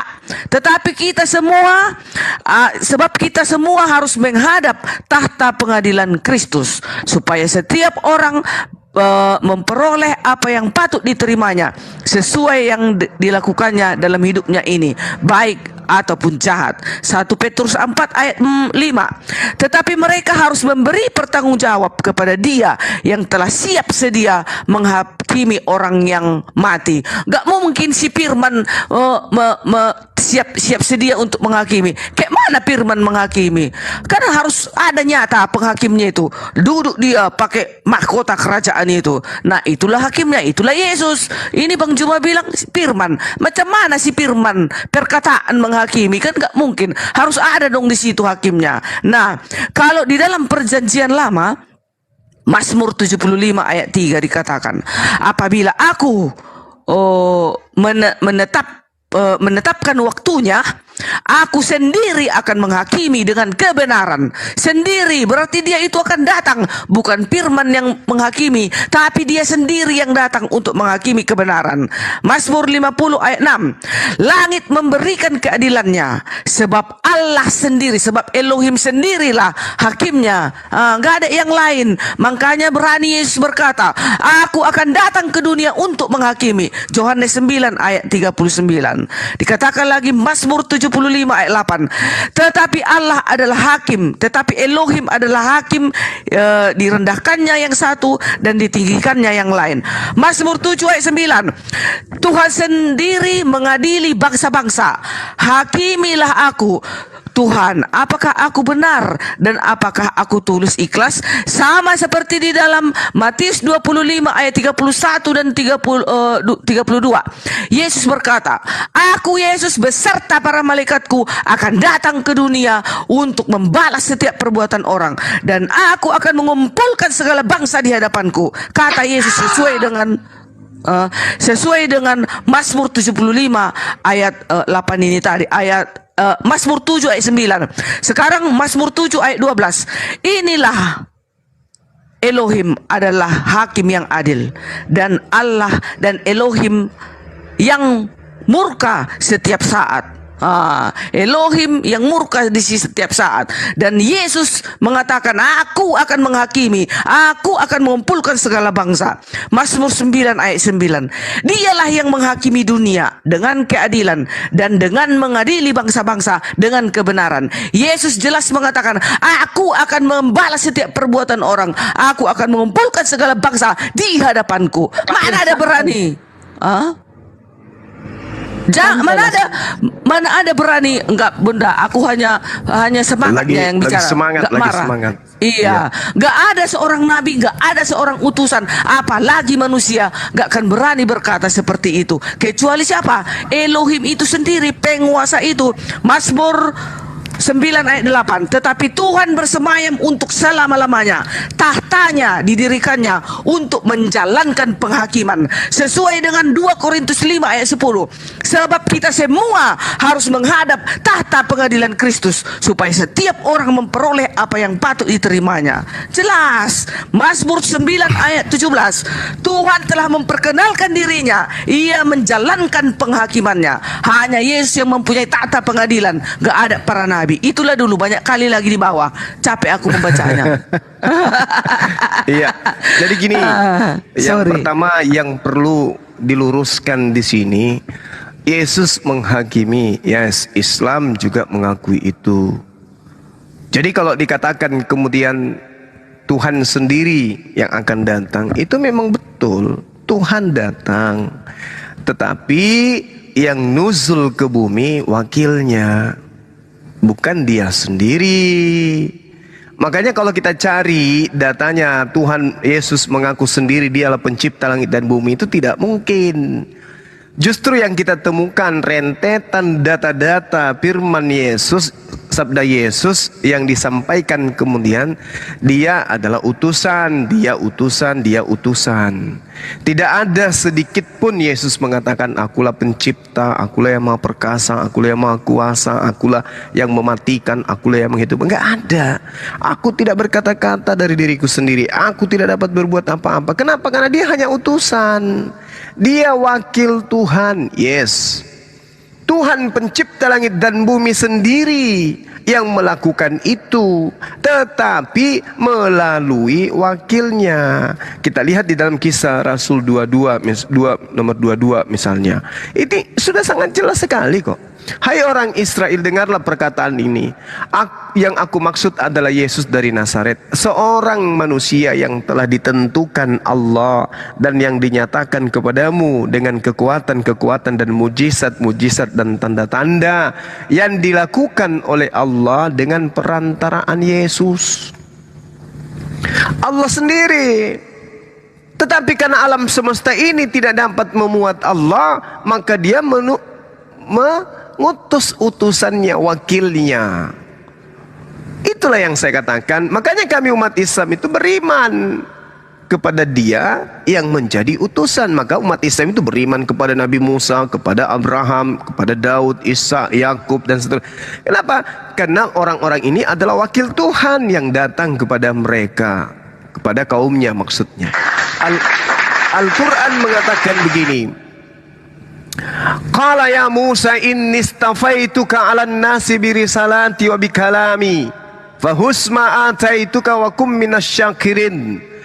Aku Allah berfirman, wahai Musa, sesungguhnya aku Allah memilih melebihkan engkau dari manusia yang lain pada masamu untuk membawa risalahku dan firmanku. Sebab itu berpegang teguhlah kepada apa yang aku berikan kepadamu, dan hendaklah engkau termasuk orang-orang yang bersyukur. Wa katabna lahu fil alwahi min kulli syai' mau'idatan wa tafsila li kulli syai' fahusha biquwwah wa'mur qaumaka ya'khuzu bi ahsaniha saurikum daral fasikin. Dan telah kami tuliskan kepada Musa lauh Taurat segala sesuatu sebagai pelajaran dan penjelasan. Berpegang teguhlah kepadanya dan perintahkan seluruh kaummu Bani Israel berpegang kepada Torahku dengan sebaik-baiknya. Ini jelas datanya. Maka ketika Ibu Darni mengambil Keluaran 20 yang mana di sana dikatakan jangan ada ilah lain di hadapanku, yang 10 perintah itu, Ibu camkan baik-baik. Di situ jelas diterangkan. Lalu Allah mengucapkan segala firman ini, akulah Tuhan Elohimmu yang membawa engkau keluar dari tanah Mesir, dari tempat perbudakan. 10 hukum ini diperintahkan dan disampaikan oleh Nabi Musa kepada kaumnya. Siapa yang keluar dari Mesir? Orang Batak? Bukan. Siapa yang dibebaskan dari perbudakan Mesir? Orang Makassar? Bukan. Siapa yang dibawa oleh Nabi Musa keluar dari penjajahan Fir'aun? Orang Toraja? Bukan. Tetapi aku Tuhan membawa engkau keluar dari Mesir, dari tempat perbudakan. Jangan ada padamu ilah lain di hadapanku. Hai engkau yang aku keluarkan dari Mesir, jangan kau buat ilah lain selain daripada aku. Ini perintah 10 hukum kepada Bani Israel. Jangan kemudian kita pede-pedean mengambil 10 hukum ini. Jangan ada padamu ilah lain di hadapanku. bikin ilah dari bentukan daging bernama Yesus. Siapa yang mengajarkan daging bernama Yesus ini adalah Tuhannya Abraham? Apakah Yesus sendiri? Bukan. Nabi Musa? Bukan juga. Mungkin kakeknya Abraham? Bukan juga. Oh, ibunya Maria mungkin yang melahirkan dia? Bukan juga. Lalu siapa? Orang yang Yesus katakan, waspada kepada ahli Taurat, waspada kepada orang Farisi, waspada kepada keturunan ular beludak, waspada kepada keturunan Benyamin, serigala nyamar domba. Siapa dia? Nabi Saulus dan teman-temannya. Inilah yang membuat 14 surat, 14 buku untuk kerajaan Romawi, sehingga mendirikan Katolik. Dari Katolik inilah kemudian turun. Bentuklah agama baru, sekte baru bernama Advent. Advent berasal dari Yahudi, Advent bedahan dari Kristen. Makanya kalau ibu mengambil 10 hukum, mencatat tersebut hukum, tetapi hukum pertama dilanggar. Jangan ada padamu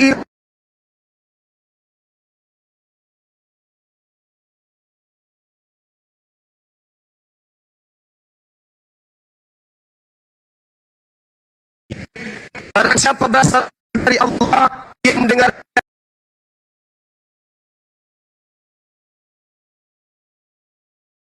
dengarkan, berarti disebut firman adalah perkataan.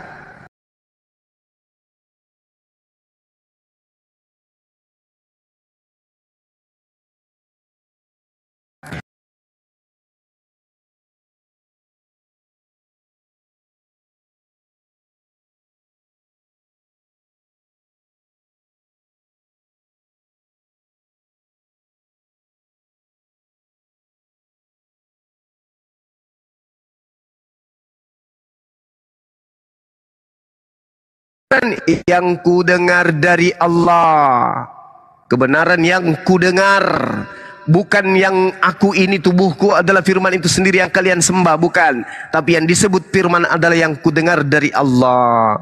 Yohanes 14:24, barang siapa tidak mengasihi aku, ia tidak menuruti firmanku, dan firman yang kamu dengar itu bukan daripadaku, melainkan dari Bapa yang mengutus aku. Lagi-lagi Yesus mengatakan yang dimaksud firman adalah yang kuterima dari Tuhanku, bukan tubuhku yang kalian persembahkan di atas salib lalu kemudian kalian sembah. Kemudian Yesus juga menerangkan di Yohanes 17:8, sebab segala firman yang engkau sampaikan kepada aku telah aku sampaikan kepada mereka, dan mereka menerima. Mereka tahu benar-benar bahwa aku datang daripadamu, dan mereka percaya bahwa engkaulah yang telah mengutus aku. Lagi-lagi Yesus mengajarkan firman itu adalah yang diterima dari Allah, bukan jasadnya yang dimatikan di atas tiang salib lalu disembah. Kemudian di Yohanes 12:49, sebab aku berkata-kata bukan dari diriku sendiri, tetapi Bapa yang mengutus aku. Dialah yang memerintahkan aku untuk mengatakan apa yang harus aku katakan dan aku sampaikan. Dengan kata lain, yang dimaksud firman adalah yang Yesus terima dari Sang Tuhan, kemudian disampaikan kepada Bani Israel. Bukan jasadnya yang digantung di tiang salib, lalu dikatakan terkutuk menanggung dosa-dosa manusia. Itu adalah konsep Romawi yang diajarkan oleh Paulus dan kawan-kawan. Terakhir dari saya, ketika kemudian kita berbicara tentang utusan, Yesaya 63:9, dalam segala kesesakan manusia, Bani Israel bukan seorang duta atau utusan, melainkan Tuhan sendirilah yang menyelamatkan dia. Dialah yang menebus mereka dalam kasih-Nya dan belas kasih-Nya. Ia mengangkat dan menggendong mereka selama zaman dahulu kala. Artinya Yesus di sini tidak dianggap. Yesus ini cuma perantara, bukan duta, bukan utusan. Sementara Yesus harus diimani bahwa dia itu hanya utusan. Hidup kekal itu adalah mereka mengenal Engkau satu-satunya Tuhan yang benar, dan mengenal Aku Yesus yang Engkau utus. Bukan Yesus, bukan manusia, bukan duta. Ini sama artinya begini. Kita baca lagi Yesaya 63:9. Dalam segala kesesakan mereka, bukan Yesus, bukan anak Maria, melainkan Elohim sendirilah yang menyelamatkan mereka. Dialah yang menebus mereka dalam kasih-Nya dan belas kasih-Nya. Dia mengangkat dan menggendong mereka selama zaman dahulu kala. Yesus ini hanya satu manusia yang diutus kepada Bani Israel sebagai perantara, sebagai duta, sebagai utusan. Sedangkan yang melakukan pekerjaan-pekerjaan di balik pekerjaan itu adalah Elohim. Israel sebut dengan Hasem, yang umat Islam sebut dengan sebutan Allah. Jadi Yesus hanyalah nabi yang diutus kepada Bani Israel untuk membuktikan mujizat, kekuatan dan tanda-tanda yang dilakukan oleh Allah melalui perantaraan dirinya. Makanya Al-Quran mengatakan biiznillah, biizni. Isa membangkitkan orang mati biizni, dengan izinku. Isa membuat orang buta melihat biizni, dengan izinku. Isa membuat orang lumpuh berjalan biizni, dengan izinku. Aku tidak dapat berbuat apa-apa dari diriku sendiri. Apa yang aku lakukan, apa yang aku kerjakan adalah apa yang diberikan Bapa untuk aku kerjakan. Makananku adalah melakukan pekerjaan yang Bapa perintahkan kepadaku. Selesai. Silakan. Yesus hanya utusan. Nanti itu belakangannya, Akulah Tuhan Elohimmu yang membawa engkau keluar dari perbudakan Mesir. Itulah Bani Israel. Jangan ada ilah lain selain daripada Aku. Itu tadi kan. Nah, tidak ada ilah lain yang kami sembah selain daripada Elohim itu. Tetapi yang sekarang ini, kenapa kami menuhankan Yesus? Rohnya Elohim, udah, kalemnya Elohim, firmannya Elohim yang diturunkan ke bumi untuk menebus manusia dari dosa. Itulah siapa? Yesus. Tetap dia masih satu, enggak tiga itu. Rohnya itu yang diturunkan, rohnya. Kalau Elohim itu sendiri kan enggak mungkin turun, pasti hancur dunia ini, habislah dunia, pecah, udah. Diturunkannya lah rohnya tadi. Makanya dikatakan Yohanes 1 ayat 1 dan 14. Pada mulanya adalah firman. Firman itu bersama-sama dengan Elohim dulunya. Dulunya awalnya firman itu bersama-sama dengan Elohim. Lalu firman itu telah menjadi manusia. Itulah Yesus. Makanya bukan firman yang menghakimi. Kayak mana caranya ya firman menghakimi? Aku heran. Macam mana kayak mana dia berkata-kata itu, firman itu, si firman itu. Kalau kami di Kristen, yang menghakimi kami itulah siapa? Firman yang telah menjadi manusia itu. Itulah Yesus. Nah, sekarang Yesus hanya utusan. Kalau Yesus hanya utusan, mana mungkin dia mempunyai tahta pengadilan Kristus? Kalau Yesus hanya utusan, macam mana pula dia turun dari surga sana bersama para malaikatnya dan mengumpulkan segala bangsa? Kalau Yesus hanya utusan, mungkinkah dia yang akan menghakimi? Tak mungkin.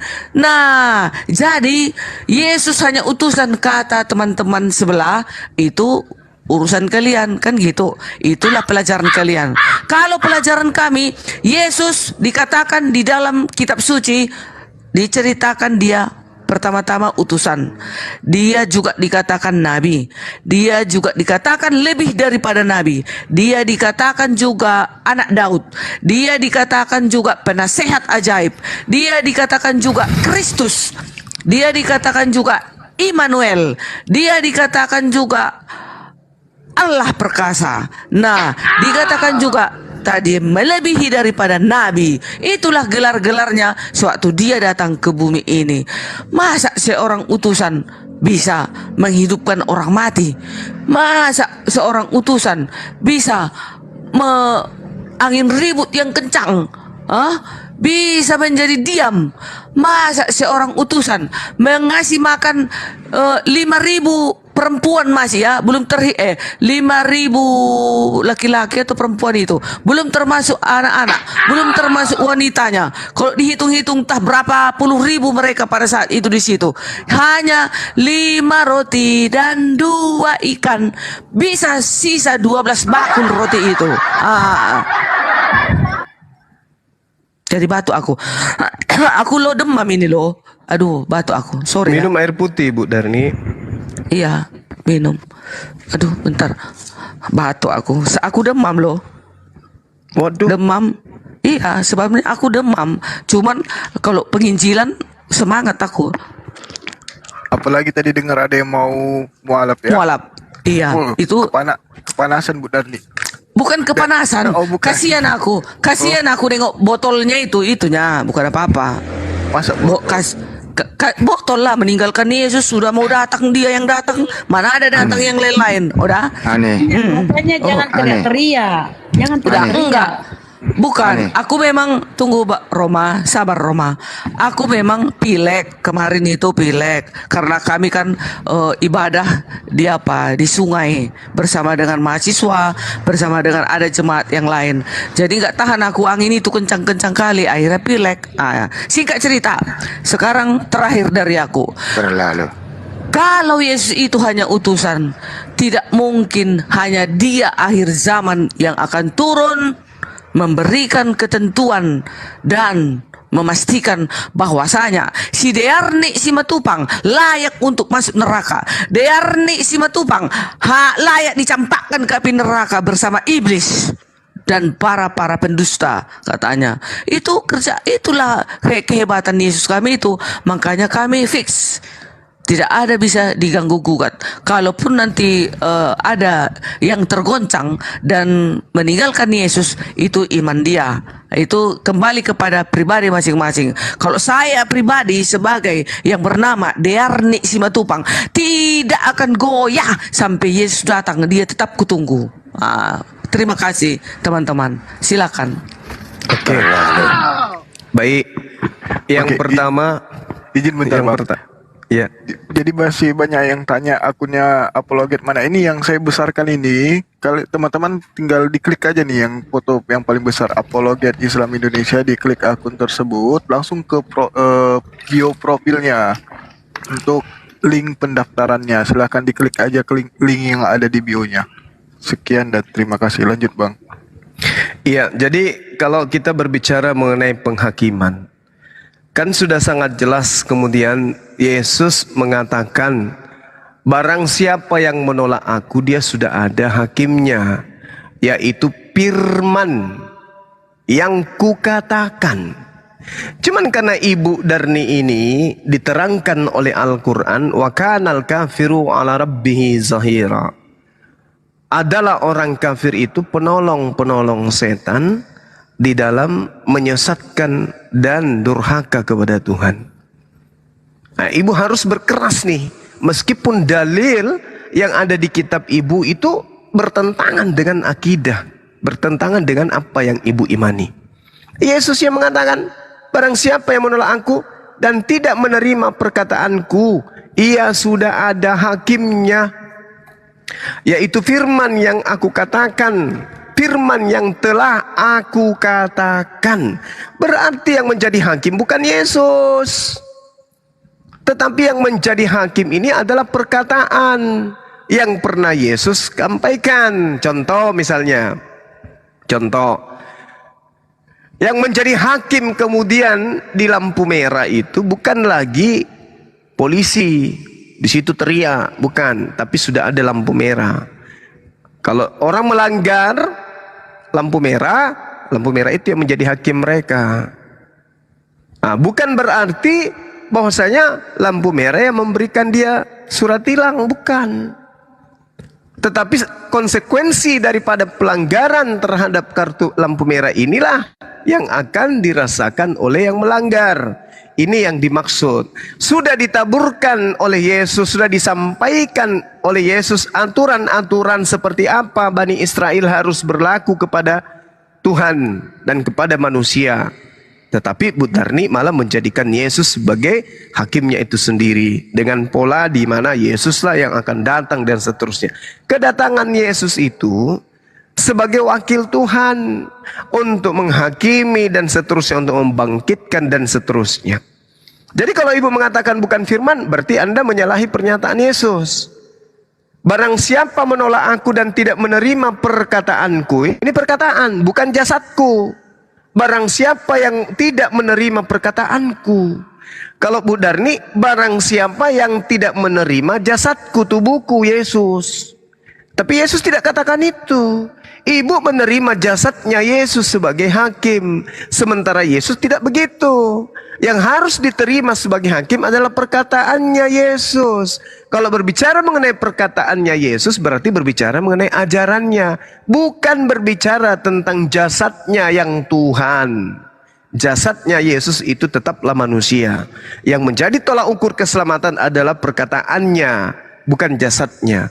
Dia sudah ada hakimnya. Nah, yang menjadi hakim ini jasadnya, tubuhnya atau bukan? Ternyata bukan. Tapi yang menjadi hakimnya yaitu firman yang telah kukatakan. Artinya wahyu yang kuterima dari Elohim yang telah kusampaikan kepada kalian, itulah yang akan menjadi hakim di akhir zaman. Satu, sembahlah Allah, Tuhanku dan Tuhanmu. Nah, itu satu. Kita dihakimi dengan ucapan Yesus itu. Ketika ada manusia menyembah Yesus, maka melanggar. Itu pelanggaran besar. Karena Yesus hanya berfirman, menyampaikan firman, bersabda, sembahlah Tuhanku dan Tuhanmu. Itu yang pertama. Kemudian yang kedua, terkait dengan Yesus adalah Elohim itu sendiri. Bagaimana ceritanya Yesus itu adalah Elohim itu sendiri? Mari kita lihat apa yang tertuang di dalam 1 Korintus 15 nomor 28. Ini yang membuat anak Batak kemarin mencret tepung, bercampur dengan kerikil juga keluar. Di sini dikatakan, tetapi segala sesuatu telah kutaklukkan. Segala sesuatu telah ditaklukkan di bawah Kristus. Maka Kristus sendiri sebagai anak akan menaklukkan dirinya di bawah Tuhan yang telah menaklukkan segala sesuatunya di bawahnya, supaya Allah menjadi semua di dalam semua. Yesus sudah nggak ada. Yesus nggak ada lagi dia. Karena dia yang diberi kuasa ketika di dunia, diberi kuasa untuk menghakimi, diberi kuasa untuk menyatakan mujizat-mujizat, itu semua dikembalikan kepada yang empunya. Makanya dikatakan demikian. Tetapi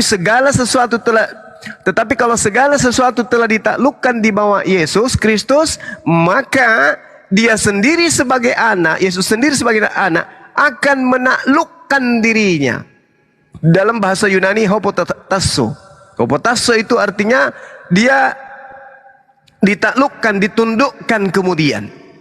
Dia ditaklukkan, tunduk kepada Allah. Itu jelas itu. Yang telah menaklukkan segala sesuatu di bawahnya, supaya Allah menjadi semua dalam semua. Gak ada lagi Yesus. Nah, kita lihat tentang penghakiman. Di Wahyu 2 nomor 13, aku tahu di mana engkau diam, yaitu di sana di tempat tahta iblis.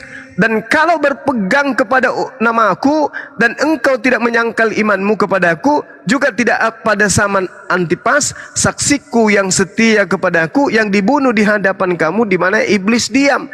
Jadi iblis juga punya tahta. Kemudian Wahyu 4 nomor 4. Dan di sekeliling tahta itu ada 24 tahta. Jadi bukan cuma Yesus yang punya tahta. Bukan cuma Yesus yang memiliki tahta. Ini tahta-tahta dimiliki oleh Yesus. Dan juga Yesus benar memiliki tahta. Karena bukan cuma Yesus yang nabi. Banyak nabi yang lain. Wahyu 20 nomor 4. Lalu aku melihat tahta-tahta dan orang-orang yang duduk di atasnya. Coba. Jadi ada tahta-tahta, Yesus dan orang-orang ini duduk di atasnya. Berarti bukan cuma Yesus. Wahyu 22 nomor 1. Lalu ia menunjukkan kepadaku sungai air kehidupan yang jernih di bagian kristal, yang bagaikan kristal, dan mengalir keluar dari tahta Allah dan tahta anak domba. Jadi tahta Allah berbeda, tahta Yesus juga berbeda. Nah, coba dilihat di dalam Ibrani 8. Apa yang dikatakan? Inti segala yang kita bicarakan itu adalah kita mempunyai imam besar yang demikian, yang duduk di sebelah kanan tahta yang maha besar di surga. Yesus duduk di sebelah kanan tahta yang maha besar. Berarti bukan Yesus yang duduk di tahta maha besar itu. Dia hanya duduk di sebelah tahta. Ibaratnya dia itu cuma duta wakil. Seperti itu Bu Darni. Jadi gak ada yang kemudian mau ya dikatakan bahwa Yesus itu adalah Tuhan itu sendiri dikarenakan dia datang ke bumi dengan mujizat-mujizatnya. Padahal Yesus mengatakan yang tadi ibu sudah tolak, yaitu firman yang aku katakan. Yang kedua yang ibu tolak adalah aku tidak dapat berbuat apa-apa dari diriku sendiri. Apa yang aku kerjakan adalah apa yang diperintahkan. Yang ibu tolak lagi, orang Israel harus tahu, yaitu Yesus Kristus dari Nazaret, bahwa Tuhan telah menetapkan dia untuk melakukan mujizat dan tanda-tanda dan kekuatan di tengah-tengah Israel yang dilakukan oleh Allah dengan perantaraan Yesus. Data sudah sangat jelas. Cuman karena ibu gengsi, karena Al-Quran sudah mengatakan summum bukmun umyum fahum la yarji'un. Mereka tuli bisu dan buta. Mereka punya hati itu sudah buta dan tuli. Ini yang diterangkan Al-Quran. Sedangkan fakta ini selama kita diskusi dari dulu, ibu selalu membantah ucapan Yesus. Hanya karena dia datang dengan malaikat berlaksa-laksa, hanya karena dia membangkitkan orang mati, hanya karena ini dan itu, angin ribut dia ademkan kemudian. Lalu apalagi segala mukjizat. Padahal Kisah Para Rasul 2:22 sudah membantah apa yang ibu imani itu.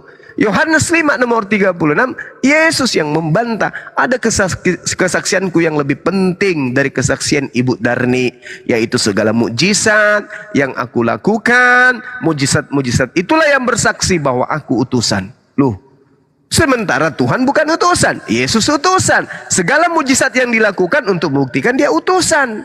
Sementara Tuhan bukan utusan, bukan duta, bukan utusan, tapi aku sendiri. Sementara Yesus hanya manusia yang ditetapkan, yang ditunjuk untuk melakukan mukjizat yang dilakukan Allah melalui Yesus. Itu yuk. Kemudian yang terakhir, Bilangan 11:25. Lalu turunlah Tuhan dalam awan dan berbicara kepada Musa. Kemudian diambilnya rohnya sebagian dari roh yang dihinggap kepada Musa dan ditaruhnya di atas ke-70 tua-tua itu. Ketika roh itu dihinggap kepada mereka, kepenuhanlah mereka seperti nabi. Jadi orang yang dihinggapi roh Tuhan, nabi. Yesus dikatakan ada roh Tuhan padanya. Berarti Yesus hanya nabi. Kenapa dituhankan? Jadi cobalah kalau masih bisa diselamatkan. Iya, silakan. Oke, baik. Kenapa Yesus kami tuhankan? Nah, kita baca lagi 1 Tesalonika 4 ayat 16. Sebab pada waktu tanda diberi, yaitu pada waktu penghulu malaikat berseru dan sangkakala Allah berbunyi, maka Tuhan sendiri akan turun dari surga dan mereka yang mati dalam Kristus akan lebih dahulu bangkit. Jelas ya? Tuhan sendiri yang akan datang, itulah Yesus. 1 Tesalonika 4 ayat 17. Sesudah itu kita sambungannya itu. Sorry Bu Dani, sorry. Tadi dalil apa yang ibu pakai? Tuhan 1 sendiri. Tesalonika 4 ayat 16. Oke, 4, lanjut 16 ya. Oke. Ya, Kisah Silakan. Para Rasul 1 ayat 11. Dan berkata kepada mereka, hai orang-orang Galilea, mengapakah kamu berdiri melihat ke langit? Yesus ini yang terangkat ke surga meninggalkan kamu akan datang kembali dengan cara yang sama seperti kamu melihat dia naik ke surga, katanya. Wahyu 1 ayat 7. Lihatlah ia datang dengan awan-awan dan setiap mata akan melihat dia, juga mereka yang telah menikam dia, dan semua bangsa di bumi akan meratap dia. Ya amin. Betul kan? Yesus akan datang dengan para malaikatnya. Wahyu juga mencatatnya, Matius juga mencatatnya. Wahyu 1 ayat 8. Aku adalah Alfa dan Omega, firman Tuhan Allah yang ada dan yang sudah ada dan yang akan datang, yang maha kuasa. Yang maha kuasa itulah yang akan datang. Siapa itu? Itulah Yesus sendiri yang akan datang, yang maha kuasa itu. Wahyu 1 ayat 8, Matius 16 ayat 17, 27. Sebab Anak manusia akan datang dalam kemuliaan Bapaknya diiringi malaikat-malaikatnya. Pada waktu itu ia akan membalas setiap perbuatan orang menurut perbuatannya. Nah, manalah mungkin dia seorang utusan kayak gitu. Tak mungkinlah seorang utusan bisa membalas setiap perbuatan orang. Hanya Elohim, hanya penguasa itu. Tetapi Elohim itu menurunkan rohnya. Itulah menjadi Yesus. Itulah penghakiman, itulah hakim kelak. Udah. Wahyu 2 ayat 28. Maka sekarang anak-anakku, tinggallah di dalam Kristus, supaya apabila ia menyatakan dirinya kelak, kita beroleh keberanian, percaya, dan tidak usah malu terhadap dia pada hari kedatangannya. Itu dia Wahyu 2 ayat 8. Mana ada para nabi yang datang, mana ada Elohim yang datang. Tidak, yang datang itu firmannya Elohim yang telah menjadi manusia. Itulah Yesus di dalam Wahyu 2 ayat 28. Ini enak kali dengarnya, kulangi dulu. Maka sekarang anak-anakku, tinggallah di dalam Kristus, supaya apabila ia menyatakan dirinya, supaya ia nanti menyatakan dirinya, Yesus itu, Elohim itu menyatakan dirinya, kita beroleh keberanian, percaya, dan tidak usah malu terhadap dia pada hari kedatangannya. Dah? Wahyu 2 ayat 25. Tetapi apa yang ada padamu peganglah itu sampai aku datang, kata Yesus. Baru Wahyu 3 ayat 3 terakhir. Karena itu ingatlah bagaimana engkau telah menerima dan mendengarnya, turutilah itu dan bertobatlah. Karena jikalau engkau tidak berjaga-jaga, aku akan datang seperti pencuri. Kita nggak tahu dia kapan datang. Bisa jadi dia datang pagi hari, bisa datang dia jam 2 pagi, bisa datang jam 3 pagi, nggak tahu kita. Tetapi sebelum Yesus itu datang, biarlah kita itu berjaga-jaga, melakukan perintahnya lah kita di dalam dunia ini. Berjaga-jagalah engkau sampai aku datang, katanya. Sesuai dengan Wahyu 3 ayat 3. Karena itu ingatlah bagaimana engkau telah menerima dan mendengarnya, turutilah itu dan bertobatlah. Karena jikalau engkau tidak berjaga-jaga, aku akan datang seperti pencuri, dan engkau tidak tahu pada waktu manakah aku tiba-tiba datang kelak. Kayak gitu. Masih ada lagi, tunggu dulu ya. Wahyu 3. Wahyu 3 ayat 11. Aku datang segera. Peganglah apa yang ada padaku, Dr. Julius, supaya tidak seorang pun mengambil mahkotamu. Matius 24 ayat 30. Pada waktu itu akan tampak tanda anak manusia di langit, dan semua bangsa di bumi. Bayangkan itu, Dr. Julius, dengarkan ini. Apa? Aku baru datang, aku terus disebut Bang Juma, aku panggil. Dengarkan dulu, dengarkan aku. Pada waktu itu akan tampak tanpa anak manusia di langit, dan semua bangsa di bumi akan meratap, dan mereka akan melihat anak manusia itu datang di atas awan-awan di langit dengan segala kuasa dan kemuliaannya. Ibrani 10 ayat 37. Sebab sedikit, bahkan sedikit lagi waktu lagi, dan ia akan datang, sudah akan ada tanpa meneguhkan kedatangannya. Matius 25 ayat 31. Apabila anak manusia datang dalam kemuliaannya dan semua malaikat bersama-sama dengan dia. Bayangkan itu. Kalau semua malaikat bersama-sama dia nanti datang berlaksa-laksa. Waduh, luar biasa Yesus gitu, bah. Lalu semua bangsa akan dikumpulkan di hadapannya, dan ia akan memisahkan mereka seorang daripada seorang. Memisahkan kambing dan domba nanti. Kambing yang mana, domba yang mana, dia akan dipisahkan. Yesaya 25 ayat 9. Pada waktu itu orang akan berkata, sesungguhnya Inilah Allah kita yang kita nanti-nantikan supaya kita diselamatkan. Inilah Tuhan yang kita nanti-nantikan. Marilah kita bersorak-sorai dan bersukacita oleh karena keselamatan yang diadakan olehnya. Nyahnya huruf besar. Diadakan oleh siapa? Oleh Yesus, karena dia adalah juru selamat. Terakhir, aduh udah capek mulutku, Pak. Kerongkonganku sakit. Nggak bisa kau tiru Bang Juma. Satu lagi, enggak, aku pilek. Satu lagi, kalau enggak aku lebih hebat suaraku. Oh, imbangnya aku sama Bang Juma suara kami. Cuman aku pilek hari ini, batuk lagi aku. Tapi ku tahan-tahankan. Aturan enggak naiknya aku tadi. Yesaya 49 ayat 23. Maka raja-raja akan menjadi pengasuhmu dan permasyuri mereka menjadi inangmu. Mereka akan sujud kepadamu dengan mukanya sampai ke tanah dan akan menjilat debu kakimu, maka engkau akan mengetahui bahwa akulah Tuhan, dan bahwa orang-orang yang menanti-nantikan aku tidak akan mendapatkan malu. Nantilah bersujud, baru ketahuanlah itu yang benar-benar disujudkan. Itulah siapa? Tuhan Yesus. Sahabat berganti sahabat, bulan berganti bulan, seluruh manusia sujud menyembah kepada siapa? Yesus. Haleluya. Terpujilah Tuhan Yesusku itu. Amin. Lanjut Bang Juma. Tunggu. Kasih aku dulu Bang Juma ya. Dari tadi aku ditembak-tembak pula sama Bu Darni. Baru datang. Apa aja Bu Darni ini ya? Tiba-tiba teriak kayak orang gila. Entah kerasukan apa Bu Darni malam ini. Kukira sudah bertobat, rupanya belum. Aku baca di grup Bu Darni sudah tidak menyembah Yesus. Rupanya masih dia ya, sujud dengan Yesus. Apa-apaan? Nah ini Bu Darni.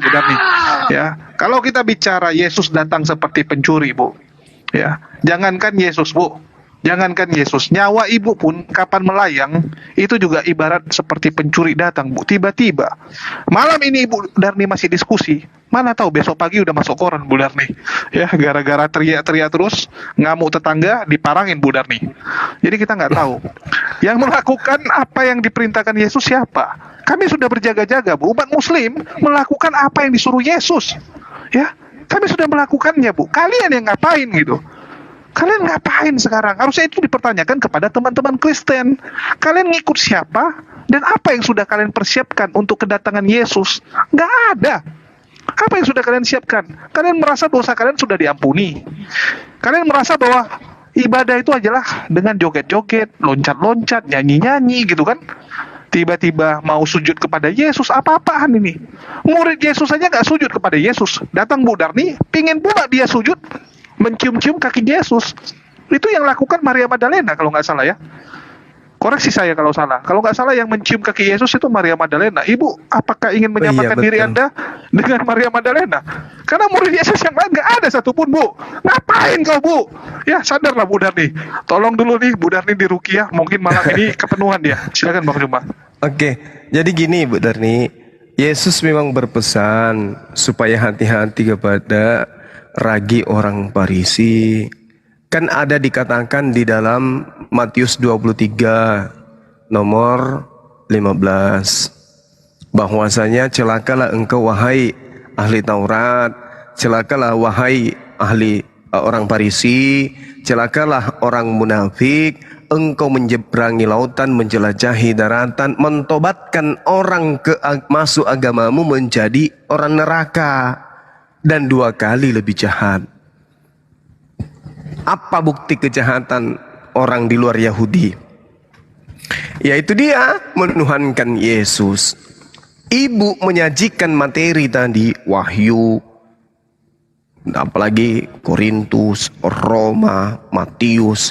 Itu pengajaran orang Farisi yang menyebabkan ibu 2 kali lebih jahat dari mereka. Sementara Yesus mengatakan apa? Barang siapa menolak aku dan tidak menerima perkataanku, ia sudah ada hakimnya, yaitu firman yang telah kukatakan. Sementara yang ibu bacakan itu adalah perkataan-perkataan orang yang datang setelah Yesus pergi. Bukan yang telah aku katakan, tetapi yang muncul perkataan-perkataan mengatasnamakan diriku. Ingat di dalam Lukas 21 nomor 8. Waspadalah kepada penyesat yang datang kepadamu. Mu di sini siapa? Bani Israel, bukan orang Roma. yang datang kepadamu, yang membawa namaku, membawa-bawa namaku dan mengatakan akulah dia. Nah, inilah Ibu Darni yang harus diwaspadai. Karena Ibu Darni membawa-bawa nama Yesus dan mengatakan akulah dia. Yesus itulah Tuhan. Kami harus waspada. Dan kedua, ada orang Farisi, ahli Taurat, nyeberangi lautan, menjelajahi daratan, membuat orang bertobat masuk menjadi orang neraka dan 2 kali lebih jahat daripada orang Farisi. Nah, itulah Kristen. Karena hanya agama Katolik, Kristen yang pertama kali yang dibentuk oleh orang Farisi. Orang Farisi menyeberangi lautan, menjelajahi daratan, mentobatkan orang yang sama sekali tidak bertuhan, yang bertuhan hanya kepada dewa-dewa dan seterusnya. Tobatkan Paulus untuk menyembah kepada manusia Yesus. Menjadi apa? Menjadi orang neraka. 2 kali lebih jahat. Nah, sekarang data yang ada di dalam kitab Bu Darni itu dalil namanya. Itu namanya dalil. Sayangnya antara akal dan dalil, ibu berada di bawah dalil. Artinya ibu tidak menundukkan akal ibu kepada dalil ini. Tetapi kemudian dalil yang ada itu ditolak. Akal Anda jadikan sebagai acuan. Sehingga apa yang menjadi dalil ketuhanan Yesus Anda jadikan sebagai acuan. Apa yang terjadi? Apapun yang dilalilkan oleh orang-orang yang menginginkan Yesus Tuhan, Anda akal-akalin semuanya. Inilah yang terjadi. Tadi kan ada pola. Yesus mengatakan, barang siapa menolak aku dan tidak menerima perkataanku, ia sudah ada hakimnya, yaitu firman yang telah kukatakan. Sementara yang ibu sampaikan tadi itu adalah firman yang disampaikan orang lain. Firman yang disampaikan orang lain ini yang ibu dengarkan. Bukan firman yang keluar dari mulut Yesus. Mari kita lihat. Yang pertama ketika ibu membawa tadi data dari Tesalonika 4. Ketika kita berbicara tentang Tesalonika, 1 Tesalonika 4 nomor 16. Ini setelah sangkakala dibunyikan. Sementara kedatangan Yesus nanti di akhir zaman. Bukan di zaman baru. Bukan. Tesalonika ini berbicara zaman baru. Maka yang datang setelah sangkakala dibunyikan itu adalah Tuhan itu sendiri. Maka turunlah Tuhan itu sendiri dari surga, dari langit. Kemudian, tetapi yang turun itu bukan Yesus. Yesus itu turun di kitab Wahyu. Itu berkaitan dengan akhir zaman. Yesus turun nanti untuk menghakimi Bani Israel, sedangkan ini yang di Tesalonika adalah setelah kiamat. Sebab pada waktu tanda diberi, yaitu pada waktu penghulu malaikat berseru dan sangkakala Allah berbunyi, maka turun Tuhan sendiri akan turun dari surga, dan mereka yang mati dalam Kristus akan lebih dahulu bangkit. Sesudah itu kita yang hidup yang masih tinggal akan diangkat bersama-sama mereka dalam awan menyongsong Tuhan di angkasa. Demikianlah kita selama-lamanya dengan Tuhan. Nah, di sini pun kalau ibu paham, kata Tuhan di sini bukan theos. Kata Tuhan di sini hanya kurios. Berarti dia kalau dilarikan kepada pencipta langit dan bumi enggak nyambung. Kalau dia hidup di kejadian ini di alam dunia ini, maka yang datang itu manusia, Yesus. Kenapa bisa demikian? Kan sudah dikatakan oleh Yesus tadi di dalam Yohanes 12:48. Barang siapa yang tidak menerima perkataanku. Lalu bagaimana dengan yang menerima perkataannya? Mendapatkan hidup yang kekal. Akulah jalan, akulah kebenaran, akulah hidup. Nah, orang-orang yang menerima perkataan Yesus, sekali lagi perkataan Yesus bukan perkataan pengarang, bukan perkataan yang ada di Patmos, bukan perkataan Paulus di 14 bukunya, bukan. Tapi perkataan Yesus yang datang kepada Yesus yang disampaikan kepada Bani Israel. Markus 1:14, Yesus mengajarkan Injil Allah. Nah, perkataan-perkataan yang disebut Injil Allah inilah, barang siapa yang mendengarkan, itulah yang hidup, itulah yang bangkit memperoleh surga. Kami beriman kepada itu. Sekarang ibu beriman kepada perkataan-perkataan orang yang mau Yesus itu menjadi Tuhan. Jadi kalau Yesus sudah dianggap Tuhan, maka apapun akan diimani. Kalau misalnya tadinya itu Tukul hadir pada saat itu juga menulis tentang Yesus Tuhan, ibu juga akan imani. Kenapa? Karena kudu Yesus dianggap Tuhan, selesai.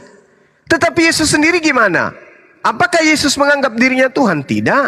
Apa kesaksian Yesus menganggap dirinya Tuhan? Tidak juga. Lalu siapa yang menganggap dirinya Tuhan? Korban dari orang Farisi yang 2 kali lebih jahat daripada orang Farisi itu sendiri, yang menggantikan Tuhannya Yesus menjadi Yesus sebagai Tuhan itu sendiri. Ini yang harus ibu sadari. Kenapa Yesus minta waspada kepada ahli Taurat? Kenapa Yesus minta waspada kepada orang Farisi? Karena orang Farisi akan membentuk bidat, agama bidat yang 2 kali lebih jahat. Ya inilah Kristen Katolik yang pertama kali. Kenapa? Karena satu-satunya agama yang didirikan oleh orang Farisi, Paulus, hanya Kristen. Coba carikan saya agama yang didirikan oleh orang Farisi di luar agama Yahudi. Ada nggak? Nggak ada. Agama yang didirikan oleh orang Farisi hanya satu, yaitu Katolik. Setelah itu pecah-pecah Protestan dan seterusnya sampai kepada Advent. Nah inilah yang ibu harus, sekali lagi saya katakan, harus pahami dengan baik-baik. Kalau Yesus itu sudah dituhankan, apapun tetap aja Tuhan. Mau dia kiamat, tetap aja Tuhan bagi ibu. Tetapi ini kita tidak sedang mempertaruhkan ego. Kita sedang menjabarkan kebenaran. Ini aja dulu. Barang siapa menolak aku dan tidak menerima perkataanku, ia sudah ada hakimnya, yaitu firman yang telah kukatakan. Berarti bukan yang Yohanes katakan, bukan yang Paulus katakan, bukan yang Lukas Markus katakan, tetapi yang Yesus katakan. Mana perkataan-perkataan Yesus? Nah, itulah yang akan menjadi hakim. Aku akan datang, aku akan menghakimi, aku akan membangkitkan. Betul, tapi kamu bukan Tuhan, aku bukan Tuhan. Aku wakil Tuhan. Aku membangkitkan sesuai dengan perintah. Aku datang bersama malaikat berlaksa-laksa sesuai dengan perintah. Aku tidak dapat berbuat apa-apa dari diriku sendiri. Apa yang aku lakukan adalah sesuai dengan apa yang diperintahkan. Aku misalnya melemparkan orang ke neraka karena aku diperintahkan. Melemparkan orang masuk ke surga karena aku diperintahkan. Makanya di dalam 1 Korintus 15 nomor 28, setelah semuanya terjadi selesai, maka Yesus menaklukkan dirinya. Setelah Yesus menaklukkan dirinya, hanya ada satu lagi, yaitu Allah. Dialah satu-satunya yang tinggal sebagai penguasa. Tidak ada lagi yang lain. Begitu Bu Darni, ya. Tapi biar bagaimanapun, kalau sudah cinta, ya mau apapun terjadi, kalau sudah terlanjur cinta menuhankan Yesus, gak ada yang bisa ganggu itu. Silakan. Bukan. Kalau udah cinta, udah.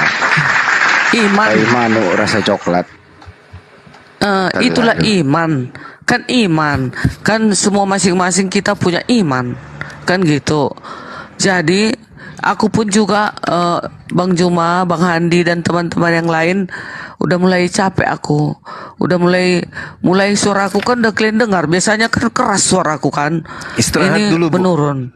Iya, jadi kata terakhir dari aku, celakalah ahli Taurat, ahli yang munafik dan Farisi. Itu maksudnya begini. Dia sudah tahu hukum-hukum. Dia sudah tahu firman-firman Tuhan yang ada di Alkitab ini. Tapi mereka merombak-rombaknya. Contoh 10 hukum ini. Banyak yang merombak. Nah, udah jelas-jelas dikatakan jangan menyembah patung, pergi orang menyembah patung. Udah dikatakan menguduskan hari Sabat, pergi orang menguduskan hari yang lain. Udah dikatakan jangan membunuh, pergilah orang membunuh. Udah dikatakan begini, pergi orang begini, selalu melawan arus, kan begitu. Nah, itulah orang-orang Farisi yang dimaksud oleh Yesus tadi. Jadi saya sebagai umat Yesus, supaya jangan saya dikatakan ahli-ahli Taurat, orang-orang Farisi dan munafik, saya harus tetap berpedoman kepada pengajarannya.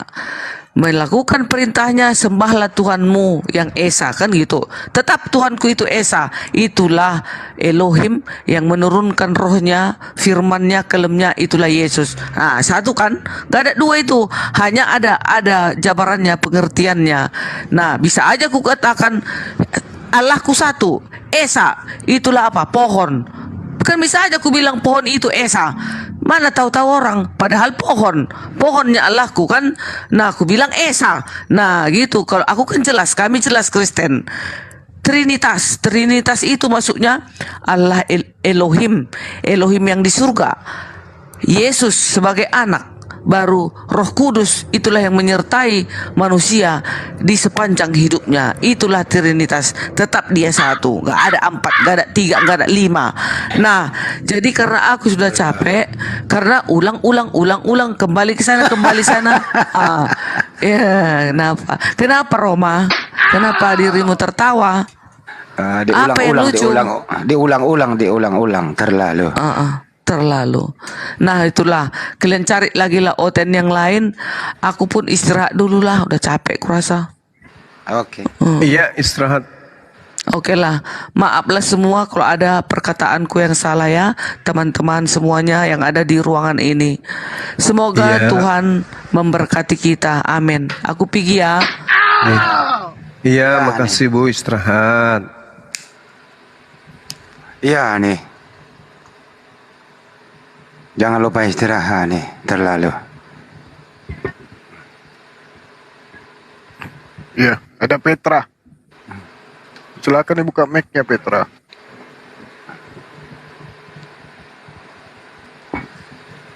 Untuk yang ada di Handis Lebes Channel, saya tutup dulu ya, udah mau 4 jam lebih, nanti akan saya sambung kembali. Aku udah tidur, udah lapis. Masih tetap yang kedua. Terima kasih yang ada di Selebes Channel. Jangan lupa sehat. Assalamualaikum warahmatullahi wabarakatuh. Tunggu part ke-13. Waalaikumsalam warahmatullahi wabarakatuh.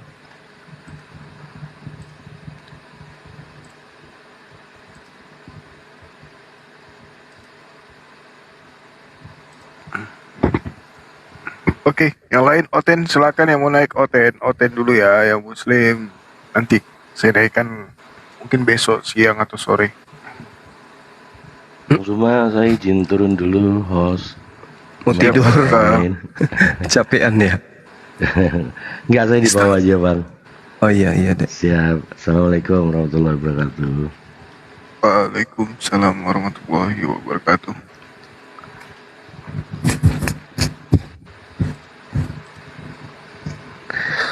Waalaikumsalam warahmatullahi wabarakatuh. Kenapa tadi si siapa namanya? Masih ragu dia banyak main. Yang mana? Yang mana? Yang mau syahadat katanya.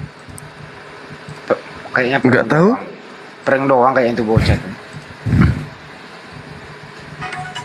Siapa sih namanya tadi itu? Yakobus. Bukannya Yakobus anaknya Yesus ya? Saudaranya Yesus.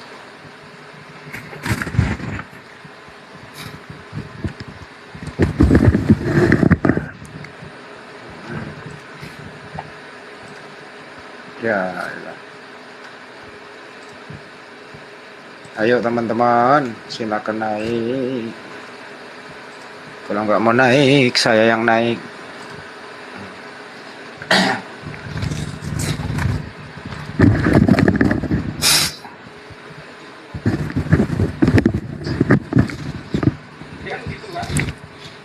Jadi Bu Darni ini yang masuk di dalam data Al-Quran orang-orang kafir sama saja bagi mereka.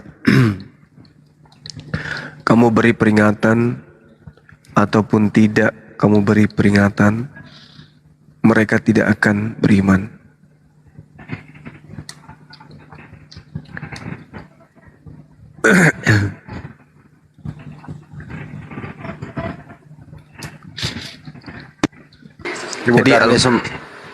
Jadi memang ada pola memang Bang yang Al-Quran sampaikan kepada kita bahwasanya ada kelompok manusia yang disebut kafir, di mana kelompok ini Allah Subhanahu wa taala menjelaskan di dalam Al-Qur'an surah Al-Baqarah yang saya maksud.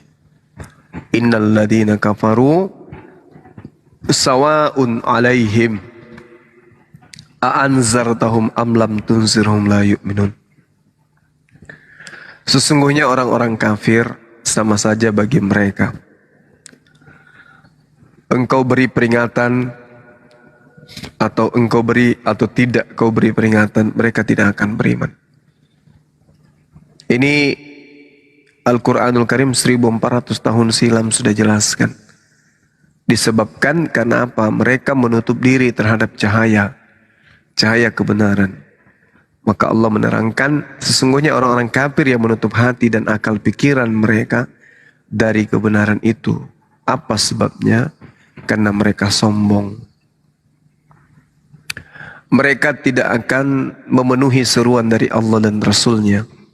Maka sama saja bagi Ibu Darni. Kita beri peringatan atau berupa ancaman siksaan dari Tuhan sekalipun, dia tidak akan goyah. Ini yang Al-Quran sebutkan. Innal ladzina kafaru sawa'un 'alaihim. Sesungguhnya orang-orang kafir sama saja bagi mereka. Engkau beri peringatan ataupun tidak, mereka tetap tidak akan beriman. Summum bukmun umyum fahum la yarji'un. Lalu kemudian Allah ketika didatangkan kebenaran kepadanya siang malam, kemudian kita menyampaikan, lalu mereka tetap menolak. Apa kata Allah? Khatamallahu ala qulubihim wa ala sam'ihim. Allah telah mengunci hati dan pendengaran mereka. Wa ala absarihim, dan penglihatan mereka telah ditutup. Gishawatu walahum azabun alim, dan telah ditutup dan mereka akan mendapat azab yang berat. Nah, inilah kemudian yang harus disampaikan kepada umat Islam, bahwasanya kita harus kemudian tidak memaksakan Islam ini kepada orang-orang. Kita cukup memberikan peringatan, kita memberikan penjelasan. Kalaupun mereka mau terima, alhamdulillah. Tidak diterima, astagfirullah. Wa minan nasi may yaqulu amana billahi wa bil yaumil akhir wa ma hum bimu'minin. Dan di antara mereka ada yang berkata, kami beriman kepada Allah, kami beriman kepada hari akhir, padahal sesungguhnya mereka itu bukanlah orang-orang yang beriman. Nah, ini dia yang Allah sampaikan tadi di kesempatan ini kita menyampaikan apa yang Allah sampaikan. Wa minan nasi may yaqulu amanna billah. Ada di antara manusia yang berkata, ini kenanya kepada Bu Darni, kami beriman, kami percaya kepada Tuhan yang mengutus Nabi Isa. Kami percaya akan hari kiamat, akan datangnya Nabi bersama dengan berlaksa-laksa malaikat. Kami percaya. Tapi apa kata Allah? Ya. Wa ma hum bimu'minin. Sesungguhnya mereka itu bukanlah orang-orang yang beriman. Mereka melantik manusia, udah jelas. Lalu kata Allah, yukhadi'una Allah walladzina amanu. Mereka menipu Allah dan orang-orang beriman. Wa ma yakhda'una illa anfusahum wa ma yash'urun. Padahal mereka hanyalah menipu diri sendiri tanpa mereka sadari. Jadi kalaupun ada penyampaian kita kepada Bu Darni berulang, lalu kemudian kita katakan bebal, ya itulah yang diterangkan Al-Quran. Merasa paling benar, merasa sampai berkuar-kuar, Yesusku Tuhan, sampai ribut tadi itu sama Bunda Rahma. Itu kenapa? Seperti itu. Karena ya itu dia, sama aja kita sampaikan kepada mereka. Mereka tidak beriman, mereka bukan orang beriman. Mereka bukan orang beriman. Mereka hanyalah orang yang menipu diri mereka sendiri. Sehingga data-data Al-Quran, data-data bahkan di kitabnya sendiri, kita sampaikan ditolak. Fi qulubihim marad. Fazadahumullahu marad walahum azabun alim bima kanu yakzibun. Dalam hati mereka ada penyakit, lalu Allah menambah penyakit itu, dan mereka mendapat azab yang pedih karena mereka pendusta. Itu pendusta tuh. Nah, itulah yang diterangkan oleh Al-Quran. Maka kita berlindung kepada Allah dari orang-orang yang bebal seperti ini. Oke, silakan dilanjut Bang Handi. Mungkin ada mau disampaikan? Enggak sih, tadi ada Romo itu naik tuh. Tadi tuh bagus tuh diskusi. Naikin lagi dong. Dia tuh orang Katolik. Bagus diskusinya dia. Sopan. Terus aku dulu restart lagi. Ini tuh merah punya saya tuh. Aduh, ya ini Romo nih. Selamat malam Romo. Selamat malam. Iya. Udah nyampe rumah ya Bang, udah nggak berisik. Iya, ini sudah. Ini mendengarkan saya? Udah Bang. Oh ya, oke. Maaf tadi saya tadi habis tugas. Oke. Lanjut ya dulu ya sama Bang Juma. Saya restart dulu HP saya nih. Paling 2 menit saya balik lagi naik.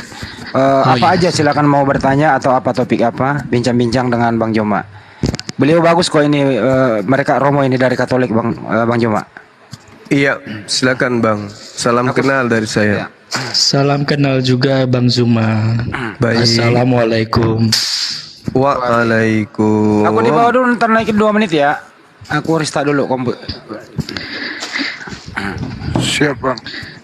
Mungkin ini tema dari saya ya untuk perjumpaan kita pertama kali. Jadi saya ingin konsep Allah sendiri yang di perjanjian lama. Ini sangat membangun sekali untuk para iman Kristen. Iya, silakan Bang, silakan. Ya, Bang Juma dulu aja untuk ini untuk menyampaikan. Itu datanya di mana Bang? Yang kita mau bahas di perjanjian lama yang mana? Kitab mana ini? Dari kitab Kejadian. Ya. Terkait hal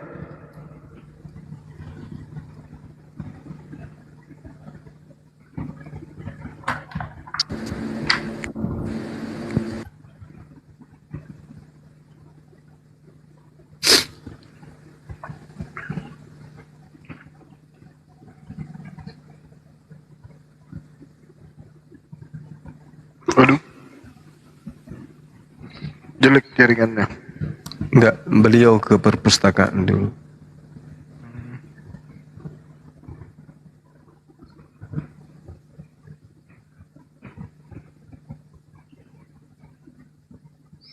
Kitab Kejadian.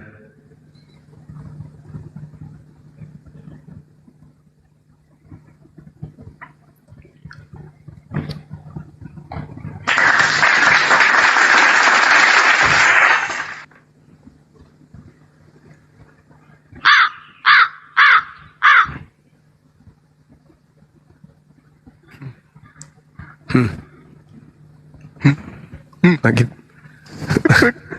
Mana Bang Handi mana? Belum masih restart. Masih memperbaiki sinyalnya kayaknya, Guruna. Oh iya. Romo. Bang Aloysius dari peredaran. Ya, halo, masih Sorry. Ini jaringan saya agak susah. Kejadian berapa Bang? Bagus sinyalnya, dia bilang jaringan. Enggak, mungkin dia lihat materi di Google kali. Jaringan bagus, tidak ada merah. Loh, dia materi dulu. Sabar aja dulu. Romo loh ini, dari Katolik. Pastor berarti Bang. Iya. Pastor. Tidak menikah berarti. Sabar aja dulu. Kami tuh butuh orang yang kayak dari Katolik tuh, adem-adem tuh banyak kalau pernah diskusi tuh. Iya, betul. Apa? Tidak menikah Bunda Rahma? Halo. Iya. Iya. Ini saya ingin membangun konsep kealahan terhadap sisi manusia. Siap. Silakan, Bang. Ya, jadi ya perlu dijelaskan juga tentang awal mulanya, asal mulanya Allah. Yang sebenarnya kalau di iman gereja Katolik banyak kekeliruan bagi saya pribadi. Sehingga ini perlu diluruskan untuk umat Kristiani atau Kristen.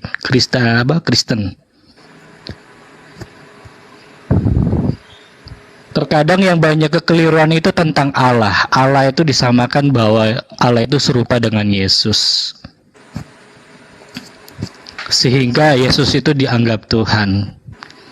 Yang kadang itu menjadi pemikiran saya bahwa hal ini banyak harus diperbaiki oleh pandangan gereja. Tapi itu begitu susah bagi saya untuk mengungkapkan isi hati saya sendiri.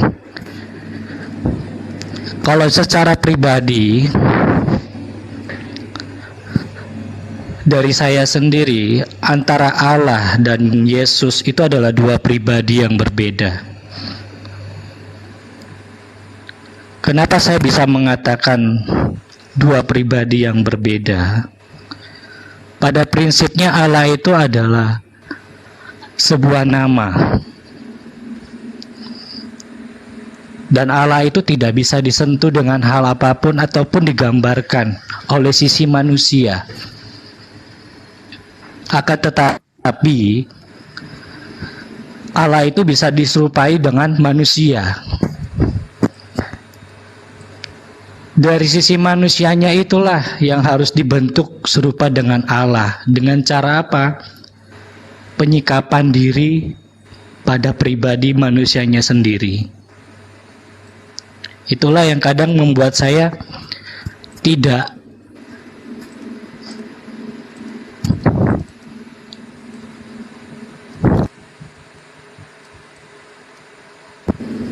Ya, halo?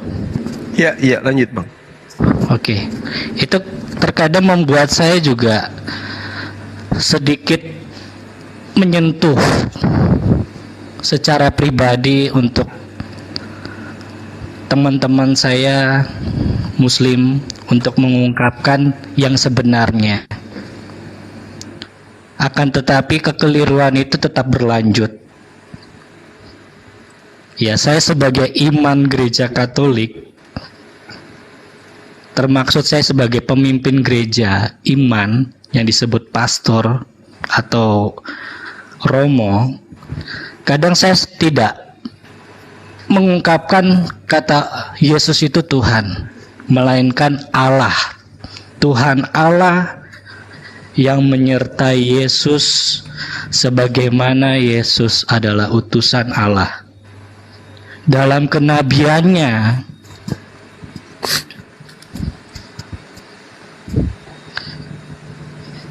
Yesus melaksanakan perintah-perintah Allah melalui perjanjian baru. Hal itu banyak kekeliruan dalam pola pikir umat Katolik sendiri.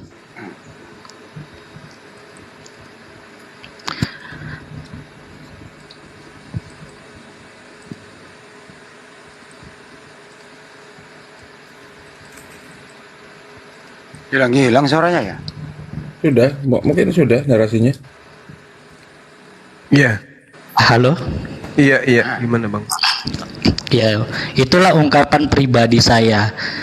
Selama saya memimpin ibadah kepada umat-umat gereja Katolik, saya tidak mengungkapkan kata-kata Yesus itu Tuhan, melainkan Allah. Tuhan Allah menyertai kita. Terkadang banyak umat yang mengatakan, Romo, kok Yesus tidak diucapkan kata Tuhan? Saya cuma menegaskan bahwa Yesus itu adalah hamba. Hamba yang patut kita tiru. Ya sebagaimana contoh-contohnya yang telah diberikan dalam perjanjian baru yang telah kita baca, telah saya sampaikan kepada mereka. Namun terulang kembali, apa yang sebenarnya yang terjadi dalam kepemimpinan gereja? Ya saya cuma mengatakan bahwa itulah pemikiran, pola pikiran yang berbeda-beda. Ketika saya belajar filsafat, teologi, sejarah, terkadang ketika saya menyampaikan kepada pemimpin gereja di atas saya, mereka hanya berpedoman bahwa ya itulah aturan gereja. Dan saya pernah mengatakan, aturan gereja apakah sekaku dan tidak dapat dirubah? Ya kembali lagi, semua itu pimpinan gereja dalam kepausan. Kalau mau kamu menyampaikan sendiri. Saya mengatakan demikian. Tentu saya akan menyampaikan bila mana saya diberi kesempatan untuk bertemu dengan pemimpin gereja yang sebenarnya. Maka dari itu, selama saya mendengarkan apologet Islam, itu membangun hidup saya sebagaimana ini udah jauh-jauh pemikiran saya sebelum saya menjadi imam gereja, bahwa ada kekeliruan dalam pengajaran gereja,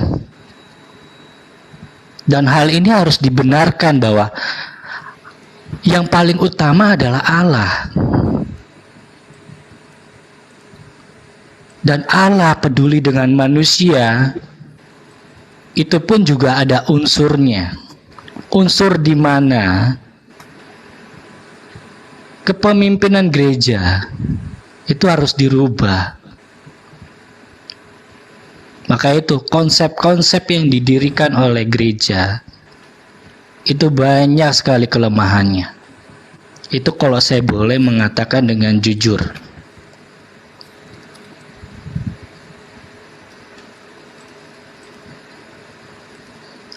Mungkin demikian saya bisa mengatakan seperti ini. Baik, Bang Aloysius, ya, terima kasih atas paparannya. Kalau kita berbicara mengenai konsep ketuhanan, maka kita tidak punya kekuatan selain daripada apa yang menjadi petunjuk dari sang nabi atau sang rasul yang diterima dari sang pencipta langit dan bumi. Kami di umat Islam itu ketika berbicara mengenai konsep pencipta langit dan bumi, dituntun kemudian untuk mendudukkan diri kami ini sebagai makhluk yang kemudian tidak mampu melihat daripada pencipta, seibarat komputer tidak akan mampu melihat siapa yang membuat komputer tersebut. Ibarat lemari tidak akan mampu melihat siapa yang membuat lemari itu. Al-Quran menarasikan dengan sangat jelas, la tudrikuhul absar wa huwa yudrikul absar wa huwal latiful khabir. Allah tidak dapat dicapai oleh penglihatan mata manusia, sedang Allah dapat melihat segala penglihatan itu, dan dialah Allah yang maha halus lagi maha teliti. Nah, bagaimana kemudian manusia seperti kita ini bisa mengetahui keberadaan akan adanya pencipta yang kemudian disebut Allah? Maka Tuhan menyatakan dirinya melalui perantaraan para nabi. Maka diutuslah Abraham, Ishak, Yakub, Musa, Daud, Salomo, Yesus yang kami sebut Isa alaihissalam. Dan terakhir diutusnya baginda Rasulullah Muhammad sallallahu alaihi wasallam. Jadi kalau dikatakan la tudrikuhul absaru wa huwa yudrikul absara wa huwal latiful khabir, ini seirama dengan 1 Timotius 6 nomor 16, bahwa dialah satu-satunya yang tidak takluk kepada maut, yang tidak dapat tersentuh oleh kematian. Dalam bahasa Yunaninya atanasia, tidak dapat binasa, tidak dapat disentuh oleh kematian. Lalu kemudian bersemayam dalam terang yang tak terhampiri, seorang pun tidak pernah melihat dia dan memang manusia tidak dapat melihat dia. Baginya lah hormat yang kuasa dan yang kekal. Ini yang kami sebut Allah Subhanahu wa ta'ala. Nah, sedangkan ketika saudara Aloysius, ya, Pastor Aloysius mengatakan banyak hal yang keliru di dalam gereja.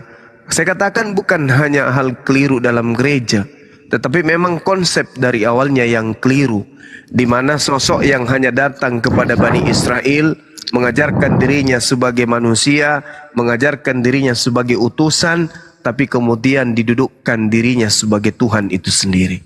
Ini kekeliruan sepanjang sejarah umat manusia, yang saya katakan kesesatan yang dipelopori oleh hal-hal yang menginginkan manusia itu terjerumus kepada kesesatan. Kemudian Al-Quran menjelaskan, ketika umat Islam itu kemudian tidak melihat Tuhannya, tidak merasakan keberadaan daripada wujud Tuhan itu sendiri, Allah kemudian menerangkan dirinya, sanurihim ayatina fil afaq wa fi anfusihim hatta yatabayyana lahum annahul haqq. Kami akan memperlihatkan kepada mereka tanda-tanda kebesaran kami di segenap penjuru dan pada diri manusia itu sendiri. Jadi Allah memperlihatkan dirinya melalui diri manusia itu sendiri, memperlihatkan keberadaannya, dan itu hanya bisa diteropong, dilihat, kemudian ditelaah, dipelajari oleh orang-orang yang menggunakan akal sehat. Aku memperlihatkan keberadaanku, aku menyatakan aku itu ada melalui diri manusia itu sendiri. Maka kami umat Islam ketika ingin mencari Allah, menelaah akan keberadaan Allah, maka kami cukup melihat diri kami. Siapalah diri kami? Gak mungkin orang tua kami yang menciptakan diri ini. Tentu ada yang menciptakan. Itulah yang kami sebut dengan sebutan Allah.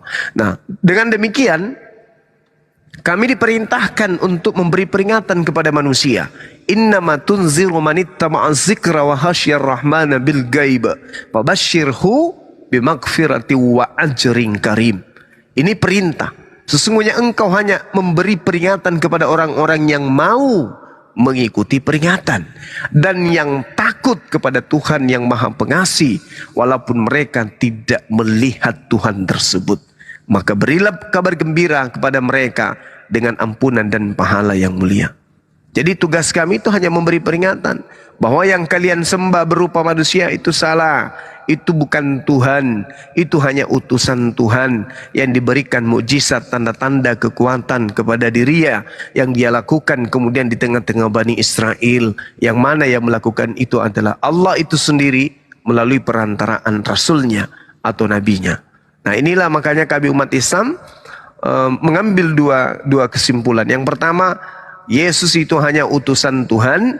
Yang kedua, Tuhan yang benar adalah yang mengutus Yesus itu sendiri. Seperti itu, Pastor Aloysius. Silakan.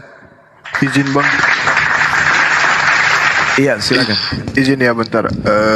Ini kan saya juga sebagai netizen. Bang Aloysius, saya boleh nanya nggak? Bang Kristen ya? Saya Katolik. Oke, baik. Saya ada lihat video TikToknya itu menggunakan musik apa tuh kayak salawat gitu. Kenapa kayak gitu, Bang? Apakah menjadi masalah? Nggak ada, saya cuma sebagai netizen aja ingin menanyakan. Oh tidak, itu cuma inspirasi saya saja secara pribadi. Tidak ada maksud tertentu ataupun menghina. Oke, baik, terima kasih Bang. Sama-sama. Dilanjut. Baik, ya dari kekeliruan itulah menjadi kelemahan umat Katolik. Karena sudah tertanam sejak dulu kala, sehingga saya bisa mengatakan bahwa banyak kekeliruan dalam pengajaran. Saya pun tidak akan bisa menyalahkan mereka-mereka umat saya, siapapun itu. Justru wajah gerejalah yang harus diperbaiki. Kepemimpinan gereja dalam konsep-konsep gereja itulah yang harus diperbaiki, tentang Allah dan tentang Yesus yang sebenarnya. Yesus sebagaimana yang saya imani, itu saya mendasarinya dengan pengajarannya yang sungguh teramat baik. Kenapa demikian saya mengatakan pengajarannya sungguh teramat baik? Semua itu unsurnya pada mulanya adalah sebuah kehidupan. Pelajaran kehidupan yang sederhana itulah yang sulit untuk kita lakukan.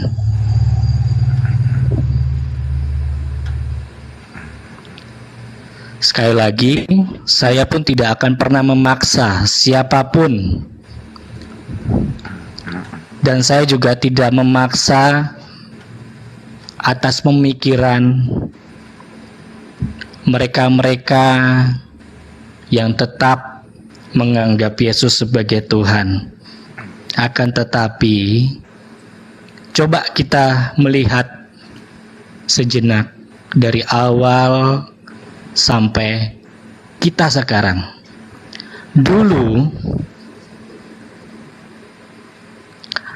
Allah menciptakan dan Allah membuat sesuatu hal yang tidak pernah kita ketahui. Assalamualaikum warahmatullahi wabarakatuh. Waalaikumsalam warahmatullahi wabarakatuh. Ini ada kabar, permisi sebentar ya. Ada kabar Bang Andi. Mu'alaf baby clone, tahu baby clone ya? Nah, itu sekarang lagi disiksa keluarganya. Bahkan kokohnya kemarin itu baru saja masuk Islam, dipaksa makan B2. Itu daerah mana Pak De? Di Jakarta ini baby clone-nya ini lagi buka komal nih. Dan nanti saya coba merapat, saya pelajari alamatnya malam ini, detik ini juga saya merapat ke tempat dia. Kita. Saya ada sama Kores di Jakarta. Tadi saya minta link apanya? Link komalnya ya. Nanti saya bagikan ke Bang Andi supaya kita bergabung ke sana gitu. Ya, saya bisa pakai HP yang satu. Baik, Pak De. Kita suruh Kores makan babinya. Ya. Jul, parkir mobil Jul, siapin Jul. Ya. Baby clone coba kita cari dulu di YouTube ya. Coba ya, kita ada Laskar Api di Jakarta standby 24 jam. Bentar, saya cari dulu apanya. Oke, baik. Baby clone. Ya, dicari aja dulu Pak De, biar ini diskusinya bagus ini Pak De. Bang Juma dengan Romo ini, ada Romo ini mengkritik pengajaran gereja. Dan saya dengar juga tadi Yesus itu bukan Tuhan. Ya mungkin diberi 1 menit dulu ke Romo sebelum ditanggapi Bang Juma. Romo dilanjutkan. Enggak, baik, terima kasih. Aku mau nanya nih Pak Romo. Silakan. Saya agak, apakah Anda mengatakan Yesus bukan Tuhan itu tidak membuat Anda dipecat dari Katolik, Pak? Ada konsekuensinya dalam hal itu. Karena kenapa? Manusia itu atas dasar pola pikir dan hatinya. Kalau kita mau mencermati tentang isi Alkitab. Siapa nih? Ya, terusin Bang. Sorry, terusin. Ya, terima kasih. Kalau kita benar-benar mau mencermati dalam isi Alkitab, maka kita tahu alurnya di mana. Yang sesungguhnya di mana. Yang seharusnya gereja mengajarkan tentang Allah, baru nabi-nabinya. Oke. Yesus. Benar Romo ini Pak. Udah Pak. Romo ini pastor ya Pak. Sebelum kita lanjut, Romo benar pastor ya Pak? Iya, saya pastor, saya seorang Romo. Saya ditugaskan di Afrika. Parokinya di mana? Mantap. Afrika. Kalau saya kurang yakin, boleh nanya satu kali lagi. Kenapa Silakan. tadi pada saat Pak D ngucapin salam, terus Bang Aloysius jawab Waalaikumsalam warahmatullahi wabarakatuh. Apakah ada yang salah? Nggak ada. Saya menghargai. Tumben gitu ada pendeta. Saya udah izin, saya udah kenal beliau dari sore. Beliau tadi di jalan. Gak apa-apa, is okay. Lanjut aja dulu, baru beri kesempatan Bang Juma biar nggak banyak suara. Silakan Romo. Ya, gini Bang Handi, saya rasa polanya itu kan beliau sedang memprotes terkait dengan pengajaran gereja-gereja Katolik. Betul, sangat betul sekali. Karena saya juga merasa hal ini perlu diperbaiki dan hal ini perlu didengar. Sedangkan saya seorang pastor yang disingkirkan tidak sengaja, walaupun ada unsur sengaja. Akan tetapi saya merasa bahwa hal inilah yang perlu harus dibicarakan. Kenapa demikian? Kenapa harus saya katakan seperti ini? Agar tidak ada timbulnya pemikiran-pemikiran yang tidak baik tentang Yesus. Yesus yang kita kenal itu adalah tempat di mana kita memproseskan diri untuk belajar. Dalam pengajarannya itulah yang kita harus ingat. Bagaimana ia memperkenalkan Bapaknya. Siapakah Bapaknya? Yaitu Allah sendiri. Justru ketika dia mengenalkan Bapaknya, artinya kita harus mundur ke belakang. Bacalah Alkitab sebelumnya. Disitulah kita akan mengenal siapakah Allah sesungguhnya. Kalau saya boleh jujur, secara pribadi, saya mempelajari tentang Allah itu siapa. Saya mempelajari Bapa itu siapa yang dimaksud oleh Yesus. Itu. Dan hal ini pun membuat saya menjadi sesuatu hal yang sangat rumit buat umat-umat saya. Bagaimana mereka harus membedakan antara Tuhan, Sang Pencipta, dengan Yesus dan Allah. Itu saja. Romo, mau nanya Romo. Iya, silakan. Sakramen di Katolik ada berapa, Romo? 1, 2, aduh. Nggak, jangan terlalu didalami gitu.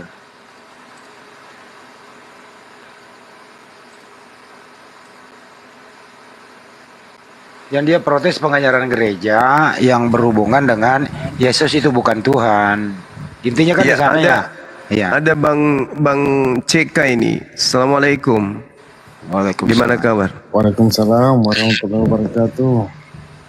Iya, suara saya masih bisa mendengar. Bisa. Romo. Kayaknya Romo ini. Halo. Ini tak ada yang nanya sakramen ya? Iya. Halo. Iya. Iya, sakramen ada 7. Enggak begini. Ini kan Romo sudah jelas dia buka Google apa. Kecil suaranya Pak CK. Halo. Ya halo. Udah besar. Iya, kebetulan tempat wilayah saya sangat kecil untuk sinyalnya. Tolong dimaklumkan. Iya. Ya, tunggu dulu. Gini Ban Romo. Ini kan Ban Romo katanya apa ya? Maksudnya kayak pemimpin begitu di gerejanya. Betul. Ini kan Romo kan kurang jelas di sini, kayaknya dia tidak pantas untuk berbicara begini, soalnya orangnya nggak jelas. Itu nanti pikirannya saudara kita yang agama lain itu merasa bagaimana ya, settingan kah atau gimana? Ya, saya bisa menerima perkataan Anda. Akan tetapi juga kita harus juga mendengar perkataan orang lain juga. Enggak, itu kan Romo kan banyak ininya. Harusnya jelas dulu lah baru ngomong kayak gitu. Iya, kalau saya boleh tahu sampai jenengan. Ya begini Ban Romo ya. Kristen atau Katolik? Aku Islam begini Ban Romo. Ban Romo itu seharusnya bertanya sama Mansuma. Saya cukup deh. Menjelaskan. Kan Ban Romo kan nggak jelas. Jangan, bukan begitu. Ini nggak apa-apa, menghormati atas perkataan Anda. Ini saya ambil alih dulu deh biar lancar nih. kalaupun ada misalnya ada prank di sini, ya itu ditanggung oleh Romo, kan begitu. Beliau sudah mengatakan dia Romo Katolik kan gitu. Artinya dosa saya yang saya tanggung sendiri, bukan Anda. Oke, kita masuk ke materi aja ya, mengenai Anda mengkritik pengajaran gereja, Yesus itu bukan Tuhan. Ya udah masuk di sana aja. Teruskan. Tapi bagaimana kalau ternyata beliau bukan Katolik, bukan pastor, Bang Andi? Artinya gini, kami juga butuh diyakinkan kalau abang kita ini adalah seorang pastor kan gitu. Karena pembicaraan abang ini sudah menusuk ke iman Kristen.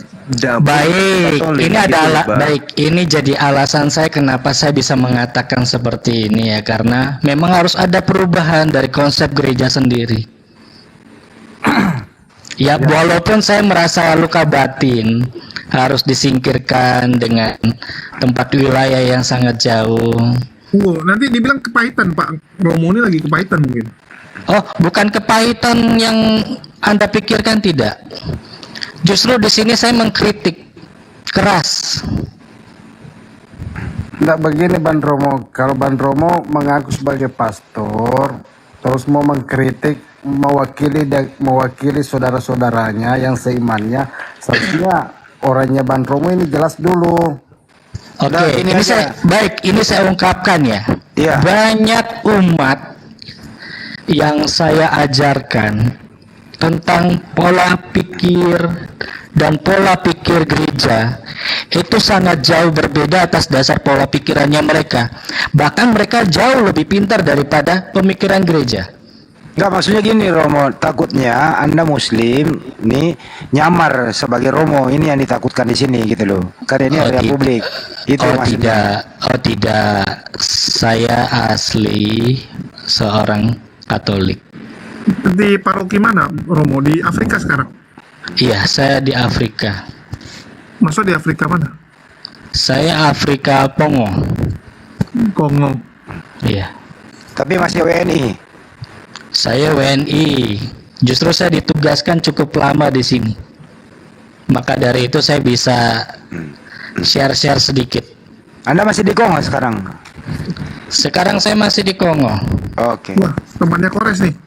Jelas ya, Banyuma. Gimana lanjut, Banyuma? Mungkin gini, bisa buka kamera mungkin abang. Bagaimana? Open kamera, buka kamera gitu supaya nanti tidak dianggap bahwa kita di sini lagi sedang bersandiwara gitu. Oh, ini masalah pribadi. Saya tidak mau menunjukkan. Atau minimal identitas daripada yang mengutus abang ke Afrika gitu. Baik, saya dari kongregasi CKKM. Dan ya gimana? Itu sudah cukup bagi umat Katolik untuk mengerti. Ya, kalau Anda nyebut itu, ya cukup sekali karena kongregasi ada sekitar ratusan lebih. Karena saya tidak berdiri, kongregasi saya tidak berdiri di Indonesia.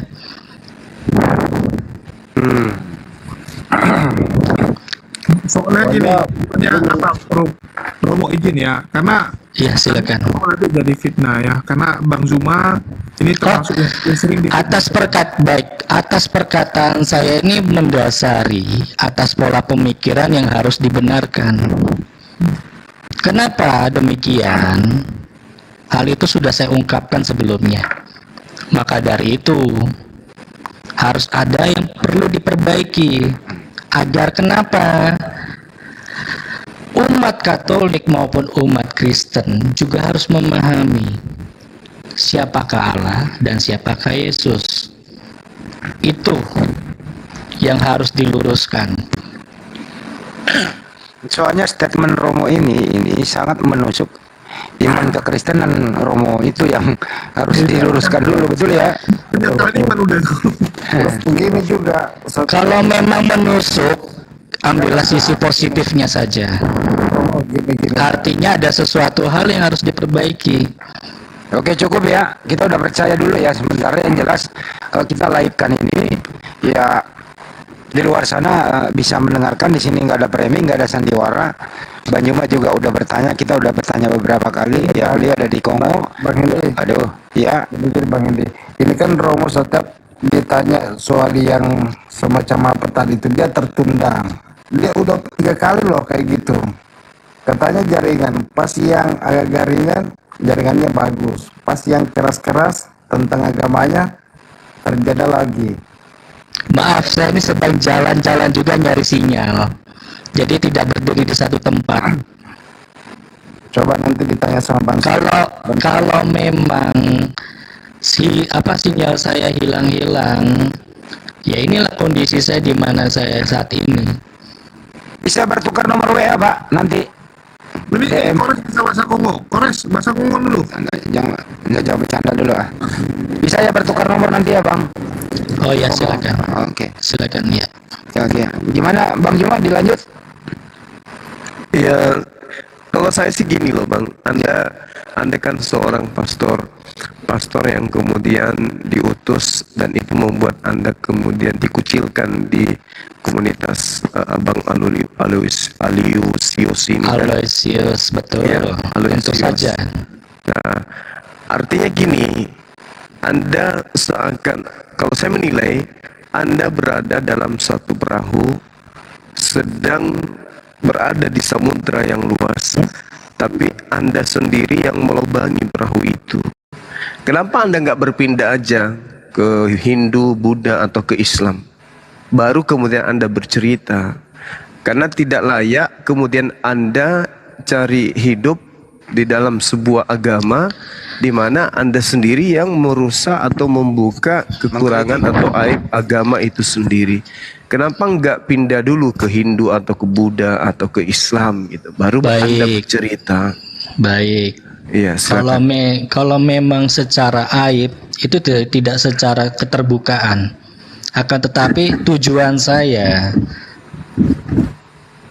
hal-hal tertentu yang harus diperbaiki adalah pengajarannya. Supaya apa? Umat tidak bertanya-tanya. Dan saya sebagai pastor juga harus satu pemikiran. Kalau memang di satu pemikiran tapi hati saya berbeda karena apa yang saya baca, apa yang saya menimba ilmu dengan hal-hal yang saya dapatkan, apakah saya harus meneruskan? Tidak. Justru harus apa? Harus ada perbaikan, harus ada perubahan. Supaya apa? Tidak ada kesalahpahaman. Contoh sederhana. Ada yang mengatakan bahwa Yesus adalah Allah sendiri. Berikutnya, bahwa Yesus adalah Tuhan dan Allah berbeda. Apa yang mau saya ucapkan? Apa yang harus saya sampaikan? Kalau hanya satu pemikiran, sedangkan mereka bertanya-tanya. Jadi, harapan saya suatu saat jika ini didengar, artinya harus ada perbaikan di dalam konsep pengajaran iman gereja. Nggak, maksud Romo artinya pengajarannya itu menyangkal bahwa Yesus Tuhan. Betul. Waduh, itu rontok semua lah Bang. Ya itulah kesalahannya. Sedangkan hati dan pemikiran saya berbeda. Selama saya mempelajari filsafat, teologi, sejarah, apakah saya harus membohongi umat? Masalahnya Anda mengajarkan seperti itu di gereja Anda sekarang. Tentang apa? Tentang bahwa Yesus bukanlah Tuhan. Saya tidak mengungkapkan secara langsung. Ini jujur. Tetap di satu pemikiran. Tapi disinilah saya mengatakan yang sejujurnya. Halo Bang, bisa saya masuk? Ya silakan. Juragan Islam atau Kristen? kayaknya nih Romo ini pendusta dia. Enggak, Juragan Muslim apa Kristen? Baik, kalau memang saya dikatakan pendusta, itu hak pemikiran setiap Bang, manusia. kita tanya dulu juragannya Muslim apa Kristen, Bang? Ateis. Ya. Ateis. Ateis. Ya, gini Bang Romo, kamu jangan begitu. Kalaupun kamu Islam, jangan kamu membawa nama agama lain terus menjatuhkan, itu tidak baik. Baik. Kita di Islam pun tidak mau. Romo nggak pernah mengaku Islam loh. Saya bukan seorang Muslim. Saya seorang Katolik. Saya sejarah kehidupan saya dididik, dibesarkan baik. Ya, itu saya terserah dengan pemikirannya Anda. Saya tidak memaksakan. Justru begini loh ya. Kami kalau ingin lanjut aja. Tapi kami Muslim di sini harus transparan. Takutnya nanti dianggap Anda Muslim ngeprank sandiwara begitu. Jadi makanya kami nggak lanjut gitu loh. Jadi beliau nggak pernah mengaku Muslim. Justru kami khawatir nanti dia bersandiwara di sini. Makanya kita harus open-openan. Tadi ada permintaan dari pengawas dan pembina API bahwa dari Paduka kalau bisa open cam. Kalaupun tidak bisa memperlihatkan wajahnya, backgroundnya aja bisa nggak Romo? Ya kalau Romo background seperti apa? Dia kan tinggal di Sebentar. Kameranya menghadap kemana aja begitu? Situasi dan kondisinya aja di sana. Begini. Maaf Bang. Ntar dulu, jangan diatur dulu juragan. Sebentar, ini permintaan pembina dan pengawas API nih. Gitu. Bisa Romo buka open cam back sekitarnya. Silakan. Iya, ini kebetulan dapurnya postu apa? Ya. Ada mungkin gambar salib, gambar patung apa di situ? Itu aja, silakan. Kebetulan saya ada di dapur pastoran. Ya, dapur pastoran ya, silakan. Yes. Tapi followersnya belum cukup, teman-teman bisa di follow dulu supaya. Belum bisa open cam ya? Iya betul Bang. Ya silakan di teman-teman. Ya mungkin lihat bisa. kondisi luar lah, lihat kondisi luar. Kalau di Afrika kan pasti beda sama Indonesia. Belum bisa open cam, kan tadi dia dengar itu belum cukup followernya gitu. Ya 4.600 silakan di follow 1.000 supaya ini Romo bisa. Boleh doa ke Rahaiman? Taruh.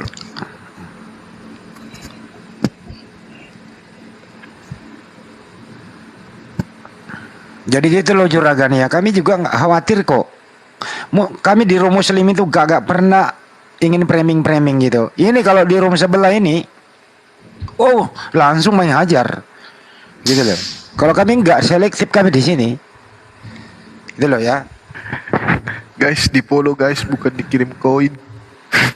Sambil menunggu komentar Bang Juma, silakan. Iya loh, ini masih bisa didengar gak ya? Masih. Tapi kok ada kekeliruan ya? Maaf, saya ini orangnya awam sekali untuk TikTok ya. Jadi mohon dimaklumin ya. Iya nggak apa-apa. Tapi Anda juga belum bisa open cam kok. Masih belum 1.000 gitu ya. Host belum ya? Ya saya sebelumnya minta maaf ya untuk awal pertama ini karena saya juga masih belajar. Ya udah nggak bisa open cam mau di apa?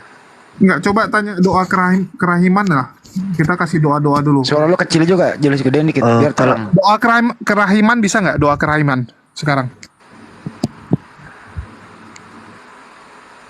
Kalau juragan ini Kristen, kalau Anda Kristen silakan tes aja, silakan. Coba baca doa Bunda Maria sama Romo kalau dia memang Katolik. Ini juga si juragan bohong-bohong, Kristen ngomong ateis. Iya. Apa bedanya lau?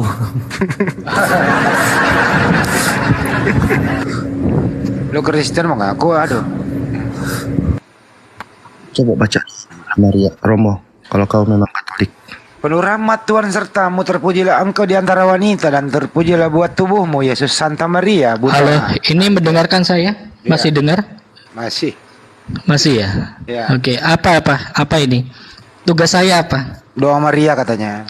Salam Maria, penuh rahmat, Tuhan sertamu, terpujilah engkau di antara wanita dan terpujilah buah tubuhmu Yesus. Santa Maria Bunda Allah, doakanlah kami yang berdosa ini. Amin. Kamu baca itu.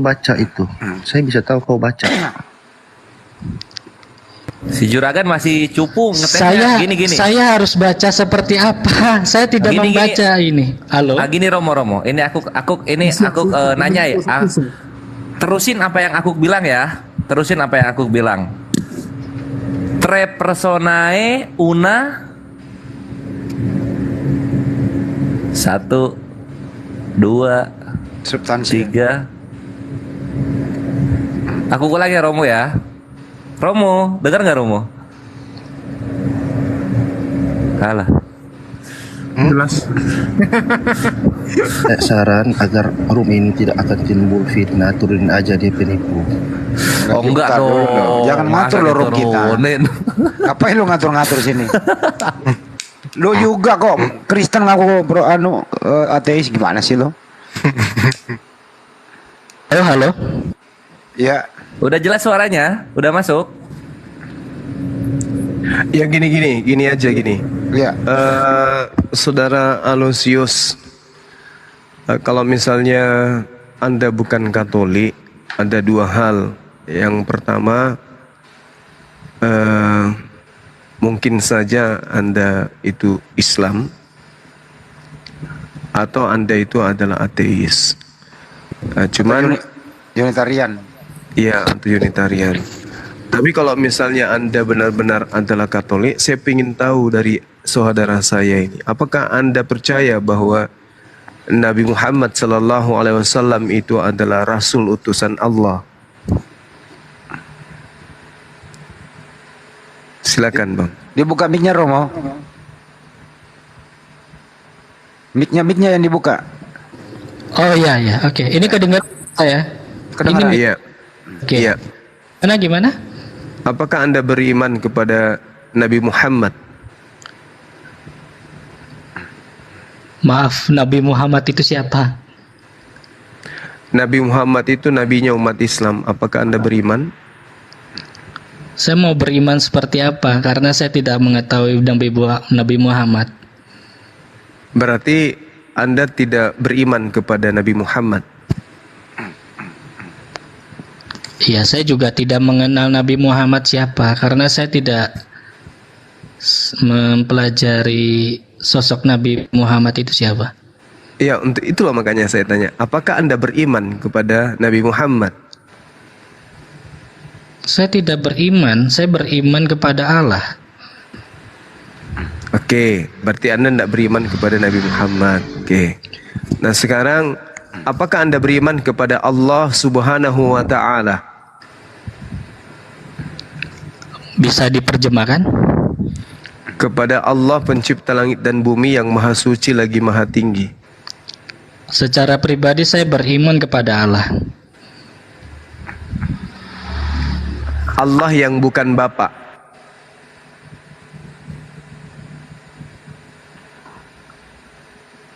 Ya. Oke. Terus kemudian apakah Anda beriman kepada halo? Iya. Apa tadi? Apakah Anda beriman kepada Allah Subhanahu wa Ta'ala yang bukan Bapa? Tidak. Oke. Kemudian apakah Anda beriman kepada Al-Quran?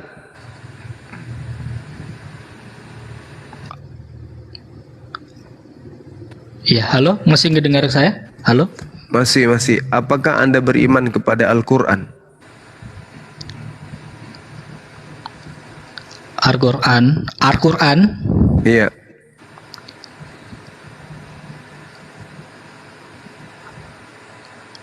Maaf, itu jenis buku apa ya? Saya baru tahu ada Romo yang nggak tahu Islam loh. Ini udah kelewatan loh. Iya. Ya, karena saya tidak terlalu mengenal Islam seperti apa. Kalau saya boleh jujur. Al-Quran itu udah kelewatan loh. Itu termasuk materi pelajaran. Nggak apa-apa. Biar Banyuma dulu. Jul biar Banyuma dulu. Kalau saya mengenal Taurat aja, buku Taurat, buku Perjanjian, itu yang saya pelajari. Apakah Anda Islam? Saya tidak Muslim. Apakah Anda Islam? Saya tidak Islam. Oke, udah selesai. Baik, terima aman lah ya, kasih. Gurunda ya. Iya.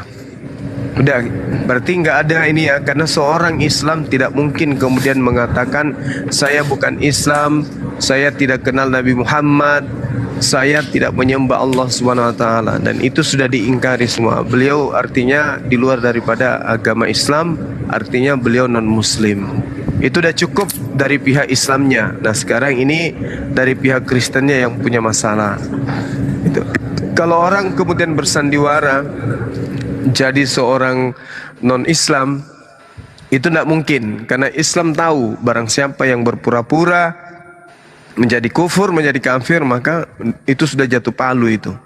Gak boleh. Murtad. Murtad dia. Gak boleh.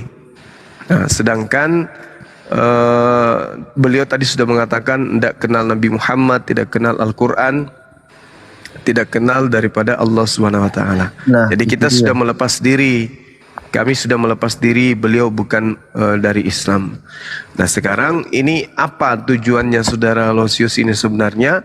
Untuk kemudian menceritakan tentang Katolik, sementara dia Katolik. Kalau kemudian saudara diungsikan kemudian ke tempat yang terpencil, ya sejatinya harus Anda itu kalau tidak suka berhenti, keluar dari sana, kembali menjadi Katolik biasa, jangan menjadi pemimpin jemaat. Karena Anda kecewa dengan keadaan Anda. Apalagi kalau Anda masih merasakan bahwa di Katolik Anda bisa memperoleh keuntungan, lalu kemudian di Katolik kemudian Anda diberi jaminan, lalu kemudian di Katolik Anda merasakan ada kebenaran, ya jangan Anda menceritakan sesuatu yang menjadi aib dari agama Katolik itu sendiri. Dan kalau ternyata aib itu adalah sebuah fakta yang Anda akui sebagai kebenaran, tinggalkan segera. Ngapain Anda kemudian masih di sana? Tinggalkan Katolik, habis itu menjadi ateis kah, atau menjadi Hindu, Buddha, atau apa yang Anda inginkan. Daripada Anda masih di Katolik, Anda menceritakan aib Katolik, tapi Anda, saudara saya, masih di Katolik. Ini apa namanya? Iya. Saya potong dulu sebentar. Ini aib yang dimaksud bagaimana? Tadi Anda mengatakan di awal banyak kesalahan-kesalahan yang terjadi. Nah, berarti aib kan? Dan itu berlangsung secara... Apakah kesalahan itu saya berujuk pada yang mendalam?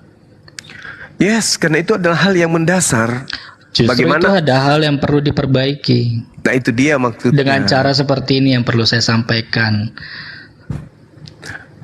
Ya, tapi gini Bung, kalau Anda ingin memperbaiki Katolik, maka sejatinya Katolik Anda perbaiki tanpa harus menceritakan apa yang terjadi terkait dengan Katolik ini.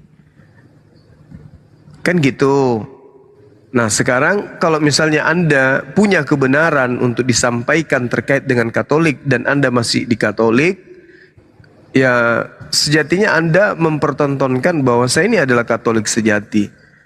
Nah, kalau ada yang keliru dengan Katolik, saya rasa Anda naik ke Komal Islam menceritakan tentang Katolik, itu akan merusak tatanan keyakinan orang Katolik yang ada di Indonesia ini. Gitu Bang. Ya, kalau memang pandangan dari teman-teman Muslim demikian, artinya di sini tidak ada ungkapan yang sebenarnya. Yang saya maksud yang sebenarnya apa? Hal ini perlu didengar, walaupun hanya sekedar lewat Komal atau TikTok. Artinya saya bisa menyampaikan apa yang ada dalam hati saya. Bisa saya masuk Bang? Mungkin tes seperti yang dilakukan Kore saja, kalau Abang Juragan mau ya, saran-saran. Anda mending kasih dia sepenggal depan, lihat dia bisa sambung atau tidak, ya supaya dia nggak bisa googling ya. Iya. Begini ya, seorang Romo itu anak SD saja walaupun Kristen, itu tahu siapa Nabi Muhammad. Ini seorang Romo loh, dia ngawur. Terus kalau Anda memang Katolik, Coba baca doa Bunda Maria. Udah tadi kan? Baik. Salam Maria, penuh rahmat Tuhan sertamu, terpujilah engkau di antara wanita, dan terpujilah buah tubuhmu Yesus. Santa Maria Bunda Allah, doakanlah kami yang berdosa ini. Amin. Mungkin aku ambil alih bentar ya. Jadi gini, nggak ada orang Indonesia yang tidak kenal yang namanya Al-Quran. Itu udah fix. Ya saya nggak tahu apa motivasinya, tetapi tadi sudah dites sama Bang Juma. Alhamdulillah dia bukan Islam. Karena nggak mungkin ada seorang Muslim berani mengingkari imannya. Biasanya lebih milih kabur aja gitu kan, udah cabut gitu. Daripada ingkari iman, itu sudah dosa yang luar biasa. Terus Bang Juragan juga lagi ngetes, tapi silakan lah. Menurut saya mending dibikin sambung menyambung seperti yang dilakukan Kores. Jadi nggak bisa googling ya. Jadi supaya adil. Jadi gini aja, Bes. Aku tetap mendengarkan. Boleh. Aku cuma ngetes Bang Romo. Bisa sambung nggak nih? Ini salah satu doa juga ya. Kemuliaan kepada Bapa dan Putra dan Roh Kudus. Sambung Bang. Seperti pada permulaan, sekarang, selalu, dan selama-lamanya. Kok selama-lamanya?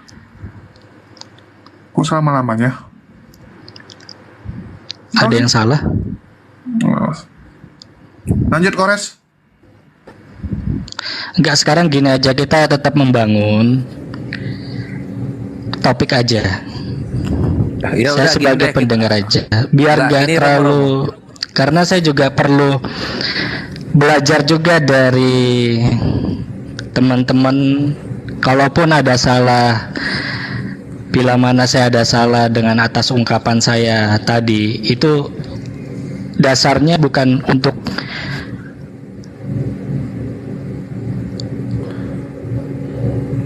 mengkorek-korek gereja Katolik, tidak. Iya, Tapi dasarnya di sini saya hanya untuk membenarkan sebagaimana yang harus diperbaiki. Oke, siap. Supaya Romo, ini aja kita langsung ke topik aja ya supaya berkembang ini dialognya. Tolong jelasin dong soal Immaculata. Silakan.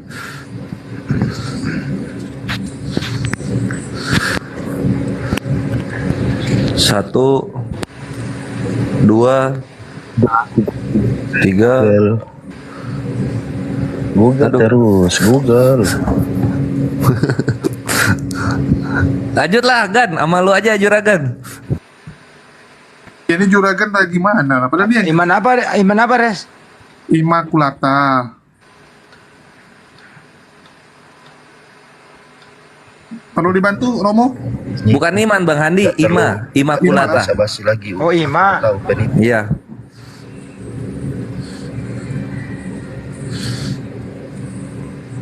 Iya, halo. Immaculata. Itu Mas Santa Maria.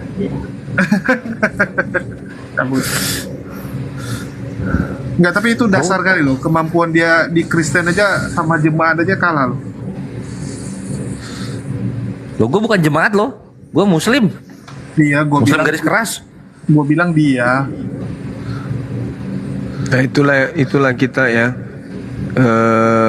Harusnya kalau di Komal Oten ini mereka akan jadikan ini sebagai makanan yang lesat untuk merendahkan agama Islam, sekiranya tadi itu mengaku sebagai Islam dan menceritakan sesuatu yang tidak baik tentang Islam dengan karangan-karangan. Maka sekomal mereka dengan netizennya di bawah pasti akan bersorak-sorak. Tapi kita umat Islam justru sebaliknya, kita tidak mengizinkan kemudian orang menghujat agamanya sendiri tanpa identitas yang jelas, karena banyak hal yang akan menjadi pertimbangan. Yang pertama, bisa jadi kita akan dituduh ini adalah sandiwara. Untuk itulah kita harus benar-benar selektif ya, menerima penjelasan kesaksian orang yang datang di komal-komal Islam, apalagi mengaku sebagai agama Katolik dan membuka aib Katolik itu sendiri. Umat Islam tidak membenarkan, dalam hal ini kita yang ada di sini tidak membenarkan itu terjadi. Kemudian apa upaya yang kita lakukan? Ya kita harus membuat oknum tersebut menyangkal bahwa dia bukan Islam, benar-benar bukan Islam. Terlepas apapun agamanya, yang jelas dia sudah mengaku bahwa dia bukan Islam. Nah, seorang Islam selemah-lemahnya imannya tidak akan mau kemudian mengaku tidak mengenal Rasulullah, tidak mengenal Allah, tidak mengenal Al-Quran. Nah, ini sudah terdapat beberapa kebohongan. Ya, itu sudah dari awal. Tadi saya udah nanya yang kayak dari VT-nya, karena sebelum teman-teman sebelum naik di sini semua akun kalian itu saya cek satu-satu dari VT, dari followers kalian juga saya perhatikan. Masa iya ada Romo memfollow Mira Hayati giveaway kayak gitu? Makanya saya tanya tadi. Oke, lanjut Bang. Nyari koin mungkin. Iya. Ya itu dia. Kesimpulan saya bahwa oknum tersebut itu sudah mengaku bukan Islam, ya terlepas apapun agamanya, ya kita berlepas tangan dari itu. Beliau tidak mengenal Rasulullah, beliau tidak mengenal Al-Quran, beliau tidak mengenal Allah Subhanahu Wa Taala. Artinya beliau bukan Islam. Ya betul. Kedua, materinya terlalu tajam tadi, makanya kami stop. Apa itu seorang Romo mengkritik pengajaran gereja, tidak mengaku Yesus itu Tuhan. Ini sangat materi banget gitu loh. Ini terlalu dalam gitu. Seorang Romo loh ya, makanya kami stop. Tapi terlanjur thumbnail dan judul YouTube-nya ya begitu. Yang penting penjelasannya ada di dalam. Gitu kira-kira. Malas gue rubah judulnya. Bang Andi, udah buat thumbnail lu Bang Andi. Iya dong. Malah. Izin Bang Andi. Iya, monggo Bang. Andi.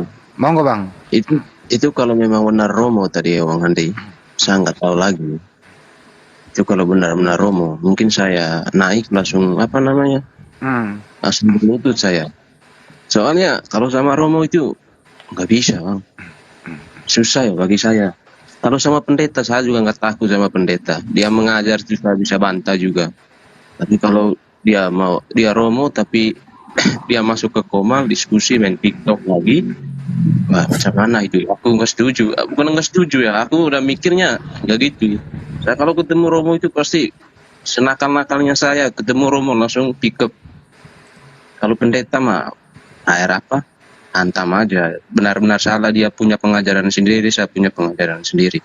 Makanya saya dari bawah tadi bilang, apaan ini, Romo main TikTok, terus gini-gini. Ya, kapan lagi dia bawa Katolik, nggak ngaku Yesus juga Tuhan, bahaya ini. Berarti Kristus ini saksi Yehova ya? Maksudnya saya ikut terus dari tadi Bang. Soalnya ini kan Romo apa? Tapi enak dong, ada abang-abang sini coba ngetes apakah dia bisa berdoa. Terus itu secara spesifik. Kalau ngomong Immaculata itu bagian dari Romo sudah Bang. Nggak semua orang juga tahu apa arti Immaculata.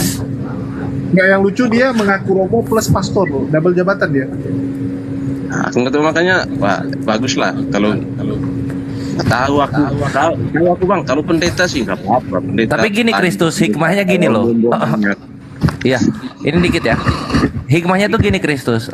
Kenapa gua kalau dalam dialog itu ya sering bawa-bawa Uganda. Lu kalau misalnya Islam berkuasa, lu gua ciduk, lu gua taruh di Uganda, lu gua taruh di Kongo, lu gua taruh di Liberia. Itu kan negara-negara termiskin tapi mayoritasnya Kristen. Supaya mereka nanti logikanya terbuka ketika udah dipindah ke sana. Oh iya ya, ternyata hidup di negara Indonesia yang mayoritas Islam itu enak dan indah. Wah, ternyata Yesus itu hanya utusan. Saya kapok, pulangkan saya ke Indonesia. Kayak yang tadi di Kongo tuh. Jadi begitu pikirannya. Jadi ada hikmahnya itu. Yang jelas gini bro ya, dengerin baik-baik. Dengerin dulu. Kami kalau ada room Komal Muslim, apalagi terafiliasi API begitu, kita harus selektif kepada siapapun. Termasuk yang kayak tadi. Karena kami tidak mau dia jadikan Komal kami, tempat kami di sini ajang fitnah, sandiwara dan seterusnya. Itu ya. Selektif kami di sini, bro. Lanjut. Nggak apa-apa. Keras nggak apa-apa. Dalam beriman itu keras nggak apa-apa. Tapi kalau sampai gini, waduh, gimana ya, bukan apa-apa. Kalau pendeta sih biasa, pendeta juga ya, namanya pendeta ya, ada yang poligami juga kan banyak. Kalau Romo nikah aja dia nggak mau, apalagi main TikTok. Parah ini Romo apa nih? Tapi yang jelas beliau bukan muslim loh ya. Tapi terlepas dari itu semua, Yang jelas juga dia bukan Katolik lah. Ntar dulu Bang Juma mau bicara bentar, izin dulu. Terlepas dari siapapun dia tadi, dia sudah menyampaikan kebenaran tentang Katolik, di mana Yesus itu bukan Tuhan, hanya utusan Tuhan dan seterusnya. Itu udah benar itu. Cuman tidak enak aja kalau seorang Katolik menceritakan kejelekan Katolik. Tapi isi dari penyampaiannya itu sudah benar. Bahwa ada yang salah, ada yang keliru dari sejak semula, di mana Yesus dianggap Tuhan, padahal Yesus itu hanya utusan Tuhan. Kita petik aja hikmahnya gitu. Argumentasinya dia Bang Juma mirip sekali dengan SSJ dan Unitarian. Ya itu dia makanya. Yang kupikir aib itu misalnya dia mau cerita di tempat dia ada pelecehan kayak atau apa gitu. Kalau menyangkal iman itu bukan aib, itu penyangkalan iman. Masalahnya bukan aib itu. Soalnya juga kalau Katolik Kristus jadi terguncang ini Kristus ini. Iya bang, saya kan Katolik juga. Soalnya kalau Katolik di Indo ini bang, mungkin 5 biji aja adanya. Kalau Katolik di Indo, 5 biji. 5 biji. Kan banyak yang Protestan aja, aneh. Kalau Katolik itu jarang, Bang. Berarti lu tinggalnya di daerah ini ya, WIB ya? Indonesia bagian barat lu ya? Paling kalau ketemu Katolik bagian timur, Bang. Tadi sementara dia ngomong di sini karena tengah malam mungkin saya ada 2 Romo tadi saya telepon nggak diangkat, mungkin tidur gitu loh. Seandainya tadi jam-jam 9 malam, biasanya Romo itu kalau saya telepon, bukan Romo Aldo ya, gue punya temen Romo Katolik, agak malam gitu loh, saya telepon nggak diangkat. Coba kalau beliau bisa tadi angkat masuk di sini, kelar semua, gitu loh. Ya itu bang. Kalau pendeta juga hajar-hajar ada bang. Saya juga biasa bantah-bantahan sama pendeta. Tapi kalau lu bilang 5 biji, lu bohong juga bre. Gue pas nge-grab kemarin, drivernya Katolik. Iya bang, maksudnya masih banyak Protestan juga bang. Masih banyak yang seperti ya berapa persen lah itu bisa diisi. Ya sudah, kalau gitu berarti dipastikan yang tadi bukan Romo ya, berarti Roma. Nah, siapa tahu di sini Atika ini istrinya Roma. Aku jawab pertanyaannya tadi Kores, apa itu Immaculata? Itu tanpa noda, Maria tanpa dosa, gitu Kores. Iya, yang tadi delay dia Bang Andi. Kalau Immaculata itu jarang ada di Komal bang. Baru hari ini terucap kan, karena ada Romonya tadi. Ya, Atika dari tadi pengen sekali naik, dia komen di bawah. Selamat malam Atika. Malam bang. Ini kayaknya netizen ini aja. Sebenarnya tadi bukan mau berdebat, cuma mau nguji itu Romo karena aku yakin dia bukan Romo, tapi dia juga Muslim. Dia Roma. Ya. Nah itu sebenarnya tadi mau nguji, cuma ini netizen mikir apa? Sebenarnya nggak mau nanya apa-apa, cuma ada sih sering-sering ini bang. Atika Kristen Islam. Konghucu. Oh oke. Kristen. Ya udah Atika jangan tanya yang tadi, tanya ke Bang Zuma aja sekarang. Oke. Nah sebenarnya kan kalau udah masalah dari sejarah juga agama Kristen. Suaranya kecil ya. Halo. Agak deketin mic-nya dikit bu. Ini udah deket sih bang. Nah itu bagus tuh. Bagus. Oke. Nah kalau dari sejarahnya sendiri kan, kalau agama Kristen dan Muslim itu kan beda. Kalau Kristen itu yang dipersembahkan itu Yakub ya, Ishak. Nah kalau misalnya di Muslimnya itu adalah Ismail. Memang kalau udah dari sejarah udah beda. Nah tapi aku ada pertanyaan saat ini bang. Kalau di Islam yang pernah aku dengar itu katanya Yesus itu nggak, Nabi Isa itu disalib, tapi digantikan sama Yudas kan? Bener gak? Tidak diceritakan yang menggantikannya siapa, tapi kemudian diceritakan bahwa beliau diselamatkan dan orang yang menyalibkan kemudian melihat bahwa yang disalib itu adalah Isa, padahal itu bukan Nabi Isa alaihissalam, melainkan orang yang diserupakan bagi Nabi Isa. Oke, berarti bukan Yudas, pokoknya ada orang yang diserupakan dengan Nabi Isa dan itu bukan Nabi Isa. Iya, Ya kan? betul. Nah, kalau misalnya memang dia diserupakan, berarti Tuhan itu penipu dong, Bang. Kenapa dia sengaja menggantikan gitu biar orang-orang tertipu? Biar kan dia sama aja dengan menipu dunia. Enggak, karena yang mau menyalibkan itu adalah orang-orang fasik yang berkhianat terhadap Nabi Isa alaihissalam. Itu adalah orang fasik. Orang-orang yang kemudian menolak daripada kedatangan Nabi Isa kepada mereka yang mengajarkan keselamatan itu adalah orang-orang fasik, orang-orang yang zalim. Orang zalim ya selayaknya menerima kezalimannya. Diterangkan juga di dalam Amsal 21:18 demikian. Allah menyelamatkan orang yang benar lalu menggantikannya dengan orang yang fasik. Orang yang jujur diselamatkan dan diganti.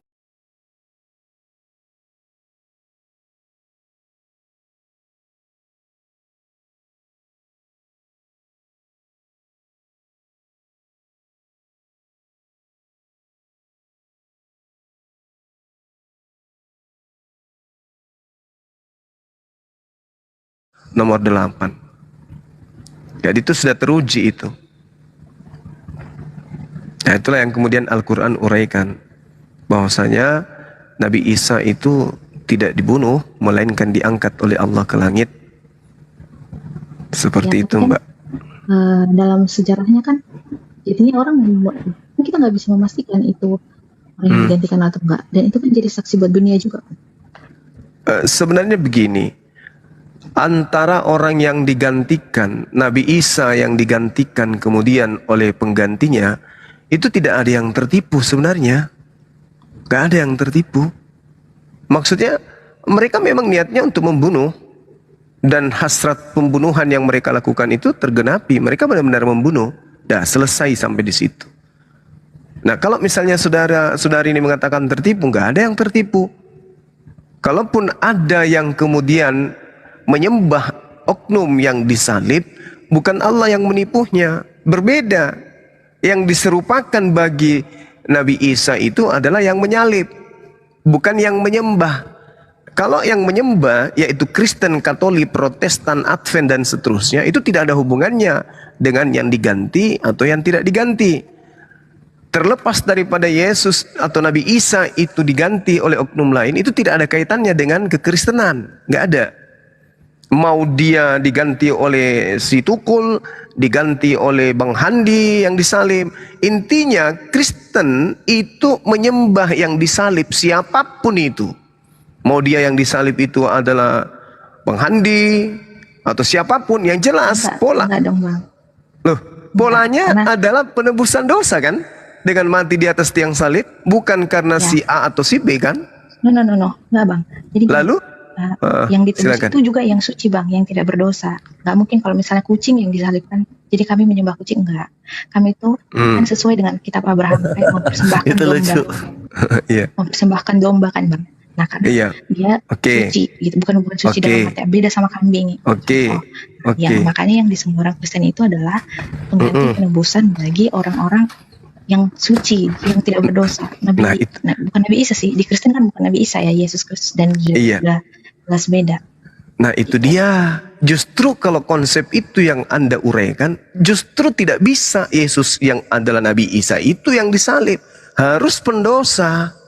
Karena Tuhan mengatakan, salah Bang. Loh, coba. Jadi korban itu yang suci. Oh nggak bisa, itu ajaran Kristen. Coba, mari kita loloskan. Mari kita loloskan firman Tuhan ini, kita langkahi, kita matikan firman Tuhan. Haruslah kau jauhkan dirimu dari perkara dusta. Orang yang tidak bersalah dan orang yang benar tidak boleh kamu bunuh. Boleh nggak dibunuh orang yang tidak bersalah? Boleh nggak?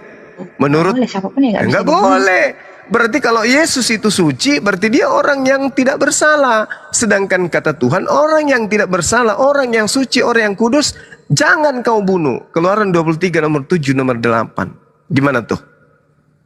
Iya, memang tidak boleh dibunuh. Itu juga. Ya nggak boleh dibunuh. Terus? Boleh dibunuh, tapi kan dijadikan persembahan, bukan jadi. Nah, persembahannya siapa? Persembahannya Kristen kan? Iya kan? Makanya saya katakan, kalau di Kristen bukan Kristen, tapi untuk seluruh Lalu persembahan manusia siapa? yang Yahudi. percaya pada dia. Yahudi tidak pernah mempersembahkan manusia kecuali dewa Molok, penyembah dewa Molok yang mempersembahkan manusia, dan hanya ada dua, yaitu Kristen yang mempersembahkan manusia untuk nebus dosa Kristen. Kalau Yahudi nebus dosa dengan binatang. Ayo, gimana tuh? Ah, berarti ketika Tuhan mengatakan jangan kau membunuh Yesus, ya nggak boleh bunuh Yesus itu. Ini perintah. Keluaran 23 nomor 7 nomor 8, jangan kau bunuh Yesus. Tetapi pembunuhan itu tetap ada. Dengan kata lain, yang dibunuh ini bukan orang suci.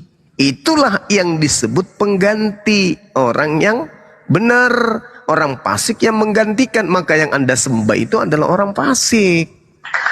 Gak apa-apa dia mati karena dia adalah orang fasik. Coba Anda baca Amsal 11. Coba Anda baca Amsal 11. Anda kan Kristen tuh, Anda bukan Yahudi. Jadi mau apapun, siapapun yang disalib, mau dia kucing, kecoa, monyet, itulah ya Tuhan Anda. Nah sekarang kita lihat Amsal 11:8. Orang benar diselamatkan dari kesukaran. Dengar dulu.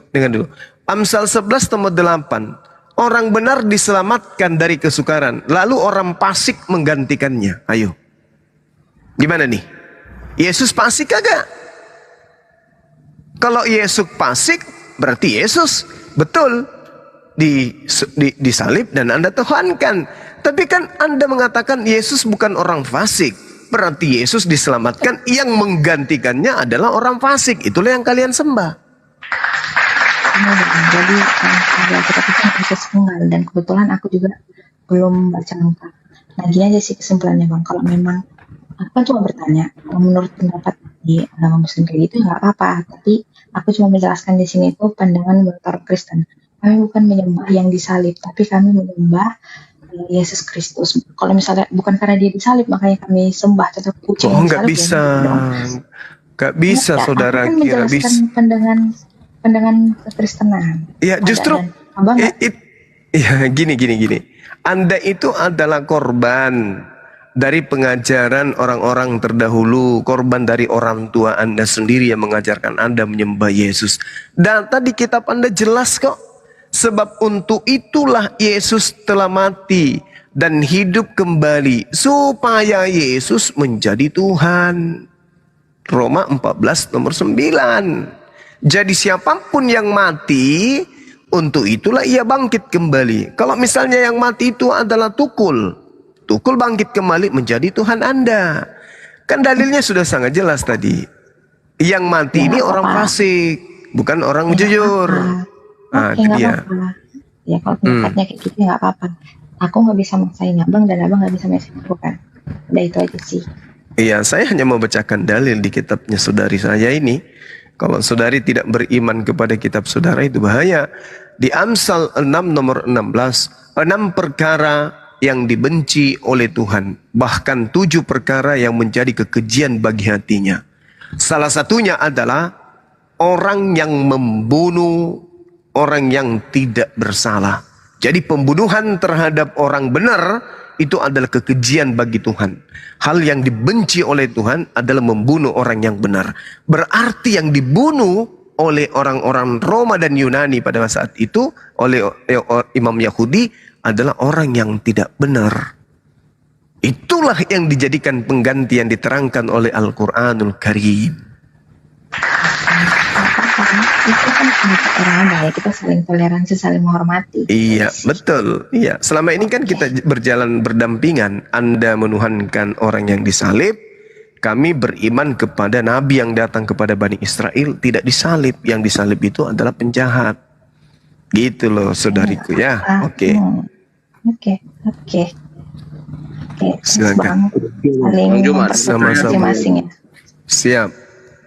Oke, dari saya dulu ya Bang ya. Katakan saya memposisikan diri seperti Abang ya.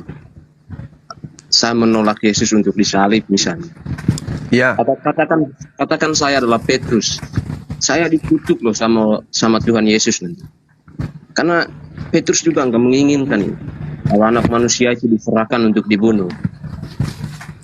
Coba kita lihat di Matius 26-24. Oke. Petrus berkata, kiranya Allah menjauhkan hal itu dari engkau. Petrus berharap hal ini tidak akan pernah terjadi pada Yesus. Lalu apa kata Yesus? Enyalah kau dari hadapanku, iblis. Kamu adalah batu sandungan bagiku, sebab engkau tidak menetapkan pikiranmu pada hal-hal dari Allah, melainkan hal-hal dari manusia. Padahal niatnya Petrus di sini adalah seperti niat kita lah. Jangan kiranya itu dijauhkan dari Yesus Kristus, enggak dibunuh. Tapi Yesus Kristus mengutuk di sini lah. Jadi keinginan untuk manusia itu diserahkan dan dibunuh, itu keinginan Yesus sendiri. Iblislah bapak kau, katanya. Iblis yang menjadi bapamu, dan kamu ingin melakukan keinginan bapamu.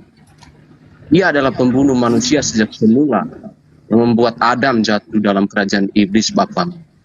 Dan dia tidak hidup dalam kebenaran. Kira-kira begitulah, udah tahu semua ayat ini ya Bang ya. Baik. Dia juga berkata, janganlah kamu kira aku datang membawa damai. Aku datang membawakan pedang, Bang. Kenapa dia membawakan pedang? Untuk memisahkan Petrus sama bapaknya. Bapaknya Petrus kan iblis. Makanya dia datang bawa pedang itu. Kalau dia datang untuk mendamai, berarti Petrus akan menyembah bapaknya terus.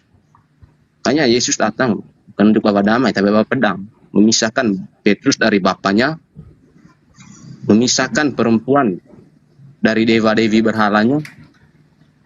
Kan begitu kedatangan Yesus. Makanya dia mengatakan, saya tidak datang bawa damai. Jika Yesus datang bawa damai, Bang, dia nggak susah-susah dia. Orang yang berbuat salah, dia damaikan saja. Dia benarkan saja. Makanya dia bawa atau pedang untuk memisahkan lah. Termasuk Petrus ini yang menyangkal untuk anak manusia itu tidak serahkan. Makanya Yesus datang bawa pedang tuh untuk memisahkan Petrus dari bapaknya. Karena bapaknya Petrus dari iblis. Makanya Yesus kata, iblislah bapamu. Jika kita menyangkal Yesus tolong jangan disalib. Sebenarnya kita umat Kristen juga menginginkan gitu, Bang. Tapi Yesus mengutuk di sini. Enyalah kau dari hadapanku. Kita dikutuk sebagai batu sandungan, Bang, atas misinya.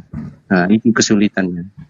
Jadi ini menurut saya yang nggak tahu orang Kristen lain dalam menjelaskan seperti apa versi mereka tentang penyaliban. Oke, sudah? Sudah? Oke, silakan. Oke. Bang, aku Jadi izin turun ya Bang. Siapa tahu dia mau naik sekalian mau Iya, istirahat, silakan. mau kerja. Thank you Bang. Iya, Beneran sih. sama-sama. Siap. Oke. Jadi gini, ketika kemudian Petrus mengatakan Yesus mengatakan kepada Petrus, "Enyahlah iblis, sebab engkau suatu batu sandungan bagiku, sebab engkau bukan memikirkan apa yang dipikirkan oleh Allah, melainkan apa yang dipikirkan oleh manusia." Ini nggak ada salah ini. Ini tidak ada yang salah. Karena kenapa? Tuhanlah yang menjadi prioritas daripada Yesus. Makanya Yesus mengatakan, cawan ini boleh berlalu, tetapi kehendak Bapa lah yang berlaku, bukan atas kehendakku. Kan itu doanya Yesus. Jadi Petrus ini pandai-pandaian. Kalau Bapa menginginkan saya mati, ya saya mati. Kalau Bapa menginginkan saya selamat, ya selamat. Sekarang permasalahannya, adakah Tuhan menginginkan, membolehkan membunuh orang yang tidak bersalah? Kan Tuhan tidak menginginkan pembunuhan terhadap orang yang benar. Tuhan tidak menginginkan kemudian pertumpahan darah terhadap orang yang tidak berdosa. Namun sekuat apapun Petrus disuruh diam. Udah diamlah kau iblis, biarkan Tuhan yang bekerja. Nah, kalau Anda mengatakan ini adalah karya Tuhan, mana dalilnya? Bahkan di dalam Yohanes 6 nomor 70, bukankah aku yang memilih engkau yang 12 dan seorang di antaramu adalah iblis? Kok malah dikatakan penyaliban itu karya Tuhan? Bukankah si iblis inilah yang kemudian yang menyerahkan Yesus? Berarti karya penyaliban itu bukan karya Tuhan, karena itu adalah karya iblis. 6 perkara yang dibenci oleh Tuhan, 7 perkara yang merupakan kekejian bagi Tuhan. Apa itu? Pembunuhan terhadap Yesus.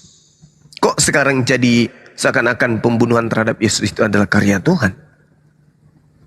Anda salah mentafsirkan data Anda sendiri. Matius 16 itu mengatakan, "Enyahlah iblis, engkau satu batu sandungan bagiku, sebab engkau bukan memikirkan apa yang dipikirkan Allah." Ya kan? Nah, sedangkan Allah memikirkan apa? Allah jelas uraiannya. Jangan kau membunuh. Bahkan Yesus menggenapi dalam Matius 19.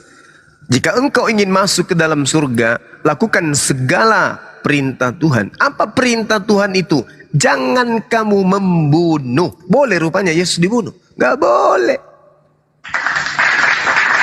Tetapi karena pembunuhan itu tetap harus terjadi, maka Yesus yang benar ini diselamatkan. Orang yang fasiklah yang menggantikan. Muncul Kristen kemudian menjadikan Yesus ini sebagai Tuhan. Bukan Tuhan yang kemudian datang mengajarkan Taurat kepada Bani Israel, bukan. Tapi Tuhan yang disembah oleh nenek moyang mereka, yaitu Dewa Zeus. Makanya di Kristen poin finalnya adalah Tuhan itu adalah roh. Sembahlah dia dalam roh. Kenapa? Karena orang Romawi itu adalah penganut ajaran animisme, penyembah roh-roh. Pahami itu baik-baik. Yesus mengatakan apa? Kalau biarlah cawan ini berlalu daripadaku, tapi kehendakmu lah yang terjadi, bukan kehendakku. Apa kehendak Tuhan? Jangan bunuh Yesus. Kehendak iblis, bunuhlah Yesus. Siapa yang tepuk tangan? Kristen. Makanya orang-orang Yahudi setelah penangkapan, setelah penyaliban, kemudian mana mereka yang menyalib Yesus? Kenapa keturunannya tidak menyembah Yesus? Mana mereka yang menyalibkan Yesus? Kenapa mereka tidak menunggu detik-detik kebangkitan Yesus? Gak ada. Kebangkitan Yesus menjadi Tuhan itu hanya ada di Romawi. Tidak ada orang Yahudi yang menunggu detik-detik bangkitnya Yesus. Bahkan ketika Yesus hadir di hari Minggu, murid-muridnya kaget karena mengira melihat hantu. Apa ini? Katanya Tuhan bangkit pada hari ketiga. Loh, bangkit malah dibilang dia hantu. Malah Yesus membuktikan makan ikan goreng untuk membuktikan dirinya Tuhan atau membuktikan dirinya bukan hantu. Ternyata makan ikan goreng untuk membuktikan dia bukan hantu, bukan membuktikan dirinya adalah Tuhan. Tapi semua itu bergeser 180 derajat setelah pengajaran-pengajaran ini kemudian diajarkan di ajaran animisme. Seketika Yesus itu dilantik menjadi Tuhan. Itu. Tapi Yesus yang mana? Wallahu alam bisawab. Yang jelas Nabi Isa yang datang kepada Bani Israel, yang mengajarkan hikmat Injil, itu diselamatkan oleh Tuhan. Dan itu juga terekam di dalam Mazmur 91. Seperti itu Bang, silakan. Oke Bang, ini kan pemahaman satu orang ya, itu saya aja. Jika saya menghadapi tema seperti ini, ya saya menjawab seperti ini. Mampus aku Bang, aku dikutuk oleh Tuhan langsung ini. Aku saya seperti Petrus, binasa saya nanti, ya kan? Dia yang mengatakan sendiri, "Nyalah kau iblis." Gimana enggak senam jantung di situ Bang? Kalau kita mengatakan jangan disalib, sementara dia menginginkan sendiri. Bukankah anak manusia itu memang akan pergi sesuai dengan ada yang tertulis tentang dia? Di Matius 17:22, bahwa anak manusia akan dibunuh, kata Yesus. Jikalau ada yang membantah dari pihak manapun, ya risikonya itu Bang. Iblislah bapak kau, kata Yesus. Makanya, waduh ini parah, ini senam jantung ini Bang. Itu versi saya ya, jika saya menghadapi tema seperti ini. Jika berkata, ini pribadi saya juga, jika ada orang yang mengatakan ini karya Tuhan atau karya iblis penyalipannya. Kalau penyalipannya karya iblis Bang. Ya kan? Karena membunuh itu pasti iblis lah, bukan pekerjaan Tuhan itu kalau membunuh. Yesus enggak membunuh di sini. Yesus adalah ya korban dari misinya sendiri. Ya kan? Karena kalau memang dia enggak punya kasih, ngapain dia turun ke bumi? Ya kan? Seperti Tuhan-Tuhan lain aja, ngapain kan? Tapi karena dia Tuhan yang maha pengasih ya, rela dia, ya kan Bang, untuk menyelamatkan umatnya. Seperti saya lah, yang sudah mati, saya kan mati dalam dosa, oleh karena dosa waris, kata Bapak gereja. Ya aku nggak tahu, saya hanya mengimani apa yang dituliskan dalam kitab Matius, Injil Lukas, Injil Yohanes. Jika saya mengatakan Yesus nggak disalib, mampuslah saya, dikutuk nanti saya, binasa saya ini bang. Kira-kira begitu. Nggak tahu pandangan orang Kristen lain ya, kan beda-beda versi. Banyak juga ilmu-ilmu dari Kristen lain yang bisa menjawab ini dengan secara apa ya, mungkin bagi mereka itu udah benar. Tapi setidaknya jika saya dihadapi dengan tema seperti ini ya, jawabannya itu aja bang. Aku takut dikutuk kayak Petrus. Untung Petrus masih bisa diampuni.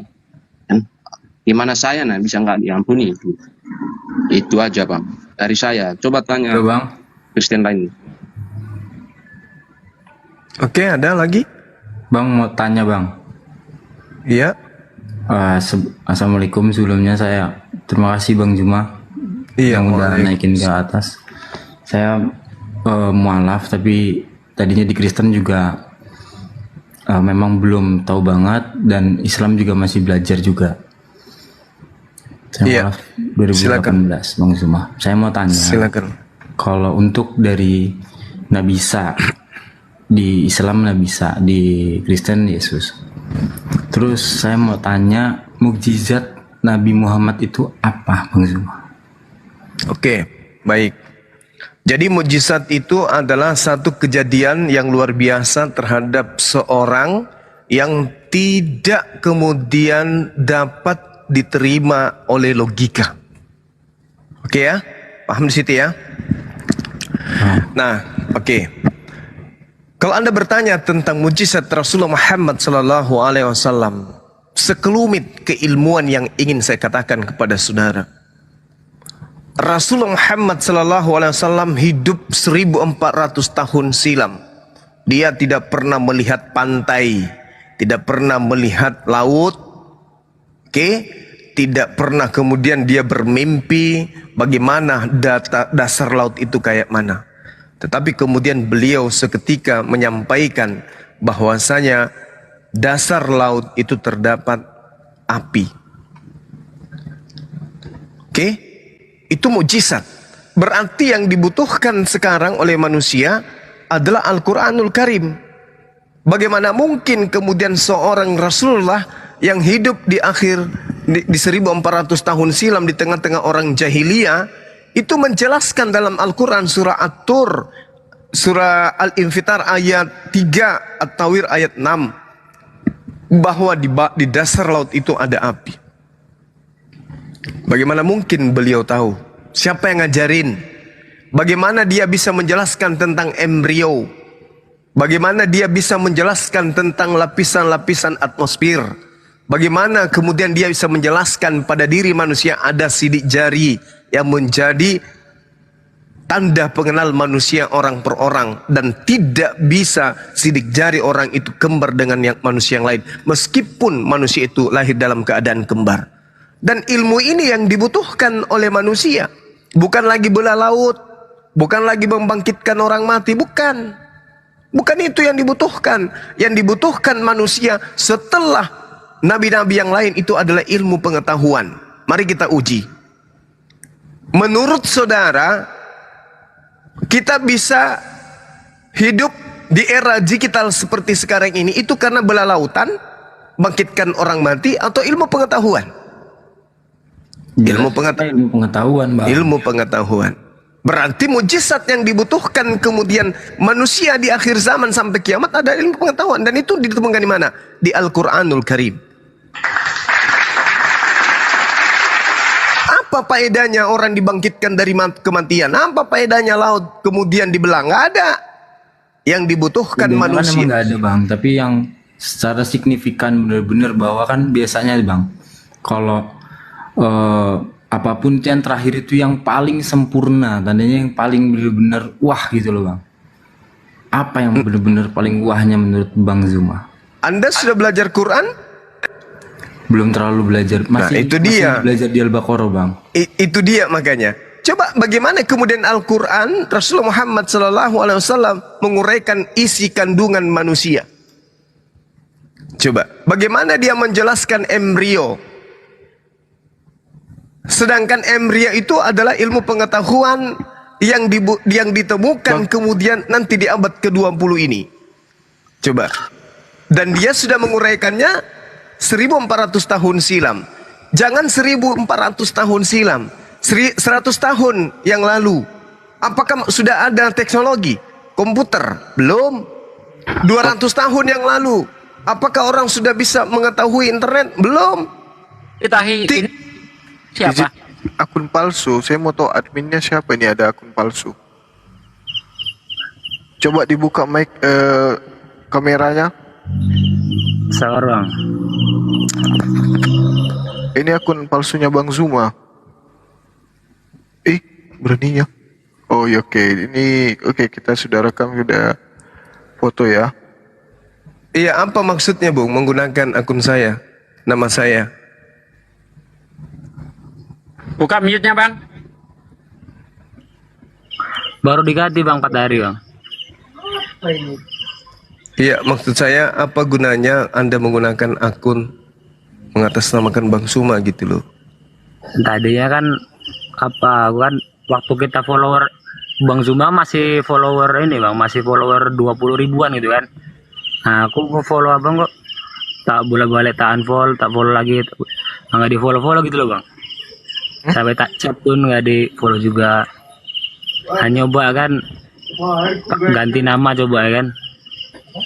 Baru 4 hari ini, barulah masuk live abang ini kan. Ini Anda bukan yang sering ini upload video-video tentang Bang Zuma? Ya jarang sih bang. Kenalnya cuma amo alaf sama ini bang. Sama siapa ya? Nandar.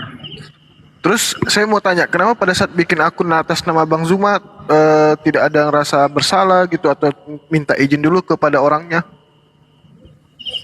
Ya namanya gimana bang? Itu ada undang-undangnya loh. Masa iya? Nggak tahu kalau iya. Nggak tahu kalau apa. Soalnya Atta Halilintar pun aku nih dari Atta Halilintar apa pun, Mbak Ibong pun banyak akun-akun gitu kan. Hanya bilang atas ketes. Enggak, maksud saya gini loh saudara ya. Jadi sekarang ini kan banyak kemudian orang yang melakukan pemalsuan akun. Nah ini termasuk Anda.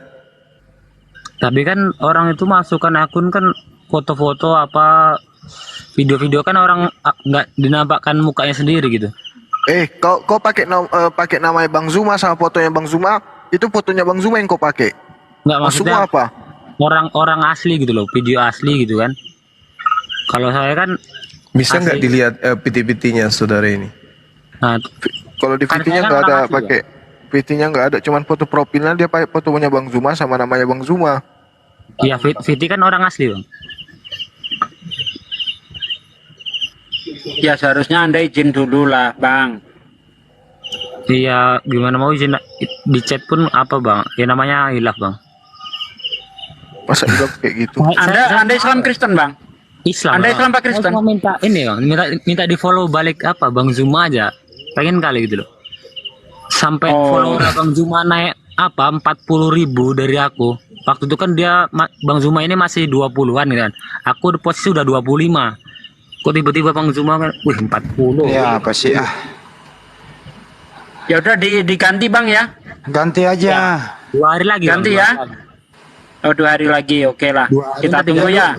Gini. 2 hari lagi Anda turun, 2 hari baru Anda boleh pakai Komal ini, akun Anda ini. Selama belum ganti, Anda nggak boleh pakai dulu, Anda nggak boleh naik, oke? Iya. Jadi gimana Bang Zuma bisa follow back? Minta maaf dulu, Bang Zuma, minta maaf dulu. Bang. Oke Bang Zuma, saya minta maaf ya Bang ya. Iya. Kalau apa ada salah ini menggunakan nama. Cuman gini loh, hati-hati aja karena banyak orang yang menggunakan akun Bang Zuma disalahgunakan. Jangan sampai nanti kita larikan ke jalur hukum, Anda juga tersangkut. Karena ini sudah diurus sama API nih bang, mau dilaporkan tuh yang pakai akun-akun Bang Zuma palsu itu. Banyak yang minta donasi, minta koin. Oh, jadi yang awang yang nggak ketemu cuma pakai nama apa? Nama sama foto gitu bang? Nggak ada video asli mukanya asli gitu? Kayak mana nyari ya bang? Ya kan Iya. artinya gini, Anda menggunakan foto orang supaya banyak yang memfollow Anda kan? Iya kan? Iya juga kalau itu sih iya juga gitu kan. Tujuannya nggak bagus itu. Itu termasuk itu salah satu kalau soal follower saya sih. Oh kalau salah satu, salah dua. Semenjak saya ganti foto profil ini belum pernah yang namanya naik 1K. Iya, karena kita sudah umumkan bahwa Bang Suma 01 itu ya pemalsuannya banyak gitu loh maksudnya. Sampai username-nya pun Bang Zuma gitu kan. Kalau aku kan masih Ibnu Starboy. Ya persis sama nih, kan aneh. Enggak. Username aku loh Ibnu Starboy masih Bang, makanya Ya walaupun apapun alasannya itu perbuatan yang kau lakukan itu salah dari nama, dari foto Ya. profil, walaupun kau ngefans sama Bang Zuma tapi tidak seperti itu yang harus kau lakukan. Seperti Iya, ngerti ya. itu hal Ya yang udah, yang dapat diganti lah, disalahgunakan. diganti Bang. Daripada Anda nanti tersangkut hukum, lebih baik diganti Bang ya. Mohon Ya, Bang. diganti. Oke. Kita Aku tunggu pengen 2 hari ya, lagi. Ini sahabat saya Bang Zuma. Iya, nanti saya follow Bang ya, tapi diganti nama saya, jangan dipakai Iya, Bang. gitu Kasih, ya. Bang. Mm-mm. Iya, Bang Zuma. Foto Aku saya pengen mau dari dipakai silakan, namanya aja yang diganti. sahabat Bang Zuma. Ganti aja pakai Bang Toyib nggak apa-apa. Mandar sama ini Bang, sama Bang Zuma lah. Saya pengen kali di follow back gitu. Iya. Nanti. Gimana cara follow-nya? memang orang ngefans itu kadang-kadang bisa menimbulkan kegilaan memang. Emang iya. Emang iya. Di kota mana ini saudara? Ikut di Ampi aja sama-sama aku. Bapak saya kan besok mau ini Bang, mau mau ke umroh Bang, tanggal ini besok pagi nih kan. Oh, alhamdulillah. Tiap hari Bang, Masya Allah. hampir nengok Bang Zuma sama Nandi. Masya Allah. Kau di mana ini, brother? Di mana ini? Di Riau, mana kau? Rokan Hulu Bang. Riau. Hulu, Riau, Rokan. Sama kita di Rio Bang. Ya Bang di mananya? Aku orang Siak Bang. Oh Siak. Ya aku mainnya sampai sana Bang, Bengkalis gitu kan. Tanggal 26 Bang, tanggal 26 kita akan kopdar di Nah. Pekanbaru. Datang Bang. Insya Allah. Datang ya. Mana, Bang? Panam. Di Tangerang, apa? Tangkerang. Tangerang, mana ada Tangerang Bang? Tangkerang. Tangkerang. Tangerang. Enggak tahu lah. Kedua saya sarankan besok kalau bisa rambutnya dicukur lah. Oh iya udah harus setengah tahun Ya. lagi Bang. Oh itu.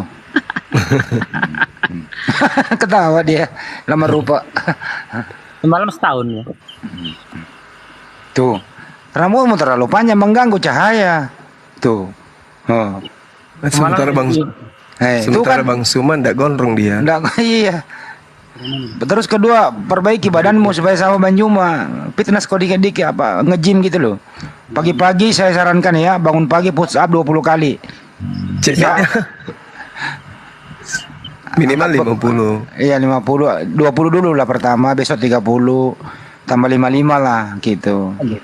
Kedua angkat dumbbell yang 10 kilo sebelah menyebelah gitu. Ya, gitu.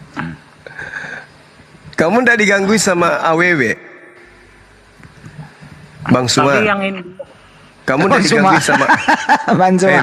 Bang Suma, kamu nggak diganggu sama AWW, nggak diganggu? di blok gitu. Ya ini rumah ya. Saya apa bukan kali gitu. Rumah ya. Saya apa bukan kali gitu. Rumah ya. Saya apa bukan kali gitu. Aduh, apa ini? Nice. Double dia.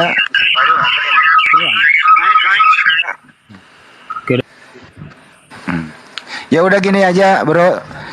Selama kamu belum masih mau kau mendengar di bawah, selama belum bisa kau ganti itu, jangan naik komal dulu. Setelah ganti baru boleh mengudara.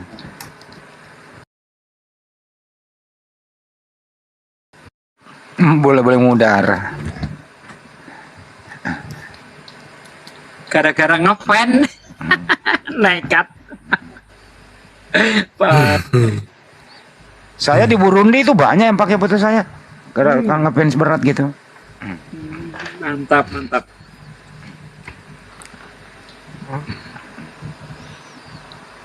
Gimana lanjut diskusinya apa gimana? Atau udahan? Ya Bang lanjut. Oke. Ya lanjut. Gimana? Lanjut ya. Lanjut bang. Yang mualaf tadi mana? Jadi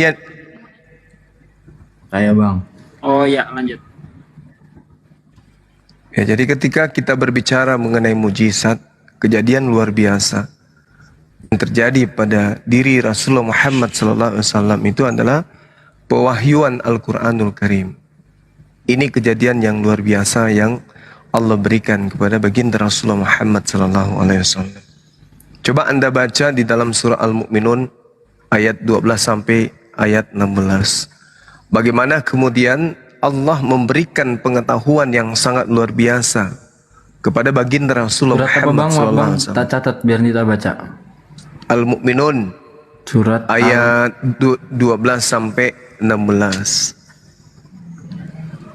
Al-Mu'minun ayat 12 sampai 16. Iya. Jadi di situ Allah Subhanahu wa taala kemudian memberikan penjelasan yang terurai dengan sempurna dan itu berkesesuaian dengan ilmu pengetahuan sains. Bagaimana mungkin seorang Rasulullah yang tidak mengerti tentang ilmu kedokteran, tidak mengerti tentang rahim, tidak mengerti tentang janin, tapi dia bisa menguraikan dengan terinci. Inilah mujizat yang dibutuhkan. Nah, orang-orang yang paham tentang ilmu kedokteran ini, mereka mempelajarinya sampai berpuluh tahun, bahkan beratus tahun untuk menemukan seperti apa kemudian proses penciptaan manusia yang mana diawali dengan sperma itu. Belum ada yang bisa memecahkan. Begitu ada yang bisa memecahkan tentang persalinan, tentang embrio dan seterusnya, mereka dikagetkan dengan adanya sebuah kitab yang menceritakan hal itu secara akurat.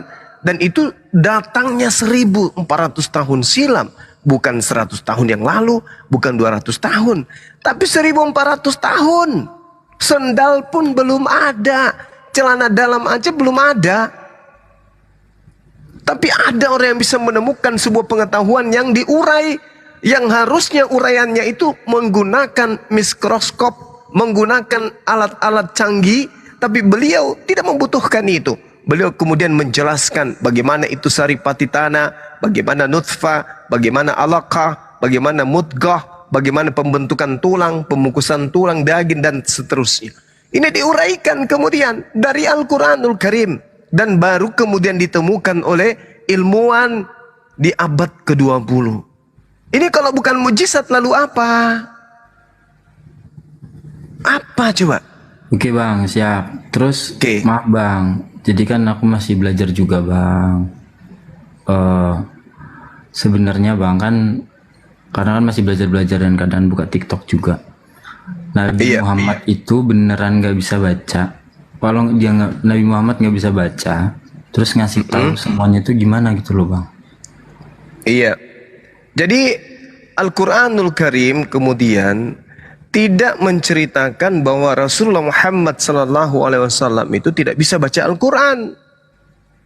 Justru beliau Rasulullah Muhammad SAW, kalau Anda membaca surah Al-Bayyinah ya, di ayat kedua dari surah Al-Bayyinah itu, beliaulah yang kemudian yang membacakan lembaran-lembaran Al-Quran.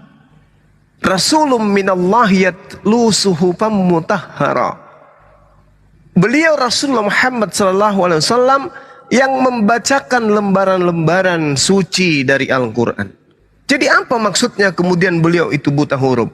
Oh ternyata buta yang dimaksud di sini adalah beliau tidak pernah membaca kitab Taurat, beliau tidak pernah baca kemudian Injil, Mazmur dan seterusnya. Dia tidak ngerti tentang bahasa Ibrani, bahasa Yunani.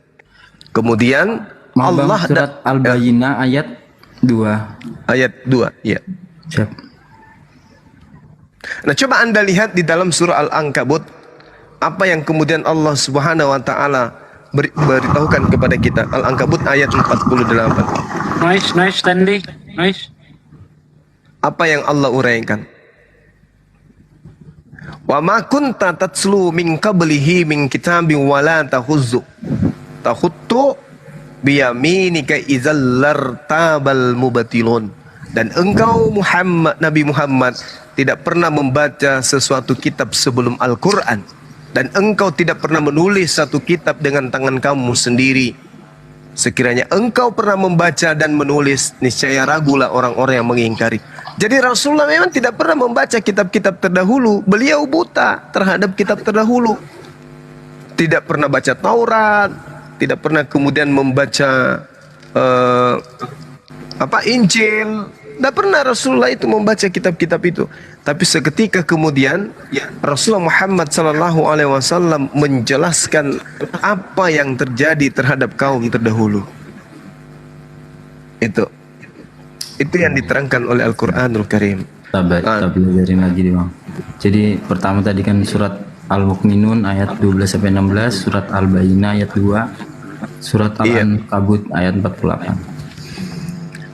Iya, Anda juga bisa membaca surah Al-Jumu'ah ayat kedua. Huwallazi ba'atha fil ummiyina rasulan minhum yatsu 'alaihim ayatihi wa yuzakkihim wa yu'allimuhumul kitaba wal hikmah wa in kanu min qablu lafi dhalalin mubin. Dialah yang mengutus seorang rasul kepada kaum yang buta huruf dari kalangan mereka sendiri yang membacakan. Bagaimana Rasulullah Muhammad SAW kemudian bisa membaca kalau beliau kemudian buta huruf? Jadi buta yang dimaksud di sini bukan buta Al-Quran, tetapi buta Torah, buta Zabur atau Mazmur, dan juga buta Injil. Tapi Rasulullah Muhammad SAW tidak buta Al-Quran. Kenapa? Karena justru beliaulah yang kemudian membacakan Al-Quran itu kepada umatnya. Al-Quran surah Al-Jumu'ah ayat 2. Oke Bang. Ya. Oke. Aku izin turun Bang, aku tak pelajarin. Terima kasih. Assalamualaikum warahmatullahi wabarakatuh. Waalaikumsalam warahmatullahi wabarakatuh. Oke, kembali kepada yang tadi ya, saudara. Di dalam pengakuan saudara Kristus tadi terkait dengan Yesus ya. Saya katakan kepada saudara bahwasanya ketika Anda berbicara tentang nubuatan dan seterusnya penyaliban itu dan seterusnya, satu hal yang perlu saudara pahami bahwa nubuatan tentang penyaliban itu adalah nubuatan yang dibuat pada saat Yesus itu sendiri akan disalibkan. Di dalam Yohanes 11 diterangkan bahwasanya Kayafas, imam besar pada tahun itu, berkata kepada mereka, kamu tidak tahu apa-apa dan kamu tidak insaf, tidak bertaubat, bahwa lebih berguna bagimu jika satu orang mati, yaitu Yesus, untuk bangsa kita. Jadi Yesus itu mati untuk bangsa Israel, bukan untuk saudara Kristus. Kristus bukan Bani Israel. Daripada seluruh bangsa kita binasa, lebih baik Yesus mati untuk bangsa kita seorang diri. Jadi Kayafaslah yang menubuatkan akan kematiannya Yesus. Jadi Kayafas ini bukan nabi, tetapi dia bernubuat tentang kematiannya Yesus. Dan bernubuat hari itu juga, saat itu juga. Pada saat Yesus ini mau disalibkan, tahun itu Yesus baru kemudian dinubuatkan oleh Kayafas. Dan kematiannya hanya untuk bangsa Israel saja, bukan untuk saudara Kristen, bukan. Nah, maka mulailah pada hari itu mereka bersepakat untuk membunuh Yesus. Masya Allah. Syukron, Ibu Peri. Mulai hari itu mereka sepakat untuk membunuh Yesus. Kenapa demikian? Karena mereka bukan untuk menebus dosa. Pembunuhan terhadap Yesus itu bukan untuk membunuh, bukan dibunuh untuk penebusan dosa seperti yang diajarkan Kristen, bukan. Pembunuhan terhadap Yesus adalah supaya orang Romawi tidak merebut kemudian kota Yerusalem. Oke, pahami itu. Makasih mamanya anak-anak. Jadi, oke. Ya, seperti itu ya, saudara Kristus ya. Jadi Anda baca di Yohanes 11 nomor 45 sampai seterusnya, Anda akan memahami bahwa ternyata pembunuhan kepada Yesus bukan tebus dosa, tetapi hanya unsur politik saja. Demikian. Ya, di sini ada Bang Stanley Deover. Ini dia tadi mau sekali diskusi sama Bang Zuma ya. Bang Stanley. Halo. Iya Bang. Ya. Selamat malam teman-teman semuanya. Salam toleransi. Siap Bang. Bang ini Kristen lah Bang Stanley ya. Saya Kristen. Oke Bang. Izin sebentar Bang, kita iklan bentar nggak apa-apa ya? 2 menit. Oke Bang, sabar ya. Oke, saya naikin Bang Riko-nya.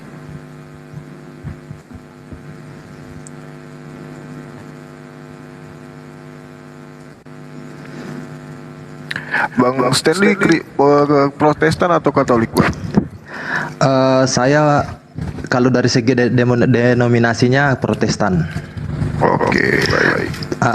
Jadi saya gabung malam ini tidak mau masuk untuk berpandangan atau menyanggah pandangan Al-Quran tentang penyalipan dan juga pandangan Injil. Saya cuma mau menyanggah tadi ungkapannya Bang Zuma menyangkut dengan konsep sesembahan. Oke, baik Bang. Kasih waktu 2 menit dulu untuk iklan. Ini ada Bang Riko ya Bang ya. Silakan Bang Riko.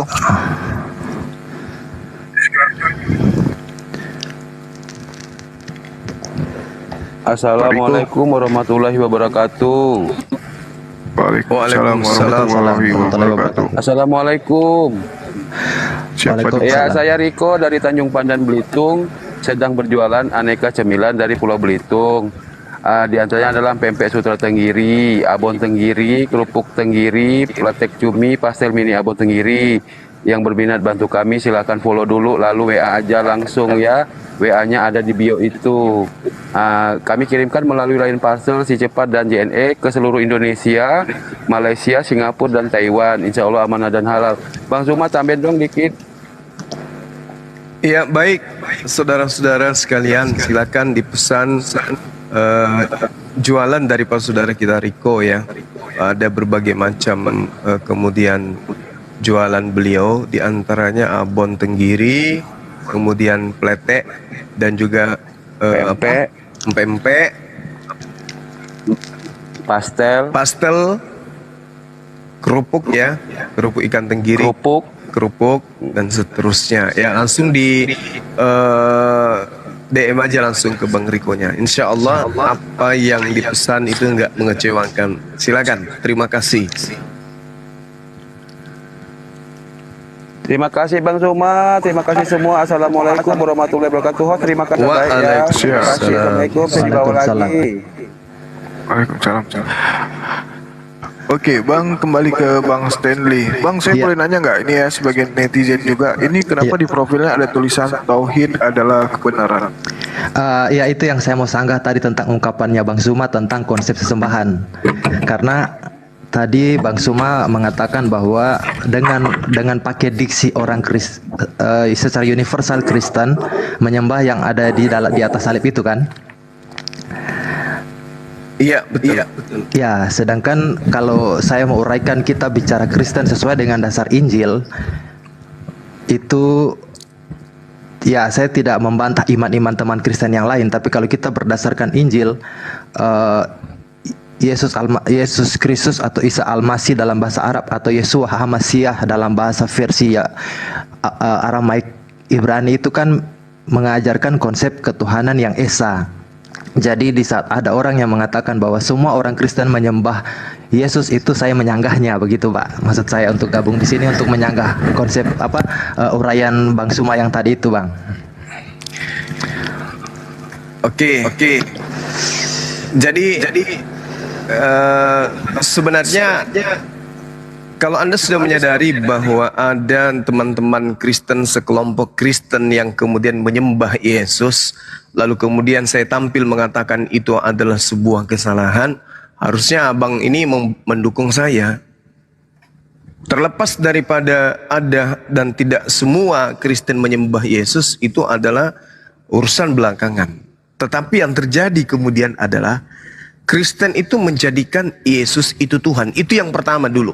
Kristen yang paling tua adalah Roma, yaitu Romawi yang mendirikan agama Katolik. Mereka menganggap Yesus itu Tuhan. Bahkan tidak jarang kita jumpai mereka menganggap bahwa Maria juga itu adalah ibu Tuhan. Nah, kemudian justru karena kekecewaan terhadap konsep inilah melahirkan sekte-sekte yang baru. Termasuk mungkin sekte Anda yang tidak mendudukkan Yesus itu sebagai Tuhan. Karena Tuhan itu hanya satu dan kita harus bertauhid tentang itu. Itu. Sehingga ketika saya mengatakan itu adalah sesuatu yang tidak salah. Kalau hari ini ada kemudian Kristen yang tidak menuhankan Yesus, lalu menuhankan siapa? Kan itu permasalahannya. Lalu menuhankan siapa kalau tidak menuhankan Yesus Kristen ini? Menuhankan siapa kira-kira? Coba, mungkin saudara saya bisa kemudian menjelaskan ke kita. Silakan saudara Stanley.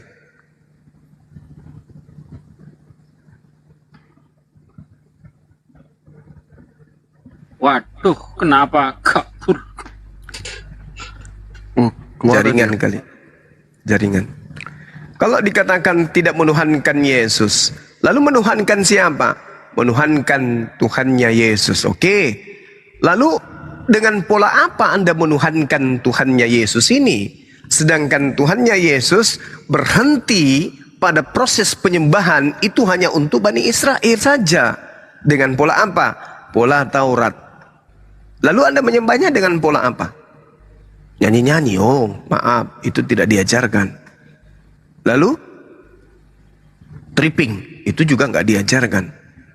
Lalu apa? Ke gereja hari Minggu, itu juga tidak diajarkan oleh Tuhan. Apakah Stanley kena mental gara-gara ada yang komen tadi bilang, banyak yang bilang Romo?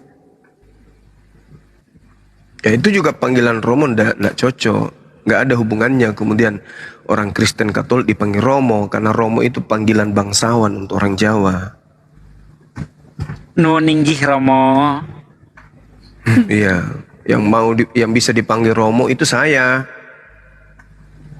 Oh gitu. Baru, ya tapi nggak ada hubungannya dengan agama. Ini hanya ada pertalian darah saja. Banyak yang bilang komen di bawah, Stanley tadi itu Romo yang nyamar jadi Roma. Roma jadi Romo. Romo itu gelar ya dari misionaris untuk pemuka-pemuka agama mereka di tanah Jawa. Seperti itu. Di Banyumas orang memanggil ayahnya dengan sebutan Rama. Lapane mari ngendi? Kayak gitu. Sudah buka WA. Mari nang ngendi? Mari nang Buri. Iya. Siap Paduka. Bukan Romo Iromo. Wah, ada aja. Oh, Romo Iromo nama orang bikin rusak lagi. Oke, Bang Henry, izin ya. Berlalu. Izin Bang. Oke, selain. Mau nanggapin tadi yang Bang Juma katakan itu. Kenapa orang Kristen mengatakan Yesus itu Tuhan? Jadi keberatan Abang Juma di mana, Bang? Kalau Yesus dikatakan oleh orang Kristen adalah Tuhan, Bang. Keberatannya apa? Apa karena dia manusia atau gimana? Kan? Iya, karena yang menganggap Yesus itu Tuhan adalah antikristus. 2 Yohanes 1 nomor 17. Penyesat itu adalah mereka yang pergi meninggalkan Yerusalem menuju ke seluruh penjuru dunia, yang tidak mengaku Yesus itu datang sebagai manusia. Itulah antikristus, itulah penyesat, planos. Dan bahayanya kemudian, iya, gimana? Bukan nomor 17. Nomor 7. Nomor 7. Tadi kok nomor 17. Sorry. Faktor ngantuk. Kalau soal antikristus, nggak tahu, mungkin salah memahami teks antara saya, nggak tahu juga. Kalau saya memahami teks itu ya, Yesus yang datang itu kan benar kan di teksnya, datang sebagai manusia. Iya. Kalau datang sebagai binatang ya, jadi itu antikristus dong. Kan di situ Yesus yang datang sebagai manusia. Kan? Iya. Iya. Siapa yang menolak Yesus datang sebagai manusia? Ya Anda. Enggak. Kan Yesus datang kan sebagai manusia, Bang. Nah, kalau dia datang sebagai manusia, kenapa Anda Tuhan kan? Iya, itu berarti itu keberatan abang ya? Iya dong. Ambil dari yang itu. Saking dahsyatnya di situ dikatakan planos itu adalah artinya penipu, pembohong. Artinya kalau penipu itu kan jadinya kemunafikan.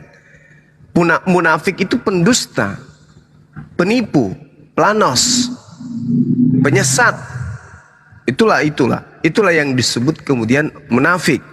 Anda mengatakan dia datang sebagai manusia, tapi apakah Anda tidak mengimaninya sebagai Tuhan? Mulut Anda mengatakan manusia, tapi hati Anda mengatakan dia Tuhan. Apa namanya tuh? Munafik. Kayaknya sama kayak Zuma penafiknya. Oke bang ya, sebentar Bang Leon, saya mau lanjut dulu tanggapi. Ya silakan. Karena kalau di ayat itu paling simpel sih, kalau dari saya ya bang ya, situ tinggal gini aja, yang datang itu siapa, yang menolak itu siapa, kan gitu. Yang nolak itu Zuma. Yang datang ini utusan Tuhan. Bukan Tuhan yang datang menjadi manusia, tetapi utusan Tuhan yang datang sebagai manusia. Iya, kayak Zuma yang nolak. Ini aja bang, nggak apa-apa. Baik itu Tuhan atau utusan, yang penting yang datang itu ditolak siapa. Kan begitu aja simpelnya. Entah itu mau ditafsir Tuhan atau manusia atau utusan, intinya yang datang itu siapa yang nolak. Yang menolak kan saudara-saudara. Yang menolak Yesus itu kan kalian. Zuma yang nolak. Mana ada? Saya menolaknya sebagai apa? Coba. Dari tadi mutar-mutar. Iya, saya menolaknya sebagai apa gitu loh. Ini aja bang ya, yang datang itu sebagai manusia bang tolak ya. Orang yang datang itu loh. Iya. Dia datang sebagai apa? Sebagai manusia. Saya terima dia sebagai manusia. Kedatangannya sebagai utusan Tuhan, saya terima dia sebagai utusan Tuhan. Anda mengatakan dia datang kepada Bani Israel, utusan untuk Bani Israel. Saya terima dia utusan untuk Bani Israel. Nah sekarang ketika dia mengatakan tidak dapat berbuat apa-apa dari dirinya sendiri, saya tidak menolaknya karena dia hanya manusia. Nah sekarang kenapa Anda tuhankan? Coba.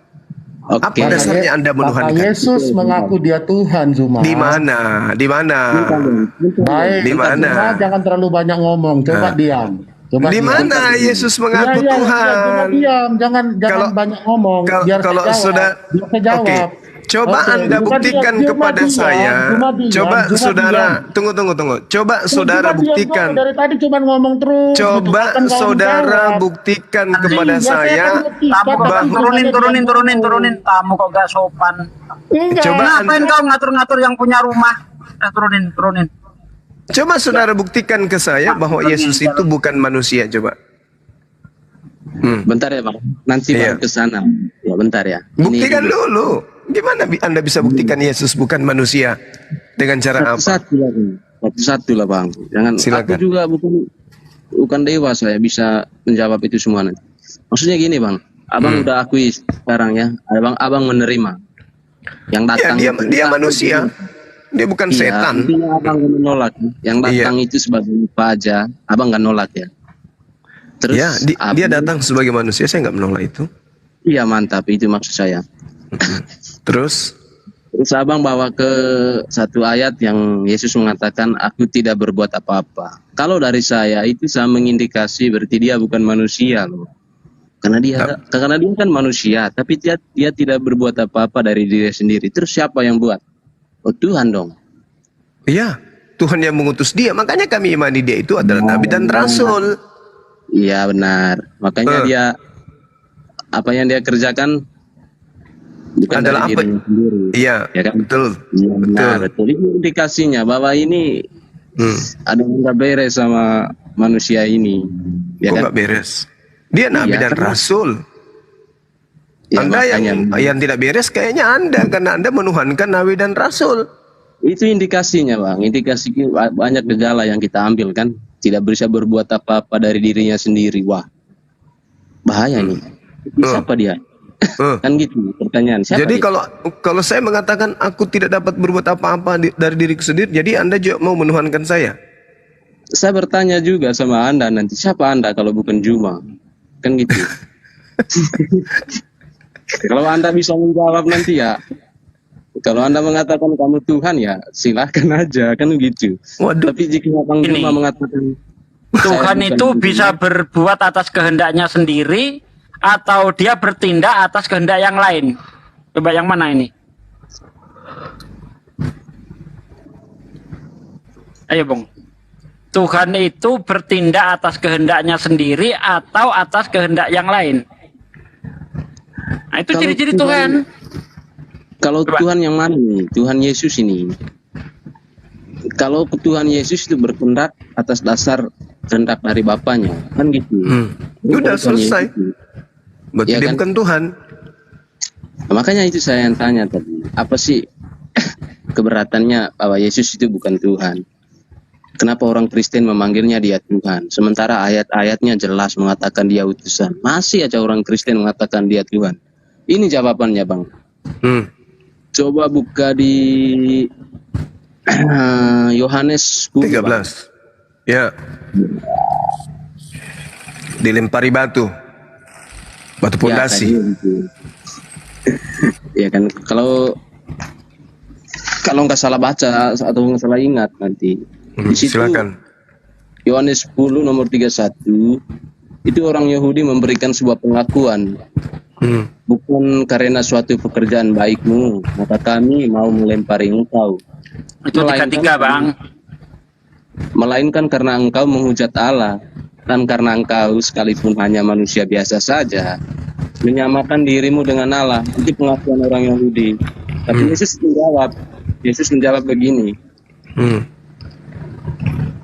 Tidakkah tertulis di dalam kitab Tauratmu? Aku telah berfirman bahwa kamu adalah Allah. Dilanjutin ayat nomor 35. Jikalau mereka kepada siapapun firman itu disampaikan, siapa saja ya firman yang menerima firman disebut di situ dikatakan disebut Allah atau Tuhan. Makanya Yesus sebagai utusan yang menerima firman, anak-anak Kristen mengatakan Tuhan juga, dan gitu Bang. Karena memang ya itu salah satunya Yohanes 18:35. Jikalau mereka kepada siapapun lah firman itu disampaikan dan diterima, itu disebut Allah. Makanya orang Kristen juga dasarnya dari situ mengatakan Yesus Tuhan. Wah, kena nih Bang Zuma. Kena nih.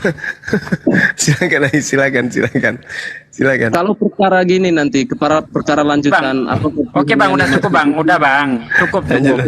Jadi maksud Yesus di ayat 34 itu mau mengingatkan kepada orang Yahudi, orang-orang Yahudi, bukankah ada tertulis di dalam kitab Taurat kamu, aku berfirman kamu adalah Allah. Ya, kalau kepada mereka firman itu disampaikan disebut Allah. Anda tadi mengatakan orang-orang yang menerima firman Tuhan dan yang menyampaikan firman Tuhan adalah Allah. Kalau begitu kenapa Anda nggak menuhankan Musa? Bukankah Musa juga dikatakan Allah, Bang? Keluaran 7 ayat 1. Ayo Bang, kenapa kamu nggak menuhankan Musa? Ayo, jangan dijeda dong.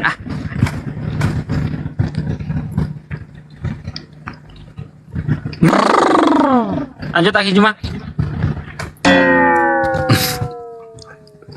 Terkirim dia. Sudah Bang ya. Ini kan kalau Abang mengatakan kenapa Musa enggak dituhankan? Musa juga dituhankan, Bang. Kan ada ayatnya di Keluaran 7 nomor 1. Cuma masalahnya. Berarti statusnya Yesus dan Musa itu sama kan? Posisinya sama kan, sama-sama Iya, Tuhan. Bang. Iya, Bang. Masalahnya gini, Bang. Perkara nanti Tuhan yang dimaksud ini pencipta dan bukan pencipta, itu perkara lain. Nah, itu kita bahas lain. Tapi yang saya maksud itu menegaskan bahwa Yesus itu bisa dikatakan Tuhan karena dia bisa menerima firman. Itu aja. Nanti kalau perkaranya apakah dia pencipta? Nah, kalau begitu nggak ada hebatnya Yesus, Bang. Ya, kalau begitu nggak ada hebatnya. karena ada pesaingnya yaitu Musa. Bahkan bukan cuma itu saja, hakim-hakim juga disebut Allah. Mazmur 82 ayat 6. Iya bang, itu yang perlu saya tegakkan dari tadi. Hakim-hakim kan disebut Allah juga, Adam, kan gitu. Nah, kenapa Yesus ditolak? Sementara dia sama juga kan gitu. Dia kan sama juga penerima firman. Kenapa sih orang-orang tetangga sebelah menolak bahwa Yesus itu Tuhan? Kan begitu. Sementara kan nabi-nabi lain itu pernah digelari seperti demikian. Atau gini aja, nabi utusan Tuhan dibilang nabinya Tuhan. Kok Tuhan Yesus nggak bisa digelari seperti itu? Kami tidak membantah. Banyak juga orang Kristen yang tidak membantah bahwa Yesus itu utusan. Jelas-jelas kok ayatnya bunyinya anak Allah. Kan gitu bang. Cuman yang perlu pengaruhnya kita kalau berbicara Tuhan itu terlalu sensitif bang. Dikiranya nanti ya seperti itulah. Padahal Oke, jadi kalau Anda bentar bang, kalau Anda mendudukkan Yesus setara dengan Musa, maka Yesus ini tidak berhak disembah. Sebagaimana Anda menyembah Yesus, ya kan? Nah ini, di situ nanti kita cari bang. Nah ya itu. Karena gini loh, sebenarnya itu kan dari kata Elohim. Elohim itu kan bisa diartikan sebagai wakil Tuhan gitu kan. Orang-orang yang menyampaikan firman Tuhan juga disebut Elohim. Bukan Allah sebenarnya di situ, Elohim. Elohim itu kalau di dalam bahasa Arab itu sejajarnya dengan ilahun. Dari kata El dan Yim, jadi Elohim dia. Kalau di dalam bahasa Arab dari kata ilah dan jadi ilahun, bukan Allah di situ bang. Nah, dalam konteks ini, dalam konteks Bible ya, bukan dalam konteks Islam ini, dalam konteks Bible, kalau Yesus itu disebut ilah sebagai sang penyampai firman, itu nggak masalah. Yang jadi masalah orang-orang Kristen ini menganggap Yesus ini sang pencipta. Berdasarkan Yohanes 1 ayat 1 sampai ayat 3. Nah, itu yang jadi masalah di situ, bang. Oke, itu pembahasan lain nanti bang. Jangan ini. Oke, dalam konteks ini kita setuju dalam konteks Bible ya, bukan dalam konteks keimanan Islam ya. Dalam konteks Bible, kalau Yesus itu posisinya sama dengan Musa, ya dia disebut ilah, Elohim, tapi sebagai sang penyampai firman, nggak masalah. Tapi kalau berlebihan, lebih daripada Musa itu yang jadi masalah, Pak. Itu bang, lanjut. Paham ya. Jadi kalau saya mengatakan Bang Sugi, Yesus itu Tuhan apa bukan? Bang Sugi kan pemahamannya kan udah setuju masing-masing, udah finish kan. Jadi kalau saya mengatakan Bang Sugi, Yesus itu Tuhan apa bukan? Tuhan Kak. Nggak jelas bang. Saya ulangi lagi, kan udah fix nih. Bang Sugi, Yesus itu Tuhan apa bukan? Kalau dia sang pencipta bukan. Tapi kalau sebagai sang penyampai firman, oke. Konteks kita aja bang, konteks ini aja. Jangan. Iya konteks ini. Kalau dia kalau dia itu sang pencipta bukan. Tapi kalau konteksnya itu sama seperti Musa, Elohim, oke. Iya, saya pengen dengar itu sekali lagi ya. Iya, kan sudah saya bilang kalau kedudukan Yesus sama seperti Musa sebagai sang penyampai firman itu disebut Elohim di dalam Bible, nggak masalah. Oke? Iya bang. Iya santai aja sama saya. Lu memang santai kok. Oke, udah apalagi. Nah sekarang apakah Yesus itu lebih daripada Musa? Nanti kita bahas itu bang. Sebentar dulu bang. Kasih saya waktu bang. Saya itu biasanya sampai finish bang, ya kan? Jadi Yesus Tuhan bang.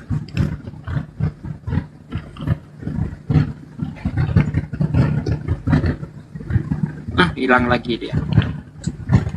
Ada DO. Selamat malam DO. Silakan dibuka mic-nya DO.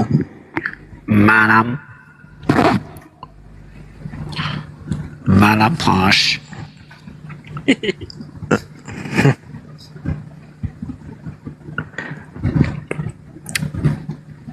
Oke, jadi itu ya Bang Sugi. Jadi udah sepakat kita semua ya bahwa besok-besok itu nggak ada masalah kalau orang-orang Kristen mengatakan Yesus Tuhan.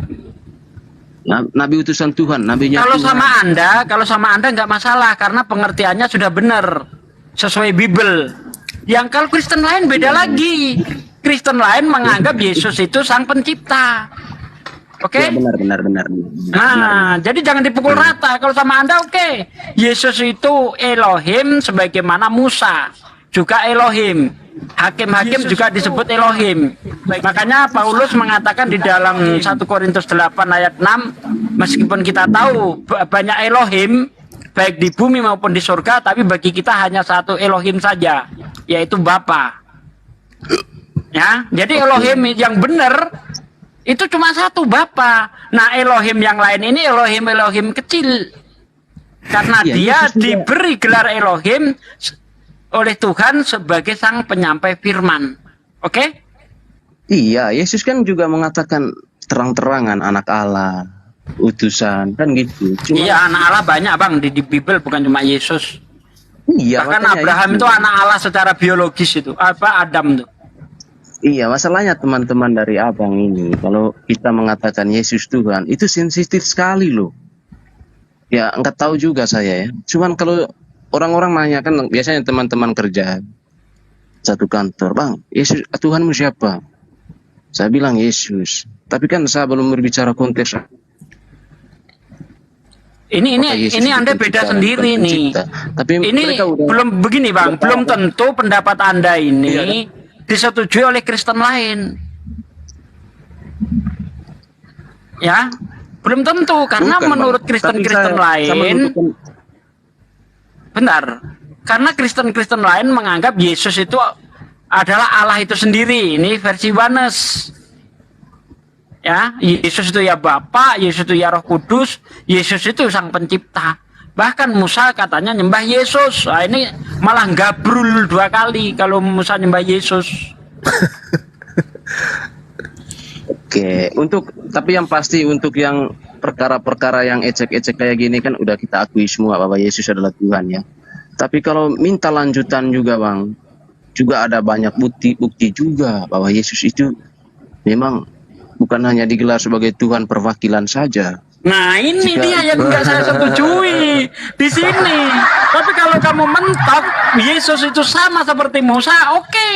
Kan tadi tapi kalau ada embel-embel yang lain ini yang nggak bisa. Itulah yang aku bilang bahwa mereka ini penyesat, munafik, mulut mengatakan manusia, tapi imannya mengatakan Yesus itu Tuhan. Itulah yang dibilang planos, penipu, penyesat, mengelabui, membohongi manusia. Gitu. Ujung-ujungnya ketahuan Yesus itu Tuhan, ya kan? Kena. Aku mau ke ujung-ujungnya disembah. Aku mau ke sana aja.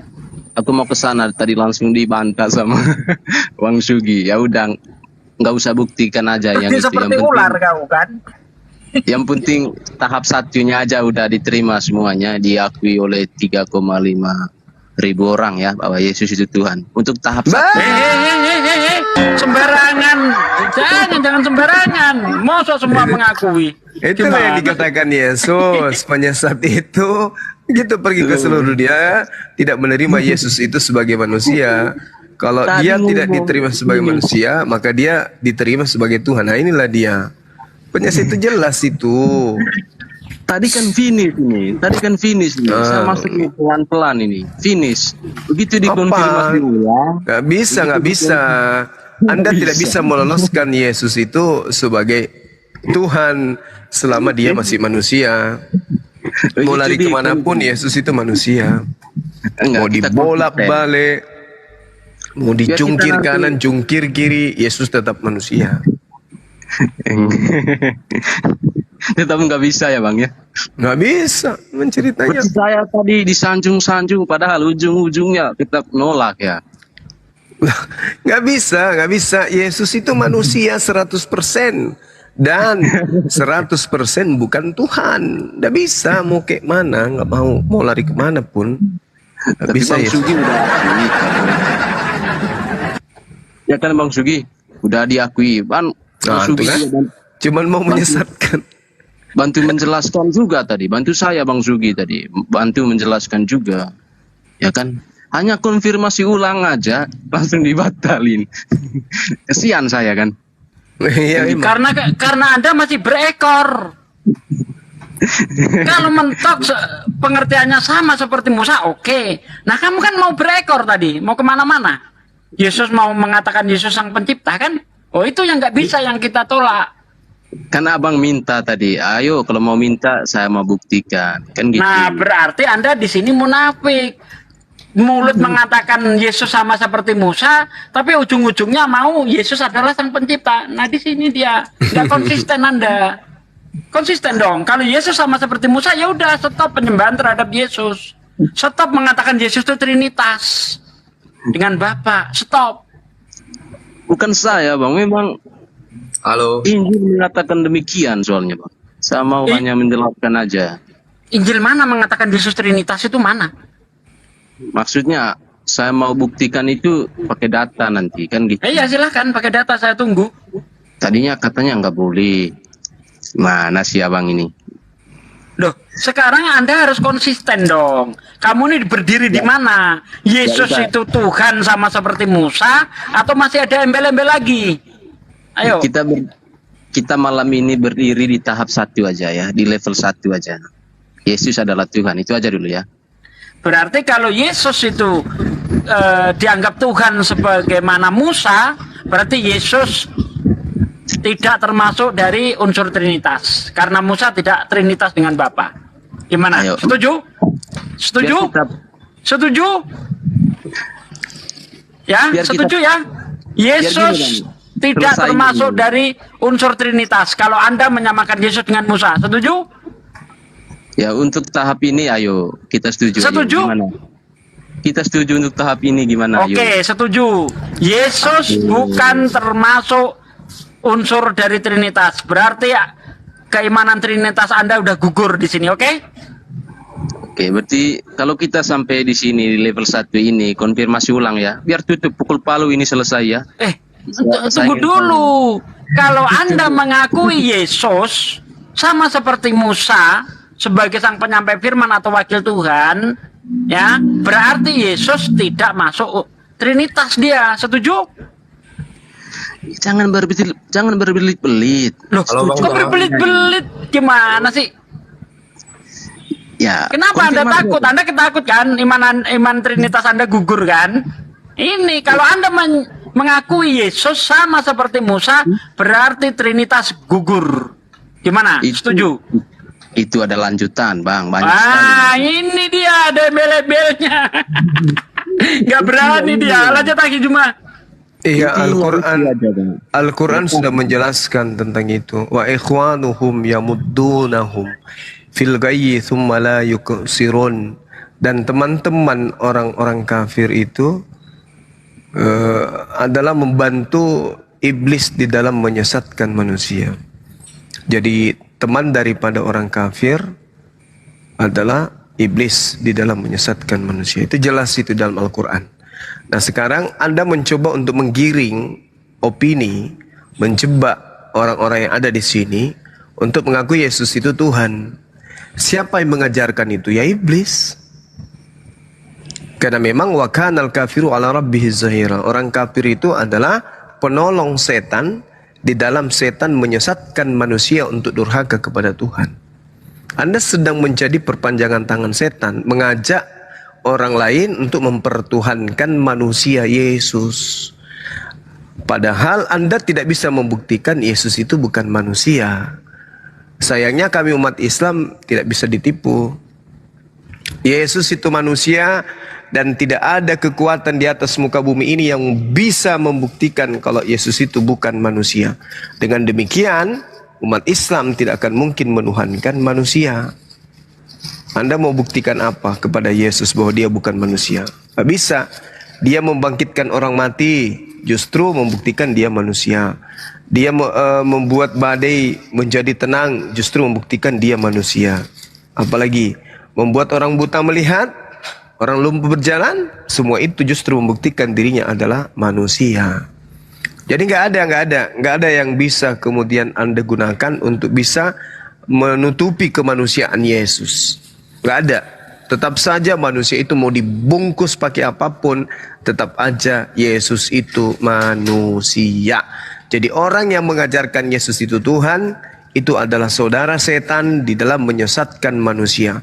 Dan kata Al-Quran, summa la yuksirun, dan mereka tidak akan berhenti, tak henti-hentinya untuk menyesatkan. Gitu saudara ya. Jadi nggak bisa, Islam nggak bisa kemudian disesatkan dengan. Kami tahu orang kafir itu adalah penolong-penolong setan di dalam setan menyesatkan manusia.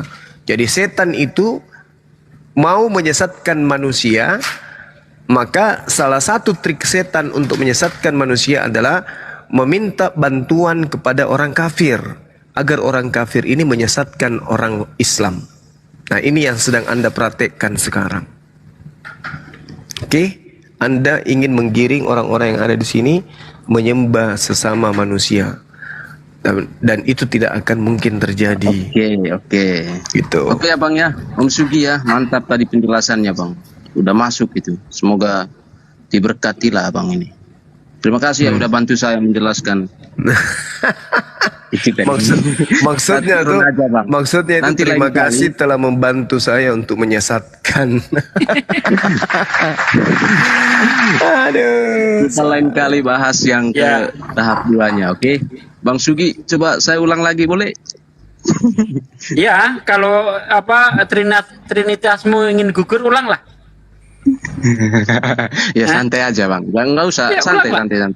Bapak Trinitasmu santai aja. gugur loh kalau kamu menyamakan Yesus dengan Musa loh. Oke, aku pamit ya. Dadah semuanya. Terima kasih Bang. Oke, terima Makasih, Bang. kasih. Sama-sama. Parah. Silakan akhi, mungkin masih ada tamu. Ya, halo Do. Ya, halo Bang. Ya, mau bicara apa Bang? Ini saya cuma sedikit menjelaskan tentang apa yang saya tahu ya, sesuai Kristen gitu. Oh, Anda Kristen ya? Ya, Kristen Bang. Tadi kan saya mendengar kalau perbincangan Abang sama yang tadi itu kan mengatakan Nabi Musa setara dengan Yesus gitu ya.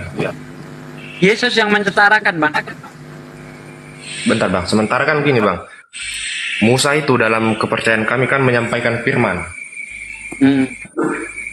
Nah, Yesus itu sendiri adalah firman Bang bagi kami. Mana balik lagi ke ini, Tritunggal. Oke, saya tanggapin ya. Kalau Yesus itu sendiri firman, kenapa dia menyampaikan firman Bang? Bukan Bang, sebentar Bang, saya jelasin dulu Bang. Tritunggal kan artinya kan Bapa, Firman, dan Roh Kudus gitu. Bapak Putra bukan firman, Bapak Putra dan Roh Ya, Kudus. firman itu putranya itu Pak, yaitu Yesus. Iya, tapi Trinitas itu bukan Bapak Firman, tapi Bapak Putra Roh Bapak. Kudus. Bukan Bang, Bapak, Firman. Awalnya kan Bapak, Firman gitu. Makanya coba Udah, didengarin lanjut, dulu, Bang. lanjut, Ini lanjut, persis lanjut. saya gitu, persis saya dari Kristen. Musa itu kan hanya sebagai nabi gitu yang menyampaikan pada perjanjian lama. Aduh, noise Bang Stanley, noise.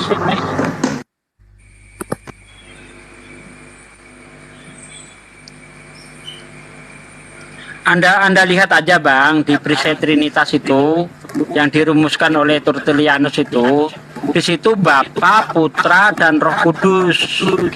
Bapak bukan anak, anak bukan roh, roh bukan bapak, tapi ketiganya adalah Tuhan. Coba cek Perisai Trinitas Bang.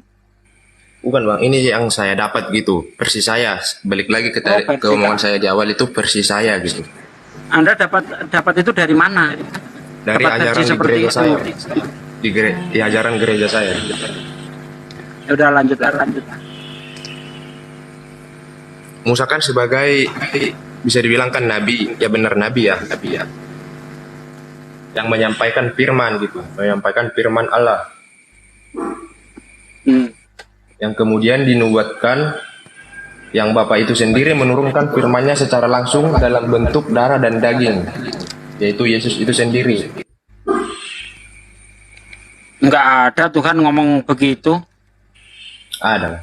Di mana? Tuhan ngomong bahwa dia itu menurunkan firman-Nya jadi darah dan daging itu di mana, Bang? Coba. Kenapa kenapa gini Gimana? hari ngomongin kenapa gini hari ngomongin darah sama daging sih? Ngeri kali.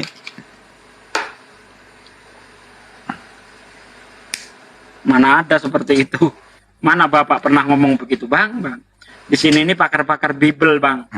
Nggak perlu buka Bible juga udah bisa ngeluarin ayat-ayat Bible. Jadi jangan aneh-aneh ya. Yang ada itu Yohanes 1:14, firman telah menjadi manungso. Iya, itu bukan perkataan Tuhan itu. Bukan perkataan Bapa itu. Bukan. Itu perkataan himne Platonis Yunani. Itu narasi dari sang penulis Injil Yohanes. Dikutip dari himne, Pak De. Betul.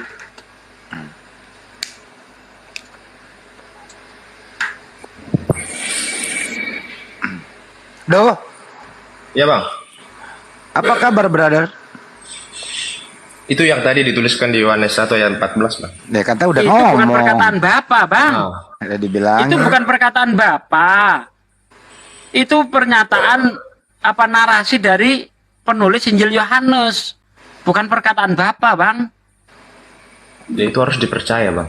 Nah, kita mempercayainya sebagai umat Kristen. Ya percaya aja nggak ada ini yang ya, larang. Injil Yohanes ini ayat 14 ini bukan perkataan Yesus. Bukan perkataan Bapa, tapi ini narasi dari penulis Injil Yohanes.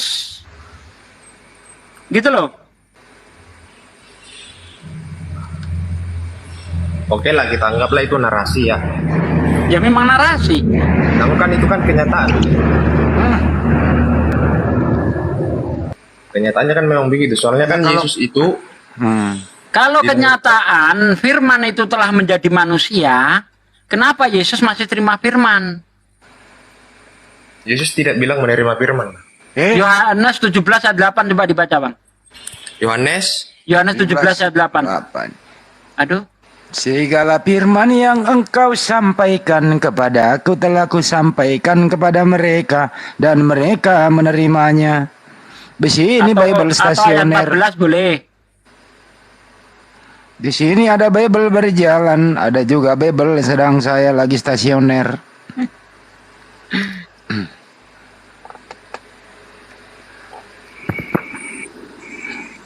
Udah, Bang. Yohanes 17:8 bunyinya, Bang. Coba dibaca, Bang. Siapa tahu saya salah, Bang. Baru dia buka Google. Biar. Sebab segala firman yang engkau sampaikan kepadaku telah kusampaikan kepada mereka. Anda tadi ngomong Yesus nggak menyampaikan firman. Lah ini Yesus menyampaikan firman ini. Sama seperti Musa menyampaikan firman. Maka wajar kalau Yesus ngomong ya jikalau kepada mereka firman itu disampaikan disebut Allah.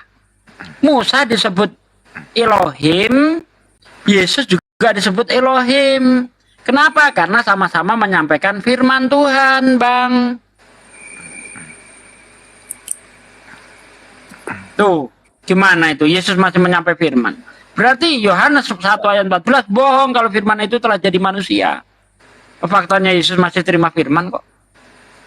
kan Yesus itu turun ke dunia ini kan dalam bentuk manusia bang, memberikan contoh teladan dan sebagai juru selamat.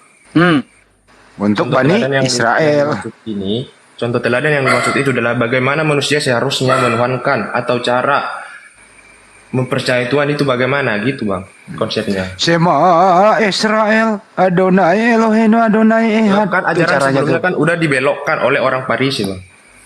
Orang Farisi tidak pernah membelokkan ketuhanan, Bang. Orang Farisi itu ini saya kasih contoh nih. Bentar, saya kasih contoh. Ketika Yesus ditanya oleh orang-orang Farisi, Anda buka di dalam Markus 12 ayat 29, ya. Apa yang ditanyakan di situ? Markus 12 ayat 29 dibaca baik-baik. Ini, Ibu Farisi nggak pernah membelokkan ketuhanan.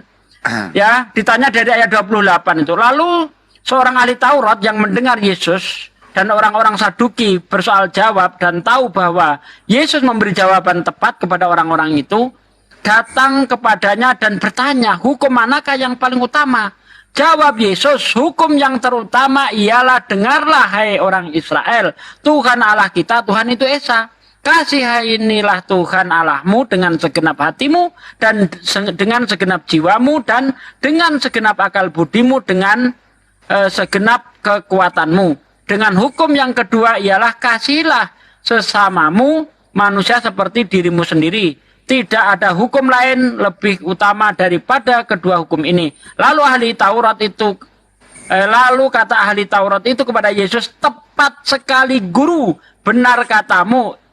Ya, benar katamu itu bahwa dia Esa dan bahwa bahwa tidak ada yang lain kecuali dia. Mereka nggak pernah memelesetkan ketuhanan. Orang Yahudi itu hanya mengajarkan hukum Taurat, tetapi tidak menjalankan hukum Taurat. Ya, Matius 23 ayat 2, ayat 3, ayat 4, baca. Gak ada orang Yahudi memelesetkan ketuhanan, gak ada, Bang. Justru Kristen yang memelesetkan ajaran ketuhanan yang disampaikan oleh Musa. Musa mengajarkan, dengarlah Israel, Tuhan Allah kita, Tuhan itu Esa. Nah, Kristen, Tuhan itu Trinitas. Justru Kristen yang memelencengkan konsep ketuhanan para nabi. Menyerah aja, bro. Yesus itu utusan Tuhan. Dok, nyerah aja, Yesus itu utusan Tuhan. Dia bukan Tuhan. Tuhan, ya memang utusan Tuhan, Bang. Nah. Kan kita sebagai manusia kan belum tahu bentuk Allah itu bagaimana, Bang. Atau ya, Allah itu gak punya bentuk. Apakah ada kewajiban manusia supaya tahu bentuk Tuhan? Apakah ada keharusan manusia harus tahu bentuk Tuhan? Justru karena itu, Bang. Makanya kita percaya dia menurunkan firman dalam bentuk manusia. Salah. Yesus sendiri ngomong, ya, Yesus sendiri ngomong di dalam Yohanes 5 ayat 37. Dia yang mengutus aku, suaranya tidak pernah kamu dengar, rupanya tidak pernah kamu lihat. Yesus nggak pernah kok mengajarkan murid-muridnya bentuk Tuhan itu seperti ini, nggak ada Yesus. Karena kalau Tuhan itu sudah berbentuk, ya, itu namanya berhala, bukan Tuhan lagi. Tuhan yang benar seperti apa yang dikatakan Yesus itu? Tidak bisa didengar suaranya, rupanya pun tidak bisa dilihat. Itulah Tuhan yang benar. Nah, Kristen, Tuhan bisa dilihat. Di sini bedanya ajaran Kristen sama Yesus.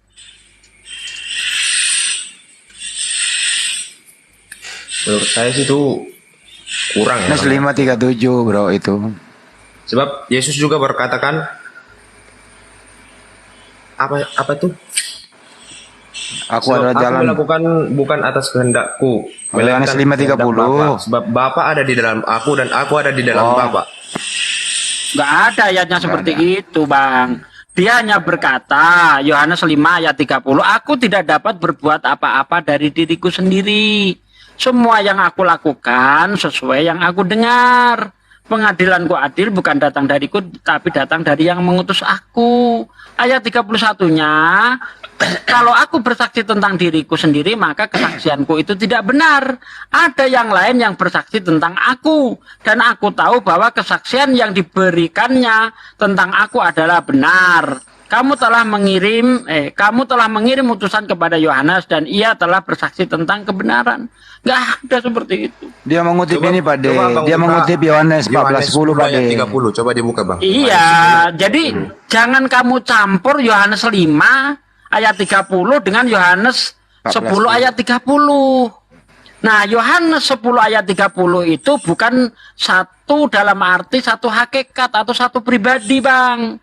Makanya dibaca sampai ayat 32 biar tahu apa satu di situ. Satu di situ adalah satu visi misi, satu pekerjaan. Makanya Yesus berkata, ketika berkata aku dan Bapa adalah satu, orang Yahudi ingin melempari batu. Lalu Yesus bertanya kepada mereka, banyak pekerjaan baik yang berasal dari Bapakku. Pekerjaan baik manakah yang membuatmu mau melempari aku? Ya, kata Yesus kepada mereka, banyak pekerjaan baik yang berasal dari Bapakku yang kuperlihatkan kepadamu. Pekerjaan manakah di antaranya yang menyebabkan kamu mau melempari aku?